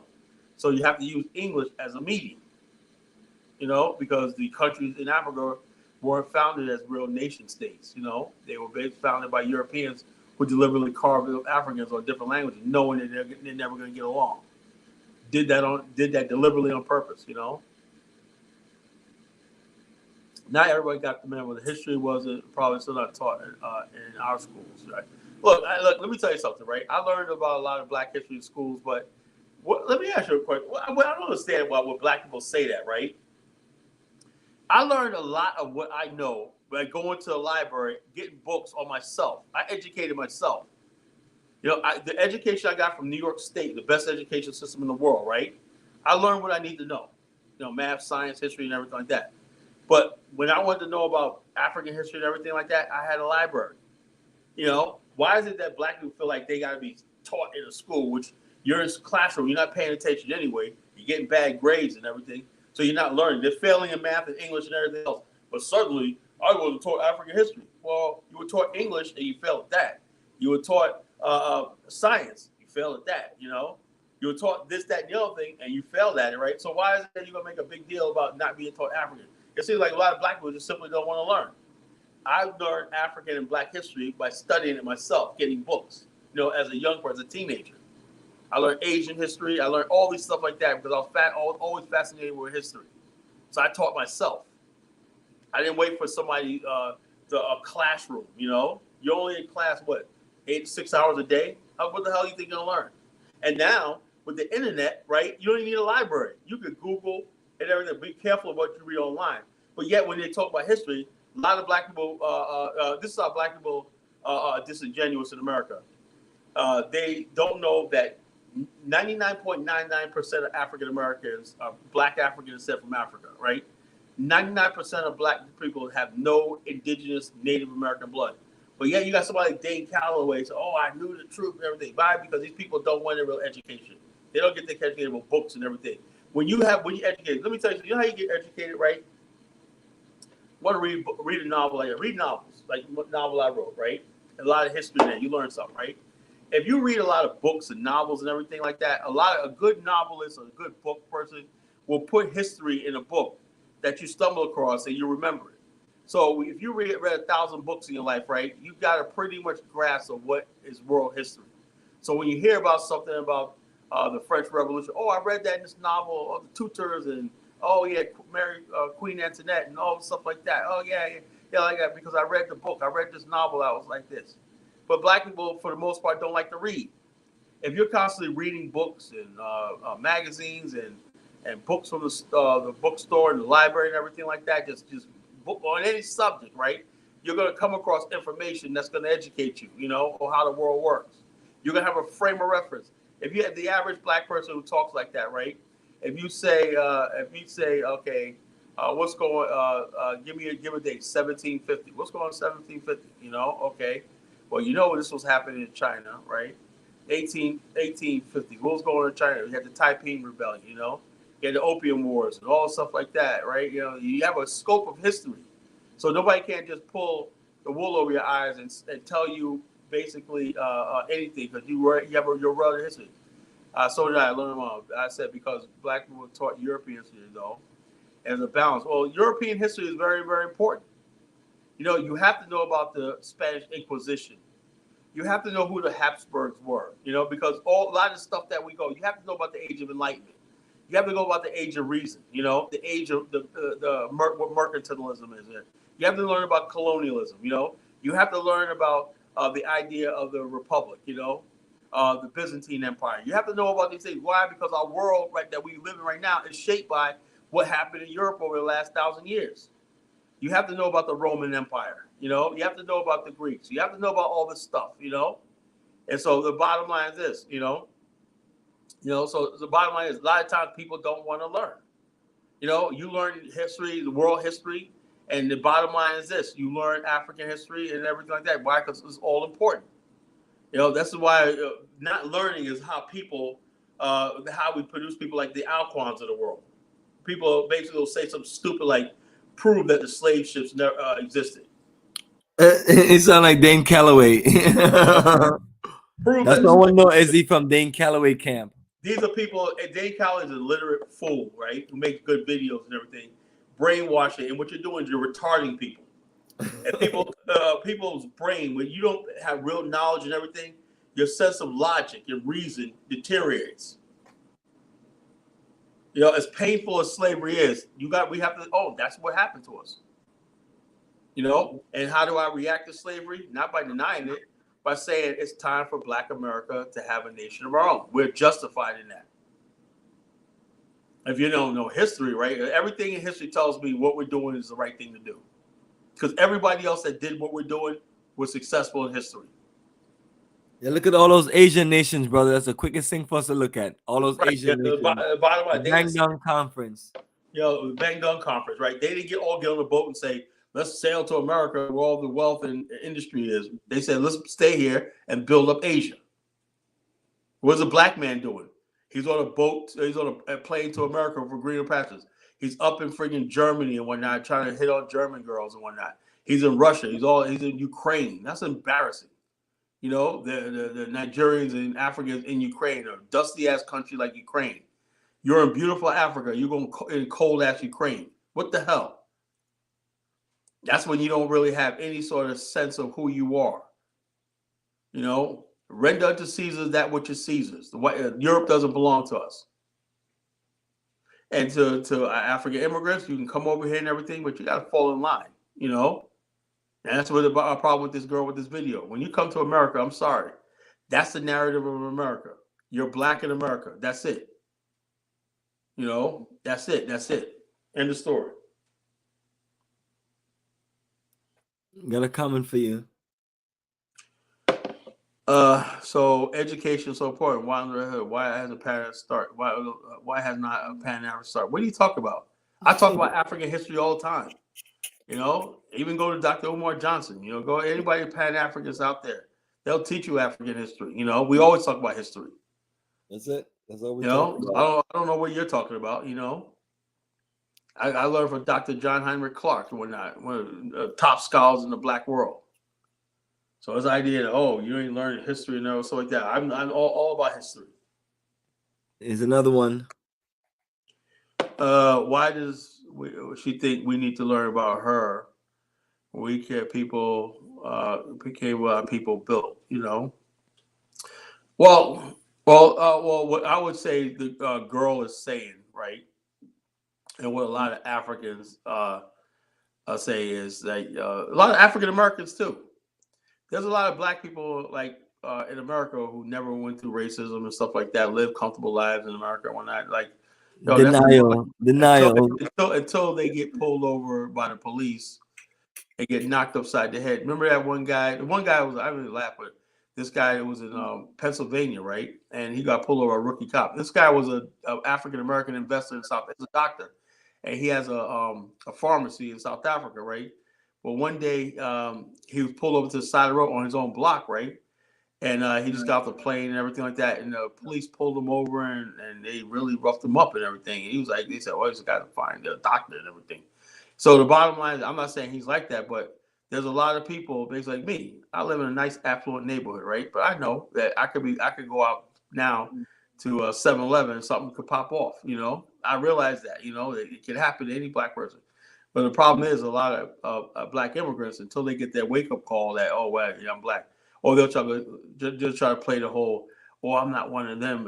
Instead of white racists, they don't care. You know, white racists only sees their blackness. She says, oh, I'm tired of being identified by black. It does not matter. I'm sure during Jim Crow, there was black people like, there was black people in that said, you know something, I wish that I could be judged by the content. We've been trying to say it for 400 years. Don't judge me and look at the color of my skin, but the content of my character. Man, we've been trying that for 400 years. It hasn't worked, you know? White people look at one thing, what you are, your race, and they don't want your phenotype or your genes being passed on to that thing. That's what it's all about. It's all about the black man's genes and the black woman's genes, that they don't want to race mix with us. They don't want to ruin their whiteness, their white skin. So if you haven't figured that out, that's what America's all. America's all about race. And what they're doing is they're trying to conflate Americans with some Europeans. Europeans are very liberal or whatever like that. Americans are very, very color struck, and everything's been like that since the founding of this country. That was a cowardly response. I don't know what response you ever wants. When I'm just telling you like it is. You know, so the bottom line is this. You know, America is all about color, so you can't escape that. So anytime white people are trying to pull the okie doke, that, oh, I like black immigrants because they don't complain about racism, they're lying to you. You know, that what that also shows me is that white people and white supremacy is not as invincible as before. Generations ago, they didn't care whether you came from the boat. Like Sidney Poitier found out, you know, he came to America and just tried to get an ice cream in a white area. They told him, nigga, get the hell out of here. He thought he was like, oh, well, so he knew he had to be around the black people, you know. And also Madam C.J. Walker, she was from the islands, right? Where was she at? Harlem. Where did black people from the islands, everybody traditionally go when they come to black? They came to a black church. They came to black America. But now we live in an integrated society where you got immigrants living in suburbs and stuff like that, and they maybe don't have to do that anymore. You know, their perception, but the former immigrants back in the days, when they came to America, they basically they went to black schools and they hung around black people, you know. And they may have had insults and everything like that, you know, like black people do among each other. Maybe an abuse, whatever. But the bottom line, it was better than going to a white area because they know what was waiting for them if they got caught walking down a white neighborhood, or they can get lynched or killed. You know, that's never happened. You never seen any sort of xenophobia attacks against Black immigrants in America. I'll find anybody to show me any one time where African Americans rounded up and killed like they do in South Africa. They rounded up Somalis, Nigerians, everybody, and burning them alive. And Mozambique, like, that's never happened in Black America. Yeah, you may not. What a lot of African immigrants want to do is they want to be pedestalized by Black America, and when the reality is, no, you're just just a person. We're not gonna pedestalize you. You may have been a queen or whatever like in Africa, but in America, you get along. We don't have that in America. We pedestalize people because of where they come from, but they think they owed something by us to be pedestalized, and we don't pedestalize them. We're hating on them. It's not the case. You look at South Africa, look at xenophobia attacks in South Africa. Thousands of people have died and mob violence in South Africa. Not one person's ever been killed. Black immigrants have ever been killed as just a mob or a bias attack. It's never happened. So miss me with that one.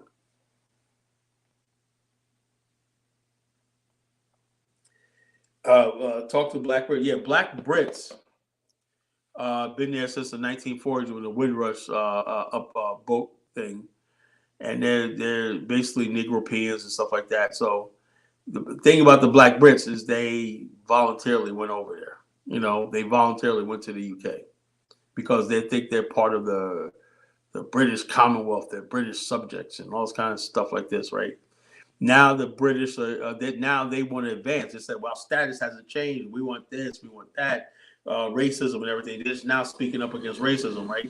And so what the British do, they go into the educated elite in Ghana and Nigeria, bringing them over there, making them set up with jobs and everything, and saying, oh, look at these Nigerians. They're doing so well. Well, you took the best Nigerians out of Nigeria and set them up with opportunity and whatnot. So you're trying to basically disparage the Black Brits like they haven't been doing anything. But the whole time, you're the one pulling all the strings, So that's what's going on. That's exactly what's going on. Windrush. Where's Black Brits? They like cosplay. The Brass Brits got a culture. A lot of the reggae you see came from people going back and forth from the islands into things. A lot of the Afro-Celtic movement would come from Jamaica, hooking up with Irish bands and stuff like that in the UK and Ireland, stuff like that. So there's definitely I said the Windrush was after World War II. It was after World War II, 1947.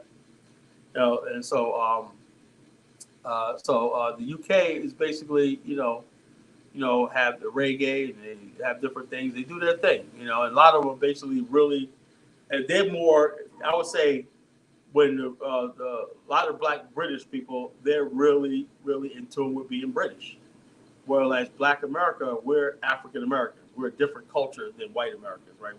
When you say true blood American, you're not thinking about a Black person. You're thinking about a white person, right? When you say African Americans, you're thinking of the struggle, slavery, civil rights, the Black Power movement, stuff like this. When you think of the Black UK, you're thinking of an assimilated Black Brit. That's the difference.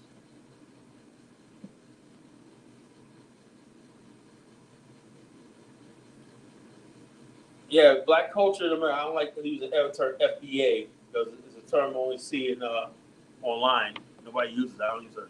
I say African American culture has been influential in Europe. African American culture was popular in France. Black Parisians that went there, settled, and did something for themselves.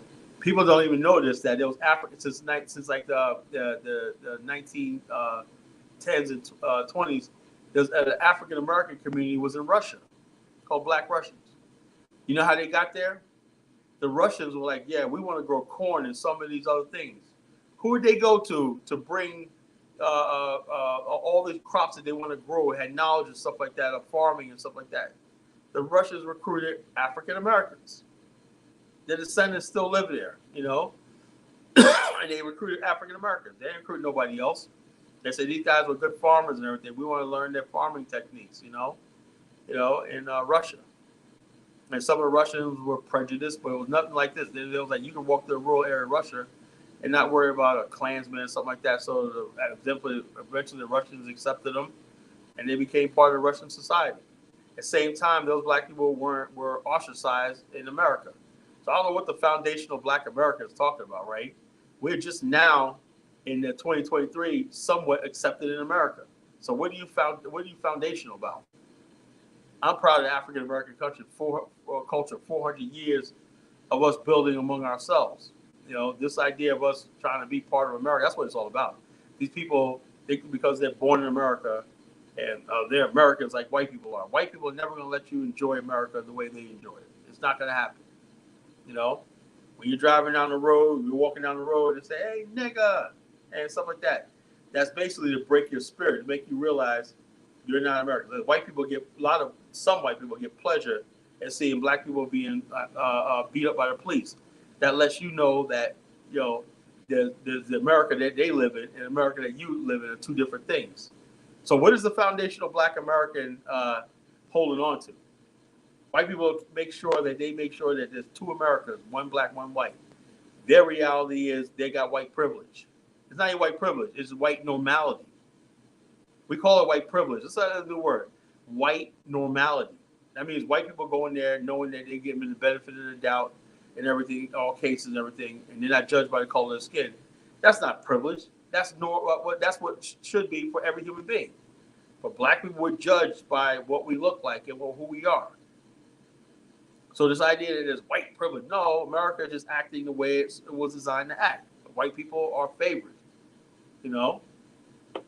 There was this white girl on TikTok, right, who were basically talking about this chick, right? She's a sports reporter or whatever. And I consider her an ally, you know? Very rarely do I do this, right? Because she was talking about these white guys who were complaining that there hasn't been a white NBA player in the last 30 years. And they just made a white guy NBA MVP, whatever like that. I don't know what the thing is. So there's only been 4 white MVP. And she said clearly, like, there's only been 4 white people qualified since like 1980 in the 80s that qualified for that. White people in the NBA are not as good as the black players, right? How many black players didn't get the NBA and whatnot? So when a white guy, she said, you know, when a white guy is halfway good, a good player, he knows he's gonna get the MVP. And the black player got to be 10 times as good to be. He's up against all this competition and everything. But the white guy don't even have to lead in scoring and stuff like this. All he has to do is be an outstanding player and everything like that, and just be talking a lot, and he's getting the MVP. That's a white privilege, white benefit of being white. So, like I said, that's what it is. That's what white people are entitled. Larry Bird was actually good. We had a good team, but Larry Bird basically was one of the best players that ever did the game. You know, so he got what he did deserve. If you look at Larry Bird, Boston Celtics, they mopped the floor with everybody. And Larry Bird was just like an outstanding player. He deserved that. And it's unfortunate that Larry Bird was white, because I don't like people say, oh, Larry Bird got to be like, no, Larry Bird was actually really good. You know, and very few white players followed in Larry Bird's footsteps. And Queen Abdul-Jabbar even said, he said, who's the best player you ever went up against? He said, Larry Bird. That's what's up. That's what's up. You know, just give it to him, you know? And so a lot of these white players coming after him like, oh, we got to have a white hope, a white player. And they're not that good. But they think they deserve the accolades, you know? So that's what it is, folks. Yes, brother. So another great show, great energy. Appreciate you. Let me know if you're ready to close. Let me know if you're ready to close. Anybody else gonna come on? Is anybody else gonna come on? No, nobody else has been coming on, been posting that all night and gave people an avenue to connect with you. Only person that came on was Al Kuhn, but you know, he's up to his same old tricks. He's gotta be, he probably looked up Rosenthal, right? Oh yeah, he's in the background listening and all stuff like that. Think you're gonna be slick, man. Al Kuhn, you are not any match for Kala Genesis and like that. You're just not. That's why I sit back and like to ask questions and not answer any questions. That's the issue, you know what I mean? That's one of the issues. Other than that, he's a coon. Yeah, he's a corky clown, you know. And no matter what, he'll say those pictures up there are fake. He's like, oh, you ain't showing that. This like the dumb stuff, like, yeah, like, let's be real. It's like nigga being talk about our board subscribers, or like really. I mean, come on. Is He that actually the said best? that. He actually said that. Yeah, he's an idiot. The unapologetic nigga peeing, the idiot of the century. And he just disappeared, man. Because the bottom line is, like I He said, didn't, brother. He didn't disappear. We chased his punk ass off YouTube, yeah. man. We gave him that heat. We gave him that fire. Yeah. So Ain't no matchup against us. You can only be fake so long. Like they said, fake it until you make it. But if you're faking it and you're not making it, you got to go show some real stuff. So go show your wife, double wife. Yeah, well, his oversight. And I guess he's working with Taiwo right now with the oversight. You know, they all teamed up together. You know, the scammers have become the scam hunters. The scam hunters have become the scammers. Yeah. So the bottom line, these people, like I said, we got this, folks. This is a movement right here. If you want to join the real Pan-African movement, you talk to Bomani and myself. You know, Baruti says, I believe that these FBAers use the term foundational to emphasize to whites that blacks should not be forgotten in their country. That's a lot of crap, you know. That's a lot of crap. What they're trying to do is this. They basically realize that the whole thing is. Let me tell you something about African Americans, right? And by all the people. I know my people. I love them, African Americans. But we're the most bullshitting ass people on the freaking planet, right? Let me tell you why. Black people in America, right? Talk about, oh man, America does it. But go to their house on 4th of July. You get the best chicken, corner cob, ribs, you know, everything. Everybody's shooting fireworks and everything like that, you know. Black people are, man. But America does it. But yet you can't just say these people. Let me tell you something, right? The people that basically, like, you got these people. Let me tell you how the love of America is so deep in Black America, right? I had a guy that tried to join me years ago, right? This guy Van, whatever his freaking name is, right? And he's a Moor, right? And so instead of them saying I'm a Moor and you really believe in that the Moors and all stuff like this, why you should call yourself a Moorish American? And you got the American flag. These guys are just a bunch of jokes, you know. I've dealt with those clowns. Somebody want to come to Africa. I was like, well, you need a passport and you need a visa stamped in it. Well, I'm gonna go get my papers. They never got back to me with nothing. They claim they got sovereignty. You got sovereignty, but you can't leave America because you can't leave without a passport because they ain't gonna let you ass back in without a passport. Yeah, and so they got sovereignty, and these guys basically talk about. I've yet to see that stuff work, brother. Check us out. They said Manhattan, like Phil Valentine, the clown. Is it that what that guy Tarka baby talking about? Yeah, all that stupid sovereign stuff and whatnot. You know, they really love America, right? But instead of them just really saying, needs to get slapped. That's right. Instead of them saying I love America, it's the best country since sliced bread, and like Uncle said, oh, America is great, blah blah blah. If you love America so much, just say so. Don't go all this prerequisite like, well, see, we founded America. The biggest thing lie they put in. They said John Hanson was a black man who sounded the Constitution. No, John Hanson was a white man, right? The picture they use is John Hanson from Liberia, which photography wasn't invented in the early 1700s, right? They use a picture of a photograph of John Hanson, a senator from Liberia, as this is Dick Gregory was doofy ass, did that same shit to Colin Elder. Dick Gregory was another one. Didn't read books or anything like that, just spot a bunch of conspiracy.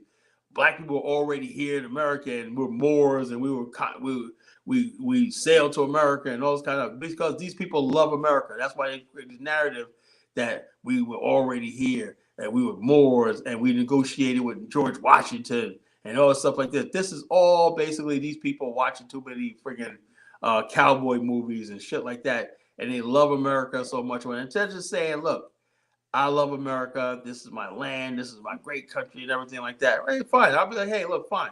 That's why I have respect for the Black conservatives, right? They said, look, man, I'm an American, I'm proud of America and everything like that. I don't care about no reparations and everything. They leave it alone. This is my country, I'm an American citizen, I'm proud of that. I can respect that. But don't tell me that you're an American because your ancestors were already here and all this kind of freaking nonsense and everything. Or you got sovereignty. I'm gonna find one video I want you to play, brother. You know? Yeah, absolutely, man. The trolls are live up in here, man. Live. Always live.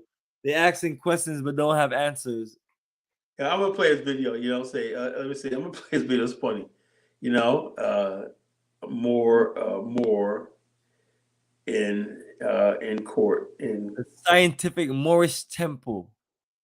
Is that the same people as yeah, Taraka?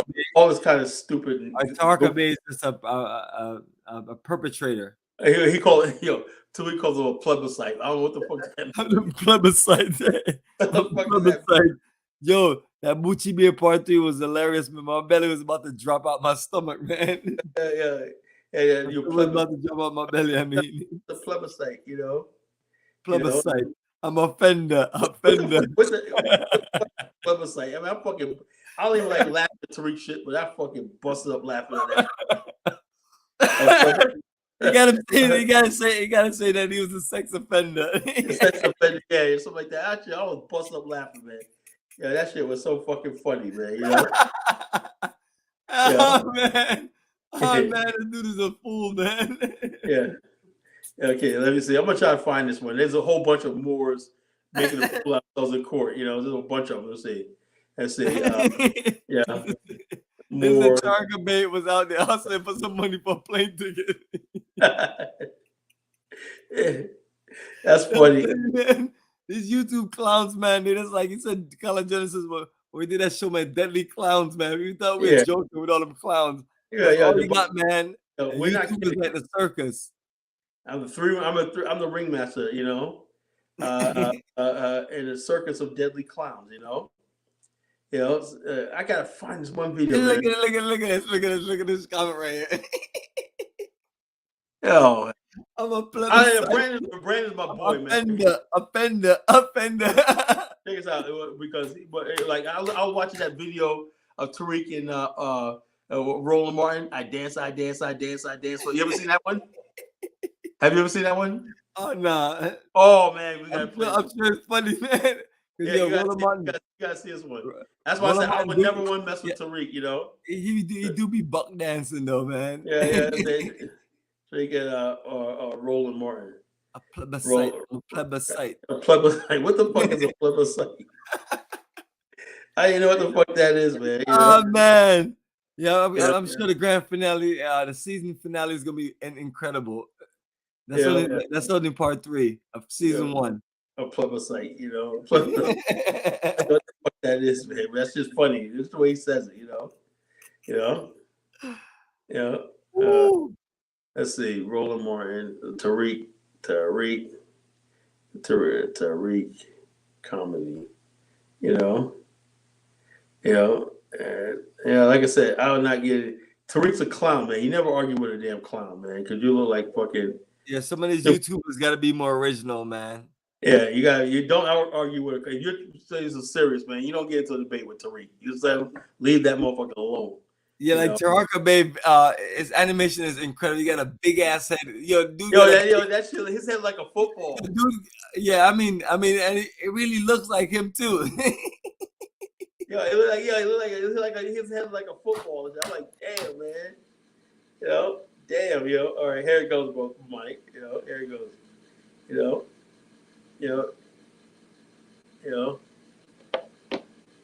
All right, let me load it up.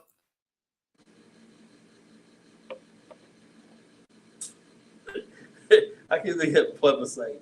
I remember I thought about that in my sleep. I got up in the middle of the night to get a glass of water. I thought about that, so I busted up, like half sleep, busting up. Plebiscite.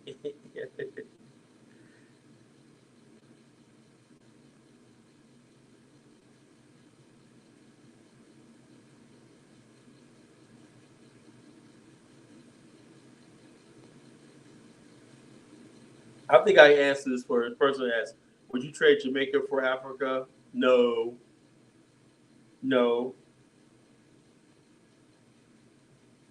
So I love America. Just say you love America, right? Stop with this reparation stuff. You ain't gonna get no reparations. Just say I love America and be done with it. The hell you talking about reparations and immigrants? But let the black immigrants come here and love America too. Y'all both go and start singing. I'm proud to be an American, and at least I know I'm free.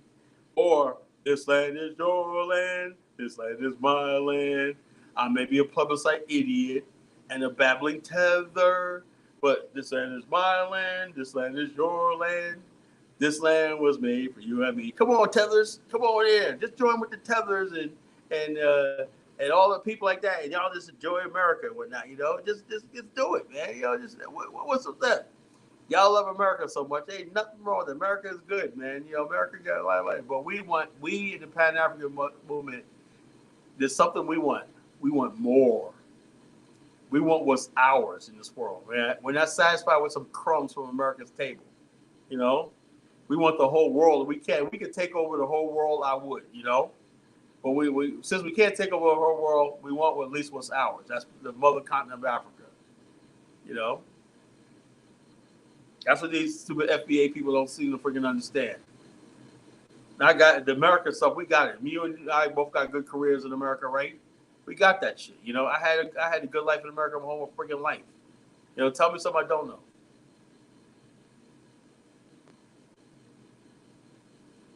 Yeah, brother. Oh, we got to challenge that system, man. We got to deal with this, man. We're gonna have to call these people to task. They're really, really down when they're around other black people. But the minute they get around some white folks, oh, Miss Hillary. Oh, so good to see you, Miss Hillary. I love you, Miss Hillary. Welcome to TV1. Oh, Lord. I dance with dance with NASA. I dance with NASA. I dance with NASA. I dance with NASA. with NASA. I dance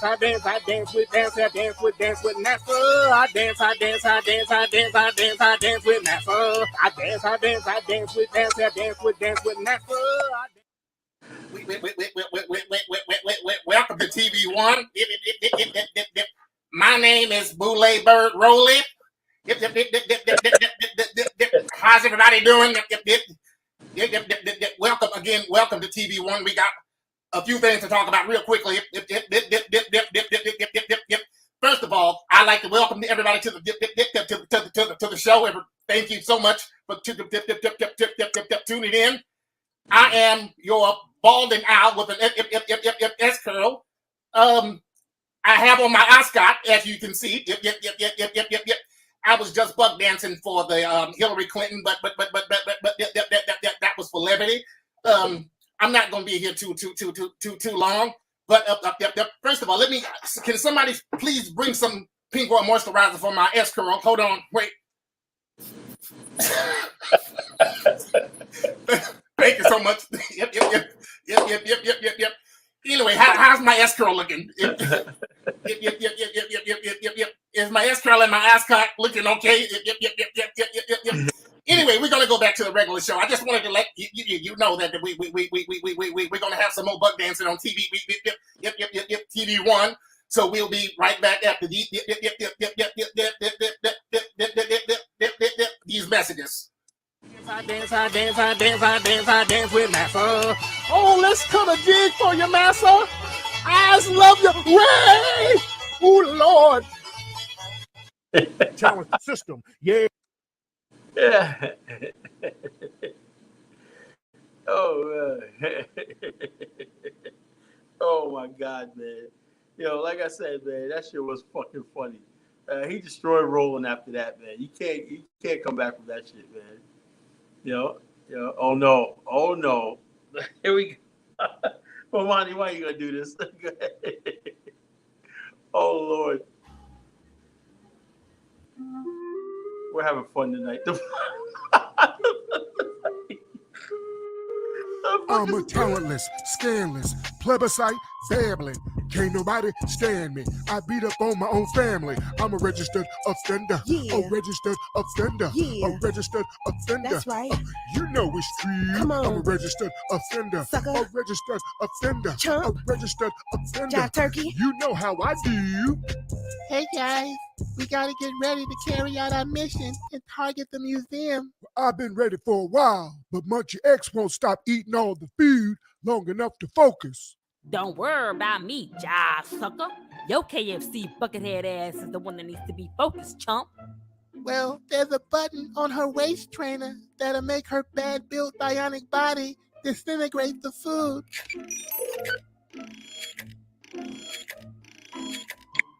Oh no, there seems to be some type of malfunction.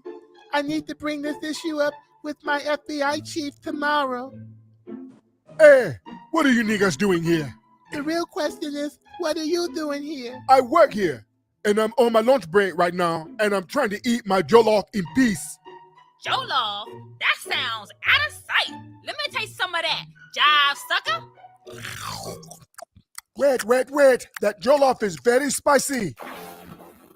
I don't think her organs are equipped for jollof spices. Her body is starting to malfunction because of the jollof. Her body just got destroyed from the food. Now our mission is ruined.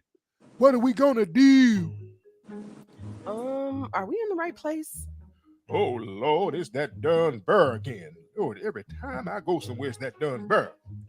Hey, Tonya, what are you doing here? Hey, Atunde, what are you doing here? Well, I work here. This is my other job, like I told you.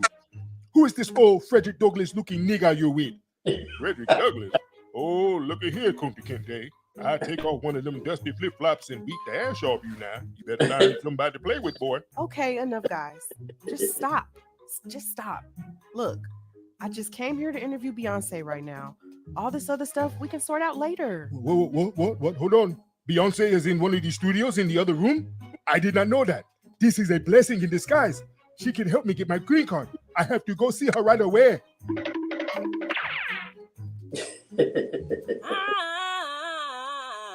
Creole.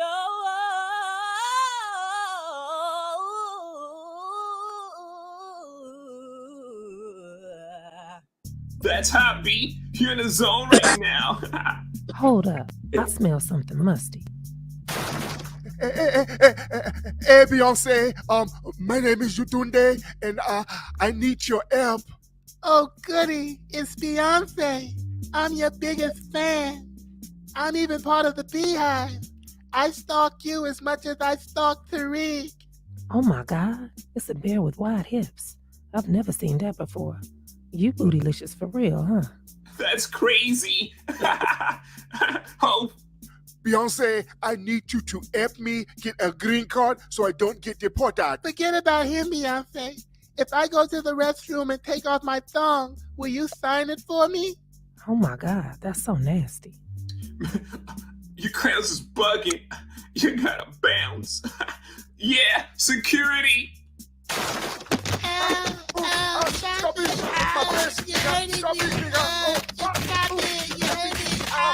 Stop it! I'm gonna tell you right now, Jay-Z, or whatever your name is, you put hands on me, I'm gonna cut them big ass lips smooth off.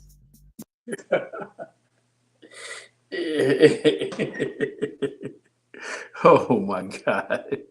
Oh my God. What Brother, that was a classic, man. yo, I tell you what, man.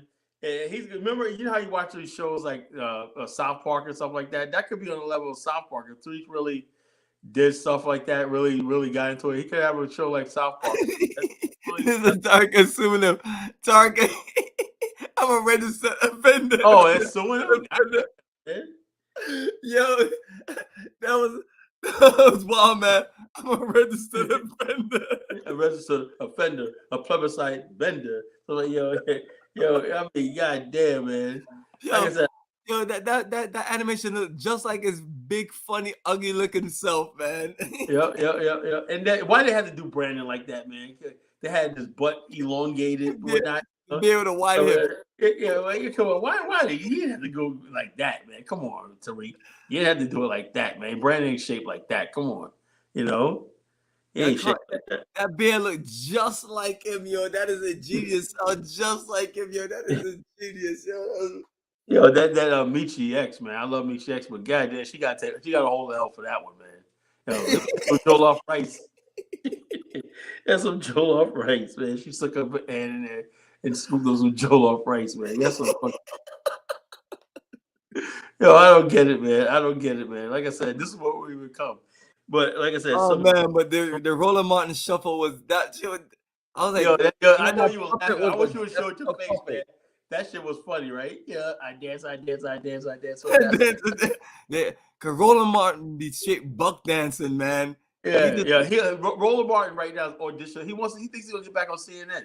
Roland, man, you're on YouTube like with us, man. You're on YouTube with us, man. There ain't no getting out, man. They're not letting you back on TV1. TV1 was canceled. You're not getting back on CNN when you got YouTube or not. He tried to make the best of it. And the whole thing is this. What's sad about Roland Martin is this. The Democrats basically might, I tell you, if things go the way it goes, they might give him a spot at the last minute to get out a black vote. That's what they're saving him for. We're not going to give him anything now so we can get any ideas. But like 4 months before the next election in 2024, they're going to suddenly give Roland Martin a contract. And his only job is, nigga, you want to do it. Just like when the first election in 2016 came out and Roland put it all out there for Hillary Clinton, and when Trump was winning, he was depressed, man. They knew. They said, Roland, man, your job's on the line. You didn't get enough niggas out there to vote, If a panel created to engage black views and reference to national audience, both find AOS to be irritating. Look, the bottom line is all this stuff is annoying. There's enough white people out there who are making jokes about it. Oh, one guy said, you don't like white people? You're never going to see no reparations. They're already putting the cards in white people's hands. Well, guess what? You ain't going to see no reparations. They're using reparations as a weapon to weaponize against black people. Politically, black people in America should have a real political policy. And I'm going to break it down to you right now.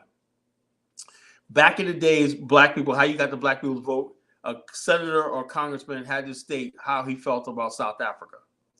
How he felt about the post-independence movement in Africa, how he felt about Haiti, how he felt about stuff. That was international. We were always international people, despite what these FBA goofballs think, If you want the black vote, what was your thing about Nelson Mandela, and they knew that. A lot of people knew it. Well, geez, and that's why the internationals came after Black America, because we had all this influence to influence America foreign policy. Had it not been for Black America, the worlds that be Nelson Mandela would have died in prison, and it would have never happened. Black America is very influential globally, and they want to stop that. They stopped that by basically having black people say, "Oh, we're foundational Black America." Our strength is us looking beyond of America. Like I remember the time when Jesse Jackson went down there and had lunch with Fidel Castro. They were crazy. Fidel Castro in the 90s came to Harlem and spoke at a Harlem church at a UN thing. He stopped up in Harlem and spoke at a black church. I think it was Abyssinian Baptist Church. Don't quote me on it. But white people were like, oh my God, man, we got a joke. Fidel Castro talking about Fidel Castro came to America, talked to white people all the time, talked to all kinds of people, right? But as soon as he went to a black church, it was a big deal. Oh my God. Black people in America have always played a role in foreign policy. Sometimes we were, when we stuck up for the Palestinians, and the Israel. Oh, we can't do that. So black people using their voice and their stuff to influence global affairs have always been like that. So we're not going to crawl under a rock under some ADOS FBA with a promise of some friggin' check. And let me tell you something. If they give every black person a check, you're only going to get like $200 a piece. That's all you're going to get, What are you going to do with $200? Oh, it's going to be much more. And you really think they're going to, where you got banks now defaulting? The bank, what's it called? The Silicon Valley Bank, SVB, defaulted, right, on its loans and stuff like that and bonds. Why? Because the U.S. dollar is tanking, and so a lot of stuff was tied up into the bonds and everything that have no worth, and the bank completely folded. So you got tech companies that can't pay payroll or anything like that. And the only thing they have is a $200,000 that's insured by the federal FDIC, and which is called.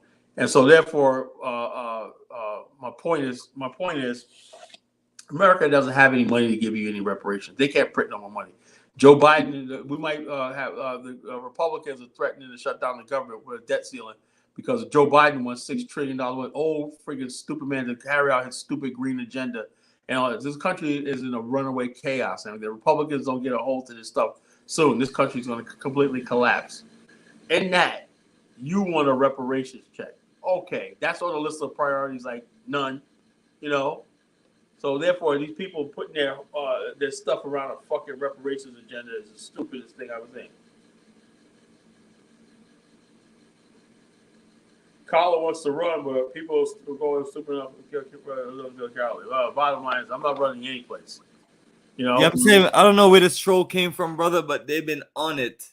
They just, I mean, the thing of it is, people is willing to stay up all night long and I think troll. I think I know. I think I know who that Tay is. I think I know who that is. There's another one. You know, I know who that Tay is. He's one of these freaking we were already here Indians. I remember he actually put his picture up on Dynas, right? His camera up on Dynas. It looks like freaking Flavor Flav and shit, you know, and stuff like that. You know, I think he's one of these little gorillas. Yeah, a little fucking monkey, you know, little monkey looking motherfucker, you know. I'm up FBA. I made up FBA. We want to fight, Kala. Yeah. You ain't trying to fight shit, you know. Like you want to rise up, you know. Like I said, rise up. You want to rise up. We want to fight. You ain't fighting shit. You getting your ass whooped and everything, you know. I don't know. Maybe it's not you, but you want to freaking you ain't fight. These guys talk all this stuff. They want to fight. They're not fighting jack. I mean, why can't they show a picture of themselves? I mean, you know. Let me share one of my profiles right there. Why can't they just do that right there? Simple image. Why everybody got to be also this behind the scenes and talk mad crap? Okay, Baruti says you didn't read the rest of my comment in reference to your views will seem nationally to a white audience. You know, honestly, I really don't care what a white audience thinks. You know, honestly, because I'm not interested in getting reparations from this government and everything like that until we have a nation state of our own to argue for it the right way. You know, so I know white people are never in a million years going to get that, right? White people know about your rumblings and your talking about reparations online. They hear something. And just anything else they think is a complete, just like what they think of Black America. You're powerless, you're a complete joke. And the bottom line is you can't do shit. And the day you Negroes try to rise up in America and whatnot, they're going to crush you, you know? And you ain't going to do that. You're going to do it.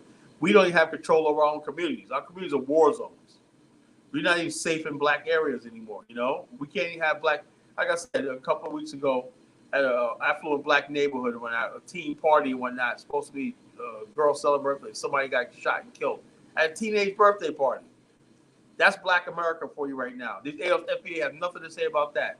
The Black people who follow us, mostly, you know, we're like detached from the majority. The majority of Black people want to that's active in social media and everything like that. They're the same old stupid. Look at the social media chat, the YouTube channels. Everything about a bunch of stupid stuff, stupid nonsense, bicker and gossip, the gender wars, the passport bros. What the hell are you talking about? Where's the Black America that you talk about? You know, and the Black people who are winning in America, right? The Black people who open business, doing tremendous thing in America, y'all want nothing to do with. Y'all don't want anything to do with any Black person that's successful in America, that's building stuff and doing something. You got something to say about everything but time somebody Black people are successful. You guys, these are negative people. But we're going to fight. We're going to fight. Fight with who? Fight with what?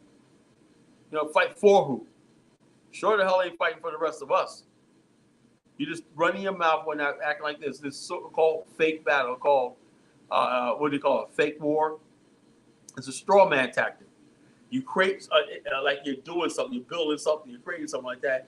That's just fake. It's straw. It's a straw man, you know? How's this? Oh, yeah, okay. Yeah, I got Black Power Economic. This is Dr. Arthur Lewis. This is it's old footage. Right. So let me know when you're ready to shut it down, man. I know you got to go to church tomorrow morning. Yeah, I gotta go up to church tomorrow morning. Well, I'll listen to a couple minutes of this, and then I gotta go. I gotta get to bed. I answer a day that reveals to him more than all other. I answer a day that reveals to him more than all other days in the year the gross injustice and cruelty to which he is a constant victim. To him, your celebration is a sham, your boasted liberty an unholy license, your national greatness swelling vanity. Your sounds of rejoicing are empty and heartless. The denunciation of tyrants, brass-fronted impudence. Your shouts of liberty and equality hollow mockery. Your prayers and hymns, your sermons and thanksgivings, with all your religious parade and solemnity, are to him mere bombast, fraud, deception.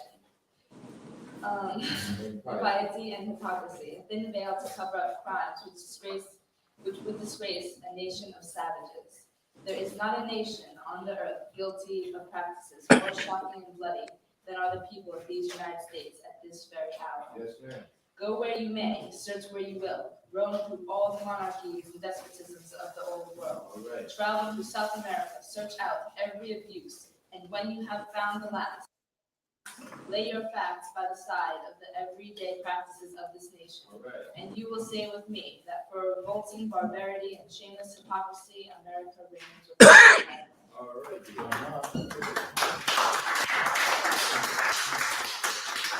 Simplify, clarify, and illuminated the system under which we live. And the historical perspective he gave was mind-blowing. And I'll go so far as to say money back guarantee. If you don't like it, I personally might I'm going to repeat it. Right. So hopefully you get the tape. No, I get it for you. It's okay. I get it. Additional picture of what is happening with Clinton and China. And depending upon the time element, we can continue on into the missiles and the nuclear energy. I have two handouts that I'd like to give you, and I'll give it to you in a short period of time. Force was too big and too strong. Just reminding you what the Angolans and Cubans had destroyed, 100,000. Then you'd think who was around them, Zambia, Zimbabwe, to identify some of those countries that made up the coalition that was able to overthrow Mobutu. Wonderful gift, and I will wear it with honor. What I want to do on part two is we're going to deal with the continuation of the IMF, but what I just want to do is to touch some of the areas of the world so that we can begin to see how the world is changing. And the IMF is just part of the change. So what I want to do is just touch two portions on Africa, three short articles on Africa. Then I want to just deal with a little bit of America as it relates to the auto strike. Then we'll go into the IMF, and then we'll try to touch base to get a little bit additional picture of what is happening with Clinton and China. And depending upon the time element, we can continue on into the missiles and the nuclear energy. I have two handouts that I'd like to give you, and I'll give it to you in a short period of time. So I will try to present the material as quickly as possible so we can get it in. And I'm going to use some articles from different newspapers and journals just as an illustration to show you how the thinking is going in different parts of the world. And the first one I'm going to, they benefit from it. So just to give you a little touch of the thinking of those countries. A brother asked me to identify some of those countries that made up the coalition that was able to overthrow Mobutu, and who are the core countries that now control those natural resources and who have these regional conferences that Clinton ran to. And if you look at the map, basically they come from north down south is Eritrea, Ethiopia, Somalia, Southern Sudan, Uganda, Rwanda, Burundi, Malawi, of course the Congo, the brothers and sisters in the Congo. Then you'd think who's around them, Zambia, Zimbabwe, Tanzania, and Angola. Those were the countries that put together their monies and their militaries to get rid of Mobutu. And that's why the United States and the West did not make any attempt at this point to rescue him, because they knew the military force was too big and too strong. Just reminding you what the Angolans and Cubans had destroyed, 100,000 man army of the South African, which was the best NATO can put. I want to touch on an article very quickly from Buchanan from the New York Post, June 27th, 1998. And he's just giving you a little update on this UAW strike. He says here, what's good for America is good for General Motors. And vice versa, said this Mr. Eugene Charles Wilson told Congress in 1953.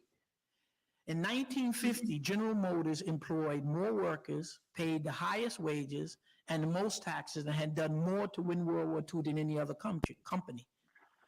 But what's good for General Motors may no longer be good for America. The title of the largest employer in the United States has long passed to McDonald's and Kmart. General Motors is now the largest employer in Mexico. It is easy to see where Motown's future lies, south of the border.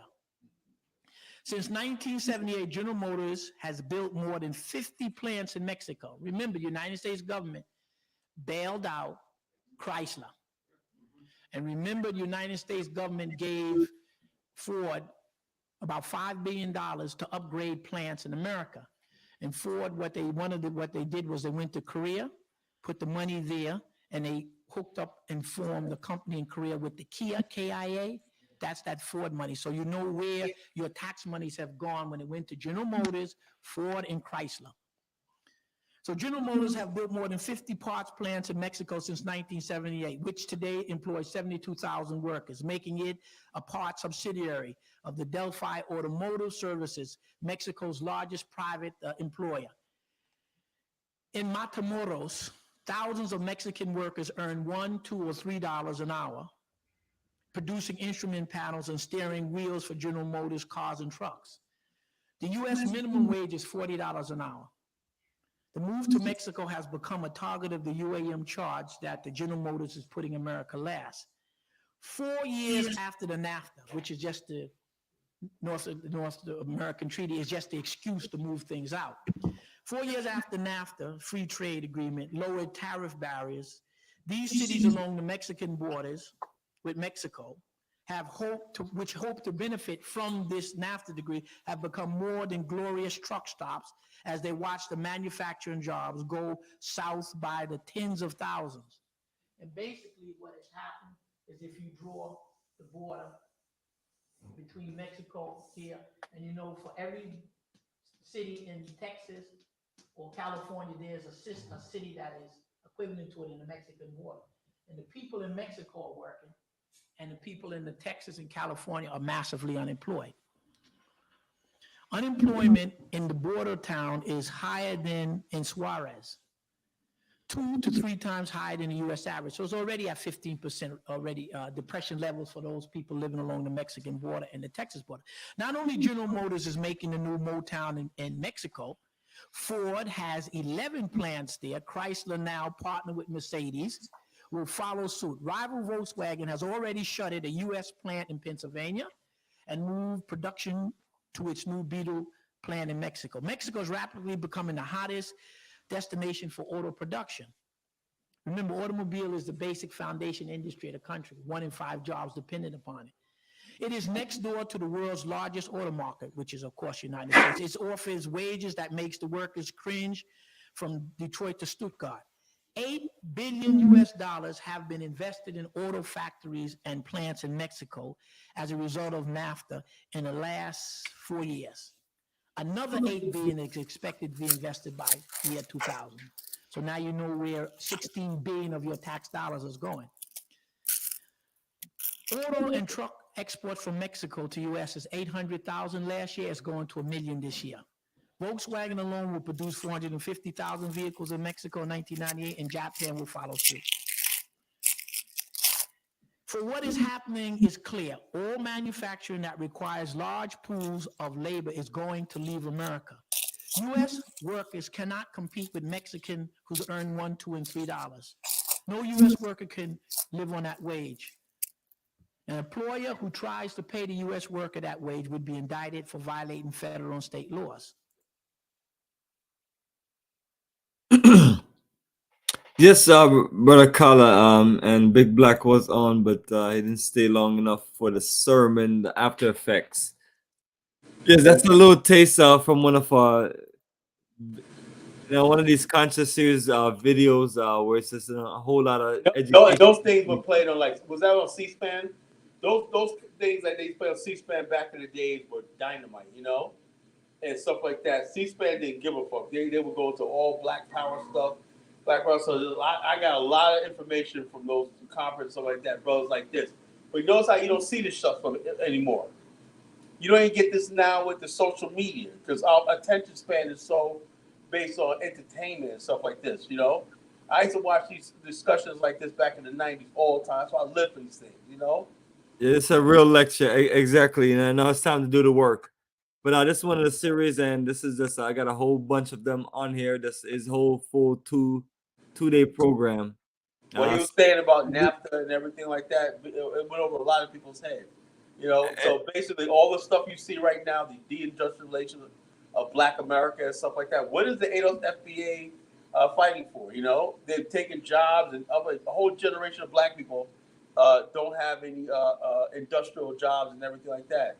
You know, and so what do they fight? We elected in celebration of our African history. the same people who did this to us. You know. Yeah, give Donald Trump credit. He said he's trying to bring these jobs back and everything. You should be like, you know something, man. You know, we need jobs and everything. I've yet to see the ADOS FBA people talk about jobs. We have reduced his medicine by over 50%. Everything is a freaking reparation, Have you human know. beings digging the soil, planting crops, harvesting the crops, digging up mines. What we have done is broken down to you the schematic. Is we have taken and given you. Yes, Kala, I'm just final another episode to play. Yeah. Anyway, I gotta get to the bed, Bomani. You gotta get church in the morning. Absolutely. It's 5 hours, bro. We did a good show tonight. But continue on. Hopefully somebody else comes on. Maybe IC3 will come on after I'm done. IC3 come on. Maybe I'll come and look at it. I'll say like 5 people got on since I left and whatnot. You know. Nobody wants to. They're running out of time because I am about to shut it down. Invite link, copy, and that's the best I can do for you. But yes, family, as usual, we go into more than the details in and above and beyond the topic and get you connected. So hope you enjoy our energy. Tell everybody what a good time you had with Bomani and Kala for 5 hours tonight. You know, just right. Share this on Facebook, Instagram, Twitter, wherever you got. You know, and let's start this going. If you ADOS FBA, you think there's people out there. I know you guys talk slick on your Twitter like y'all got it together. Bring some of these people over here to debate me. You know, you ADOS FBA people. See, I crush them. I will crush any ADOS FBA people out there with reason and logic. You know, that's why they stay away. They're not ready, man. Let me know if you can hear the sounds of this song right here. It was the year 1957. The African Republic of Ghana regained her independence from colonial forces under the careful leadership of the Honorable Dr. Omui Nkrumah. Blessed by His Imperial Majesty, Haile Selassie. I can hear it. What? You can't hear the sounds? No. Wow, that is unbelievable. The mic is on and it's playing loud and loud and loud. I can hear it. There might be a copyright thing. Oh no, this is from the StreamYard system. I import this music and got a whole bunch of bells and whistles. But nevertheless, Kala, appreciate you, brother. Family, that's the website. That's us in Africa. That's us connecting. Link, details, information below. Reach out to us, connect with us, and we will get you prepared for the reconnection, and we're going to build a strong future. Don't let the haters get in your way and distract you and direct you in the wrong direction. Don't be misled. Yeah, don't let these wolves in sheep clothing take you hostage and confuse you. Roll with the people, the track record. Roll with us. That's building a strong family. We are the kings of Pan-Africanism and Nationhood. Bomani and Kala Genesis signing off, family. Take care. Keep it strong. Hold it down. And enjoy the slideshow and enjoy the beautiful music. Peace.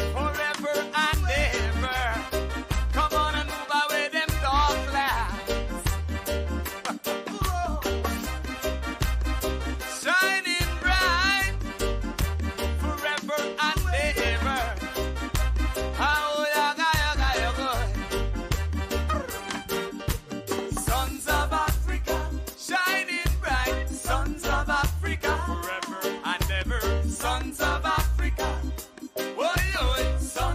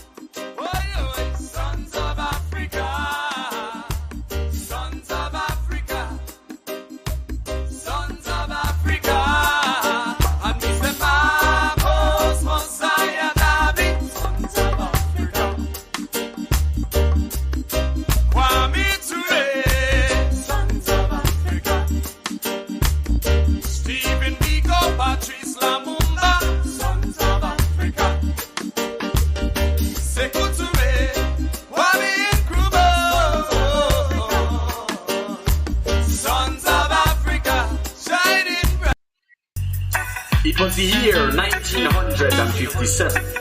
The African Republic of Ghana regained her independence from colonial forces under the careful leadership of the Honorable Dr. Kwame Nkrumah. Blessed by His Imperial Majesty, Haile Selassie, Kadamawi, Kadamawi, Kadamawi.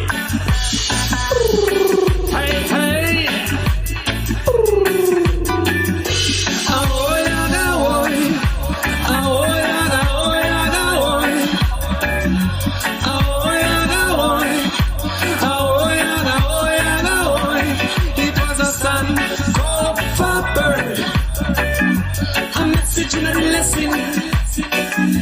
Return to the roots. Come get your truths and your blessing, blessing. Son, go forward. A message and a lesson. Return to the roots. Come get your truths and your blessing, blessing. United we stand, and we standing strong. From the examples of Ghana, got to be working together. Black star, black generation. Ice, gold and green. Life, color, life, liberation. There can adding cross. Symbols from creation. It was a sun, cold, bird. A message in the lesson.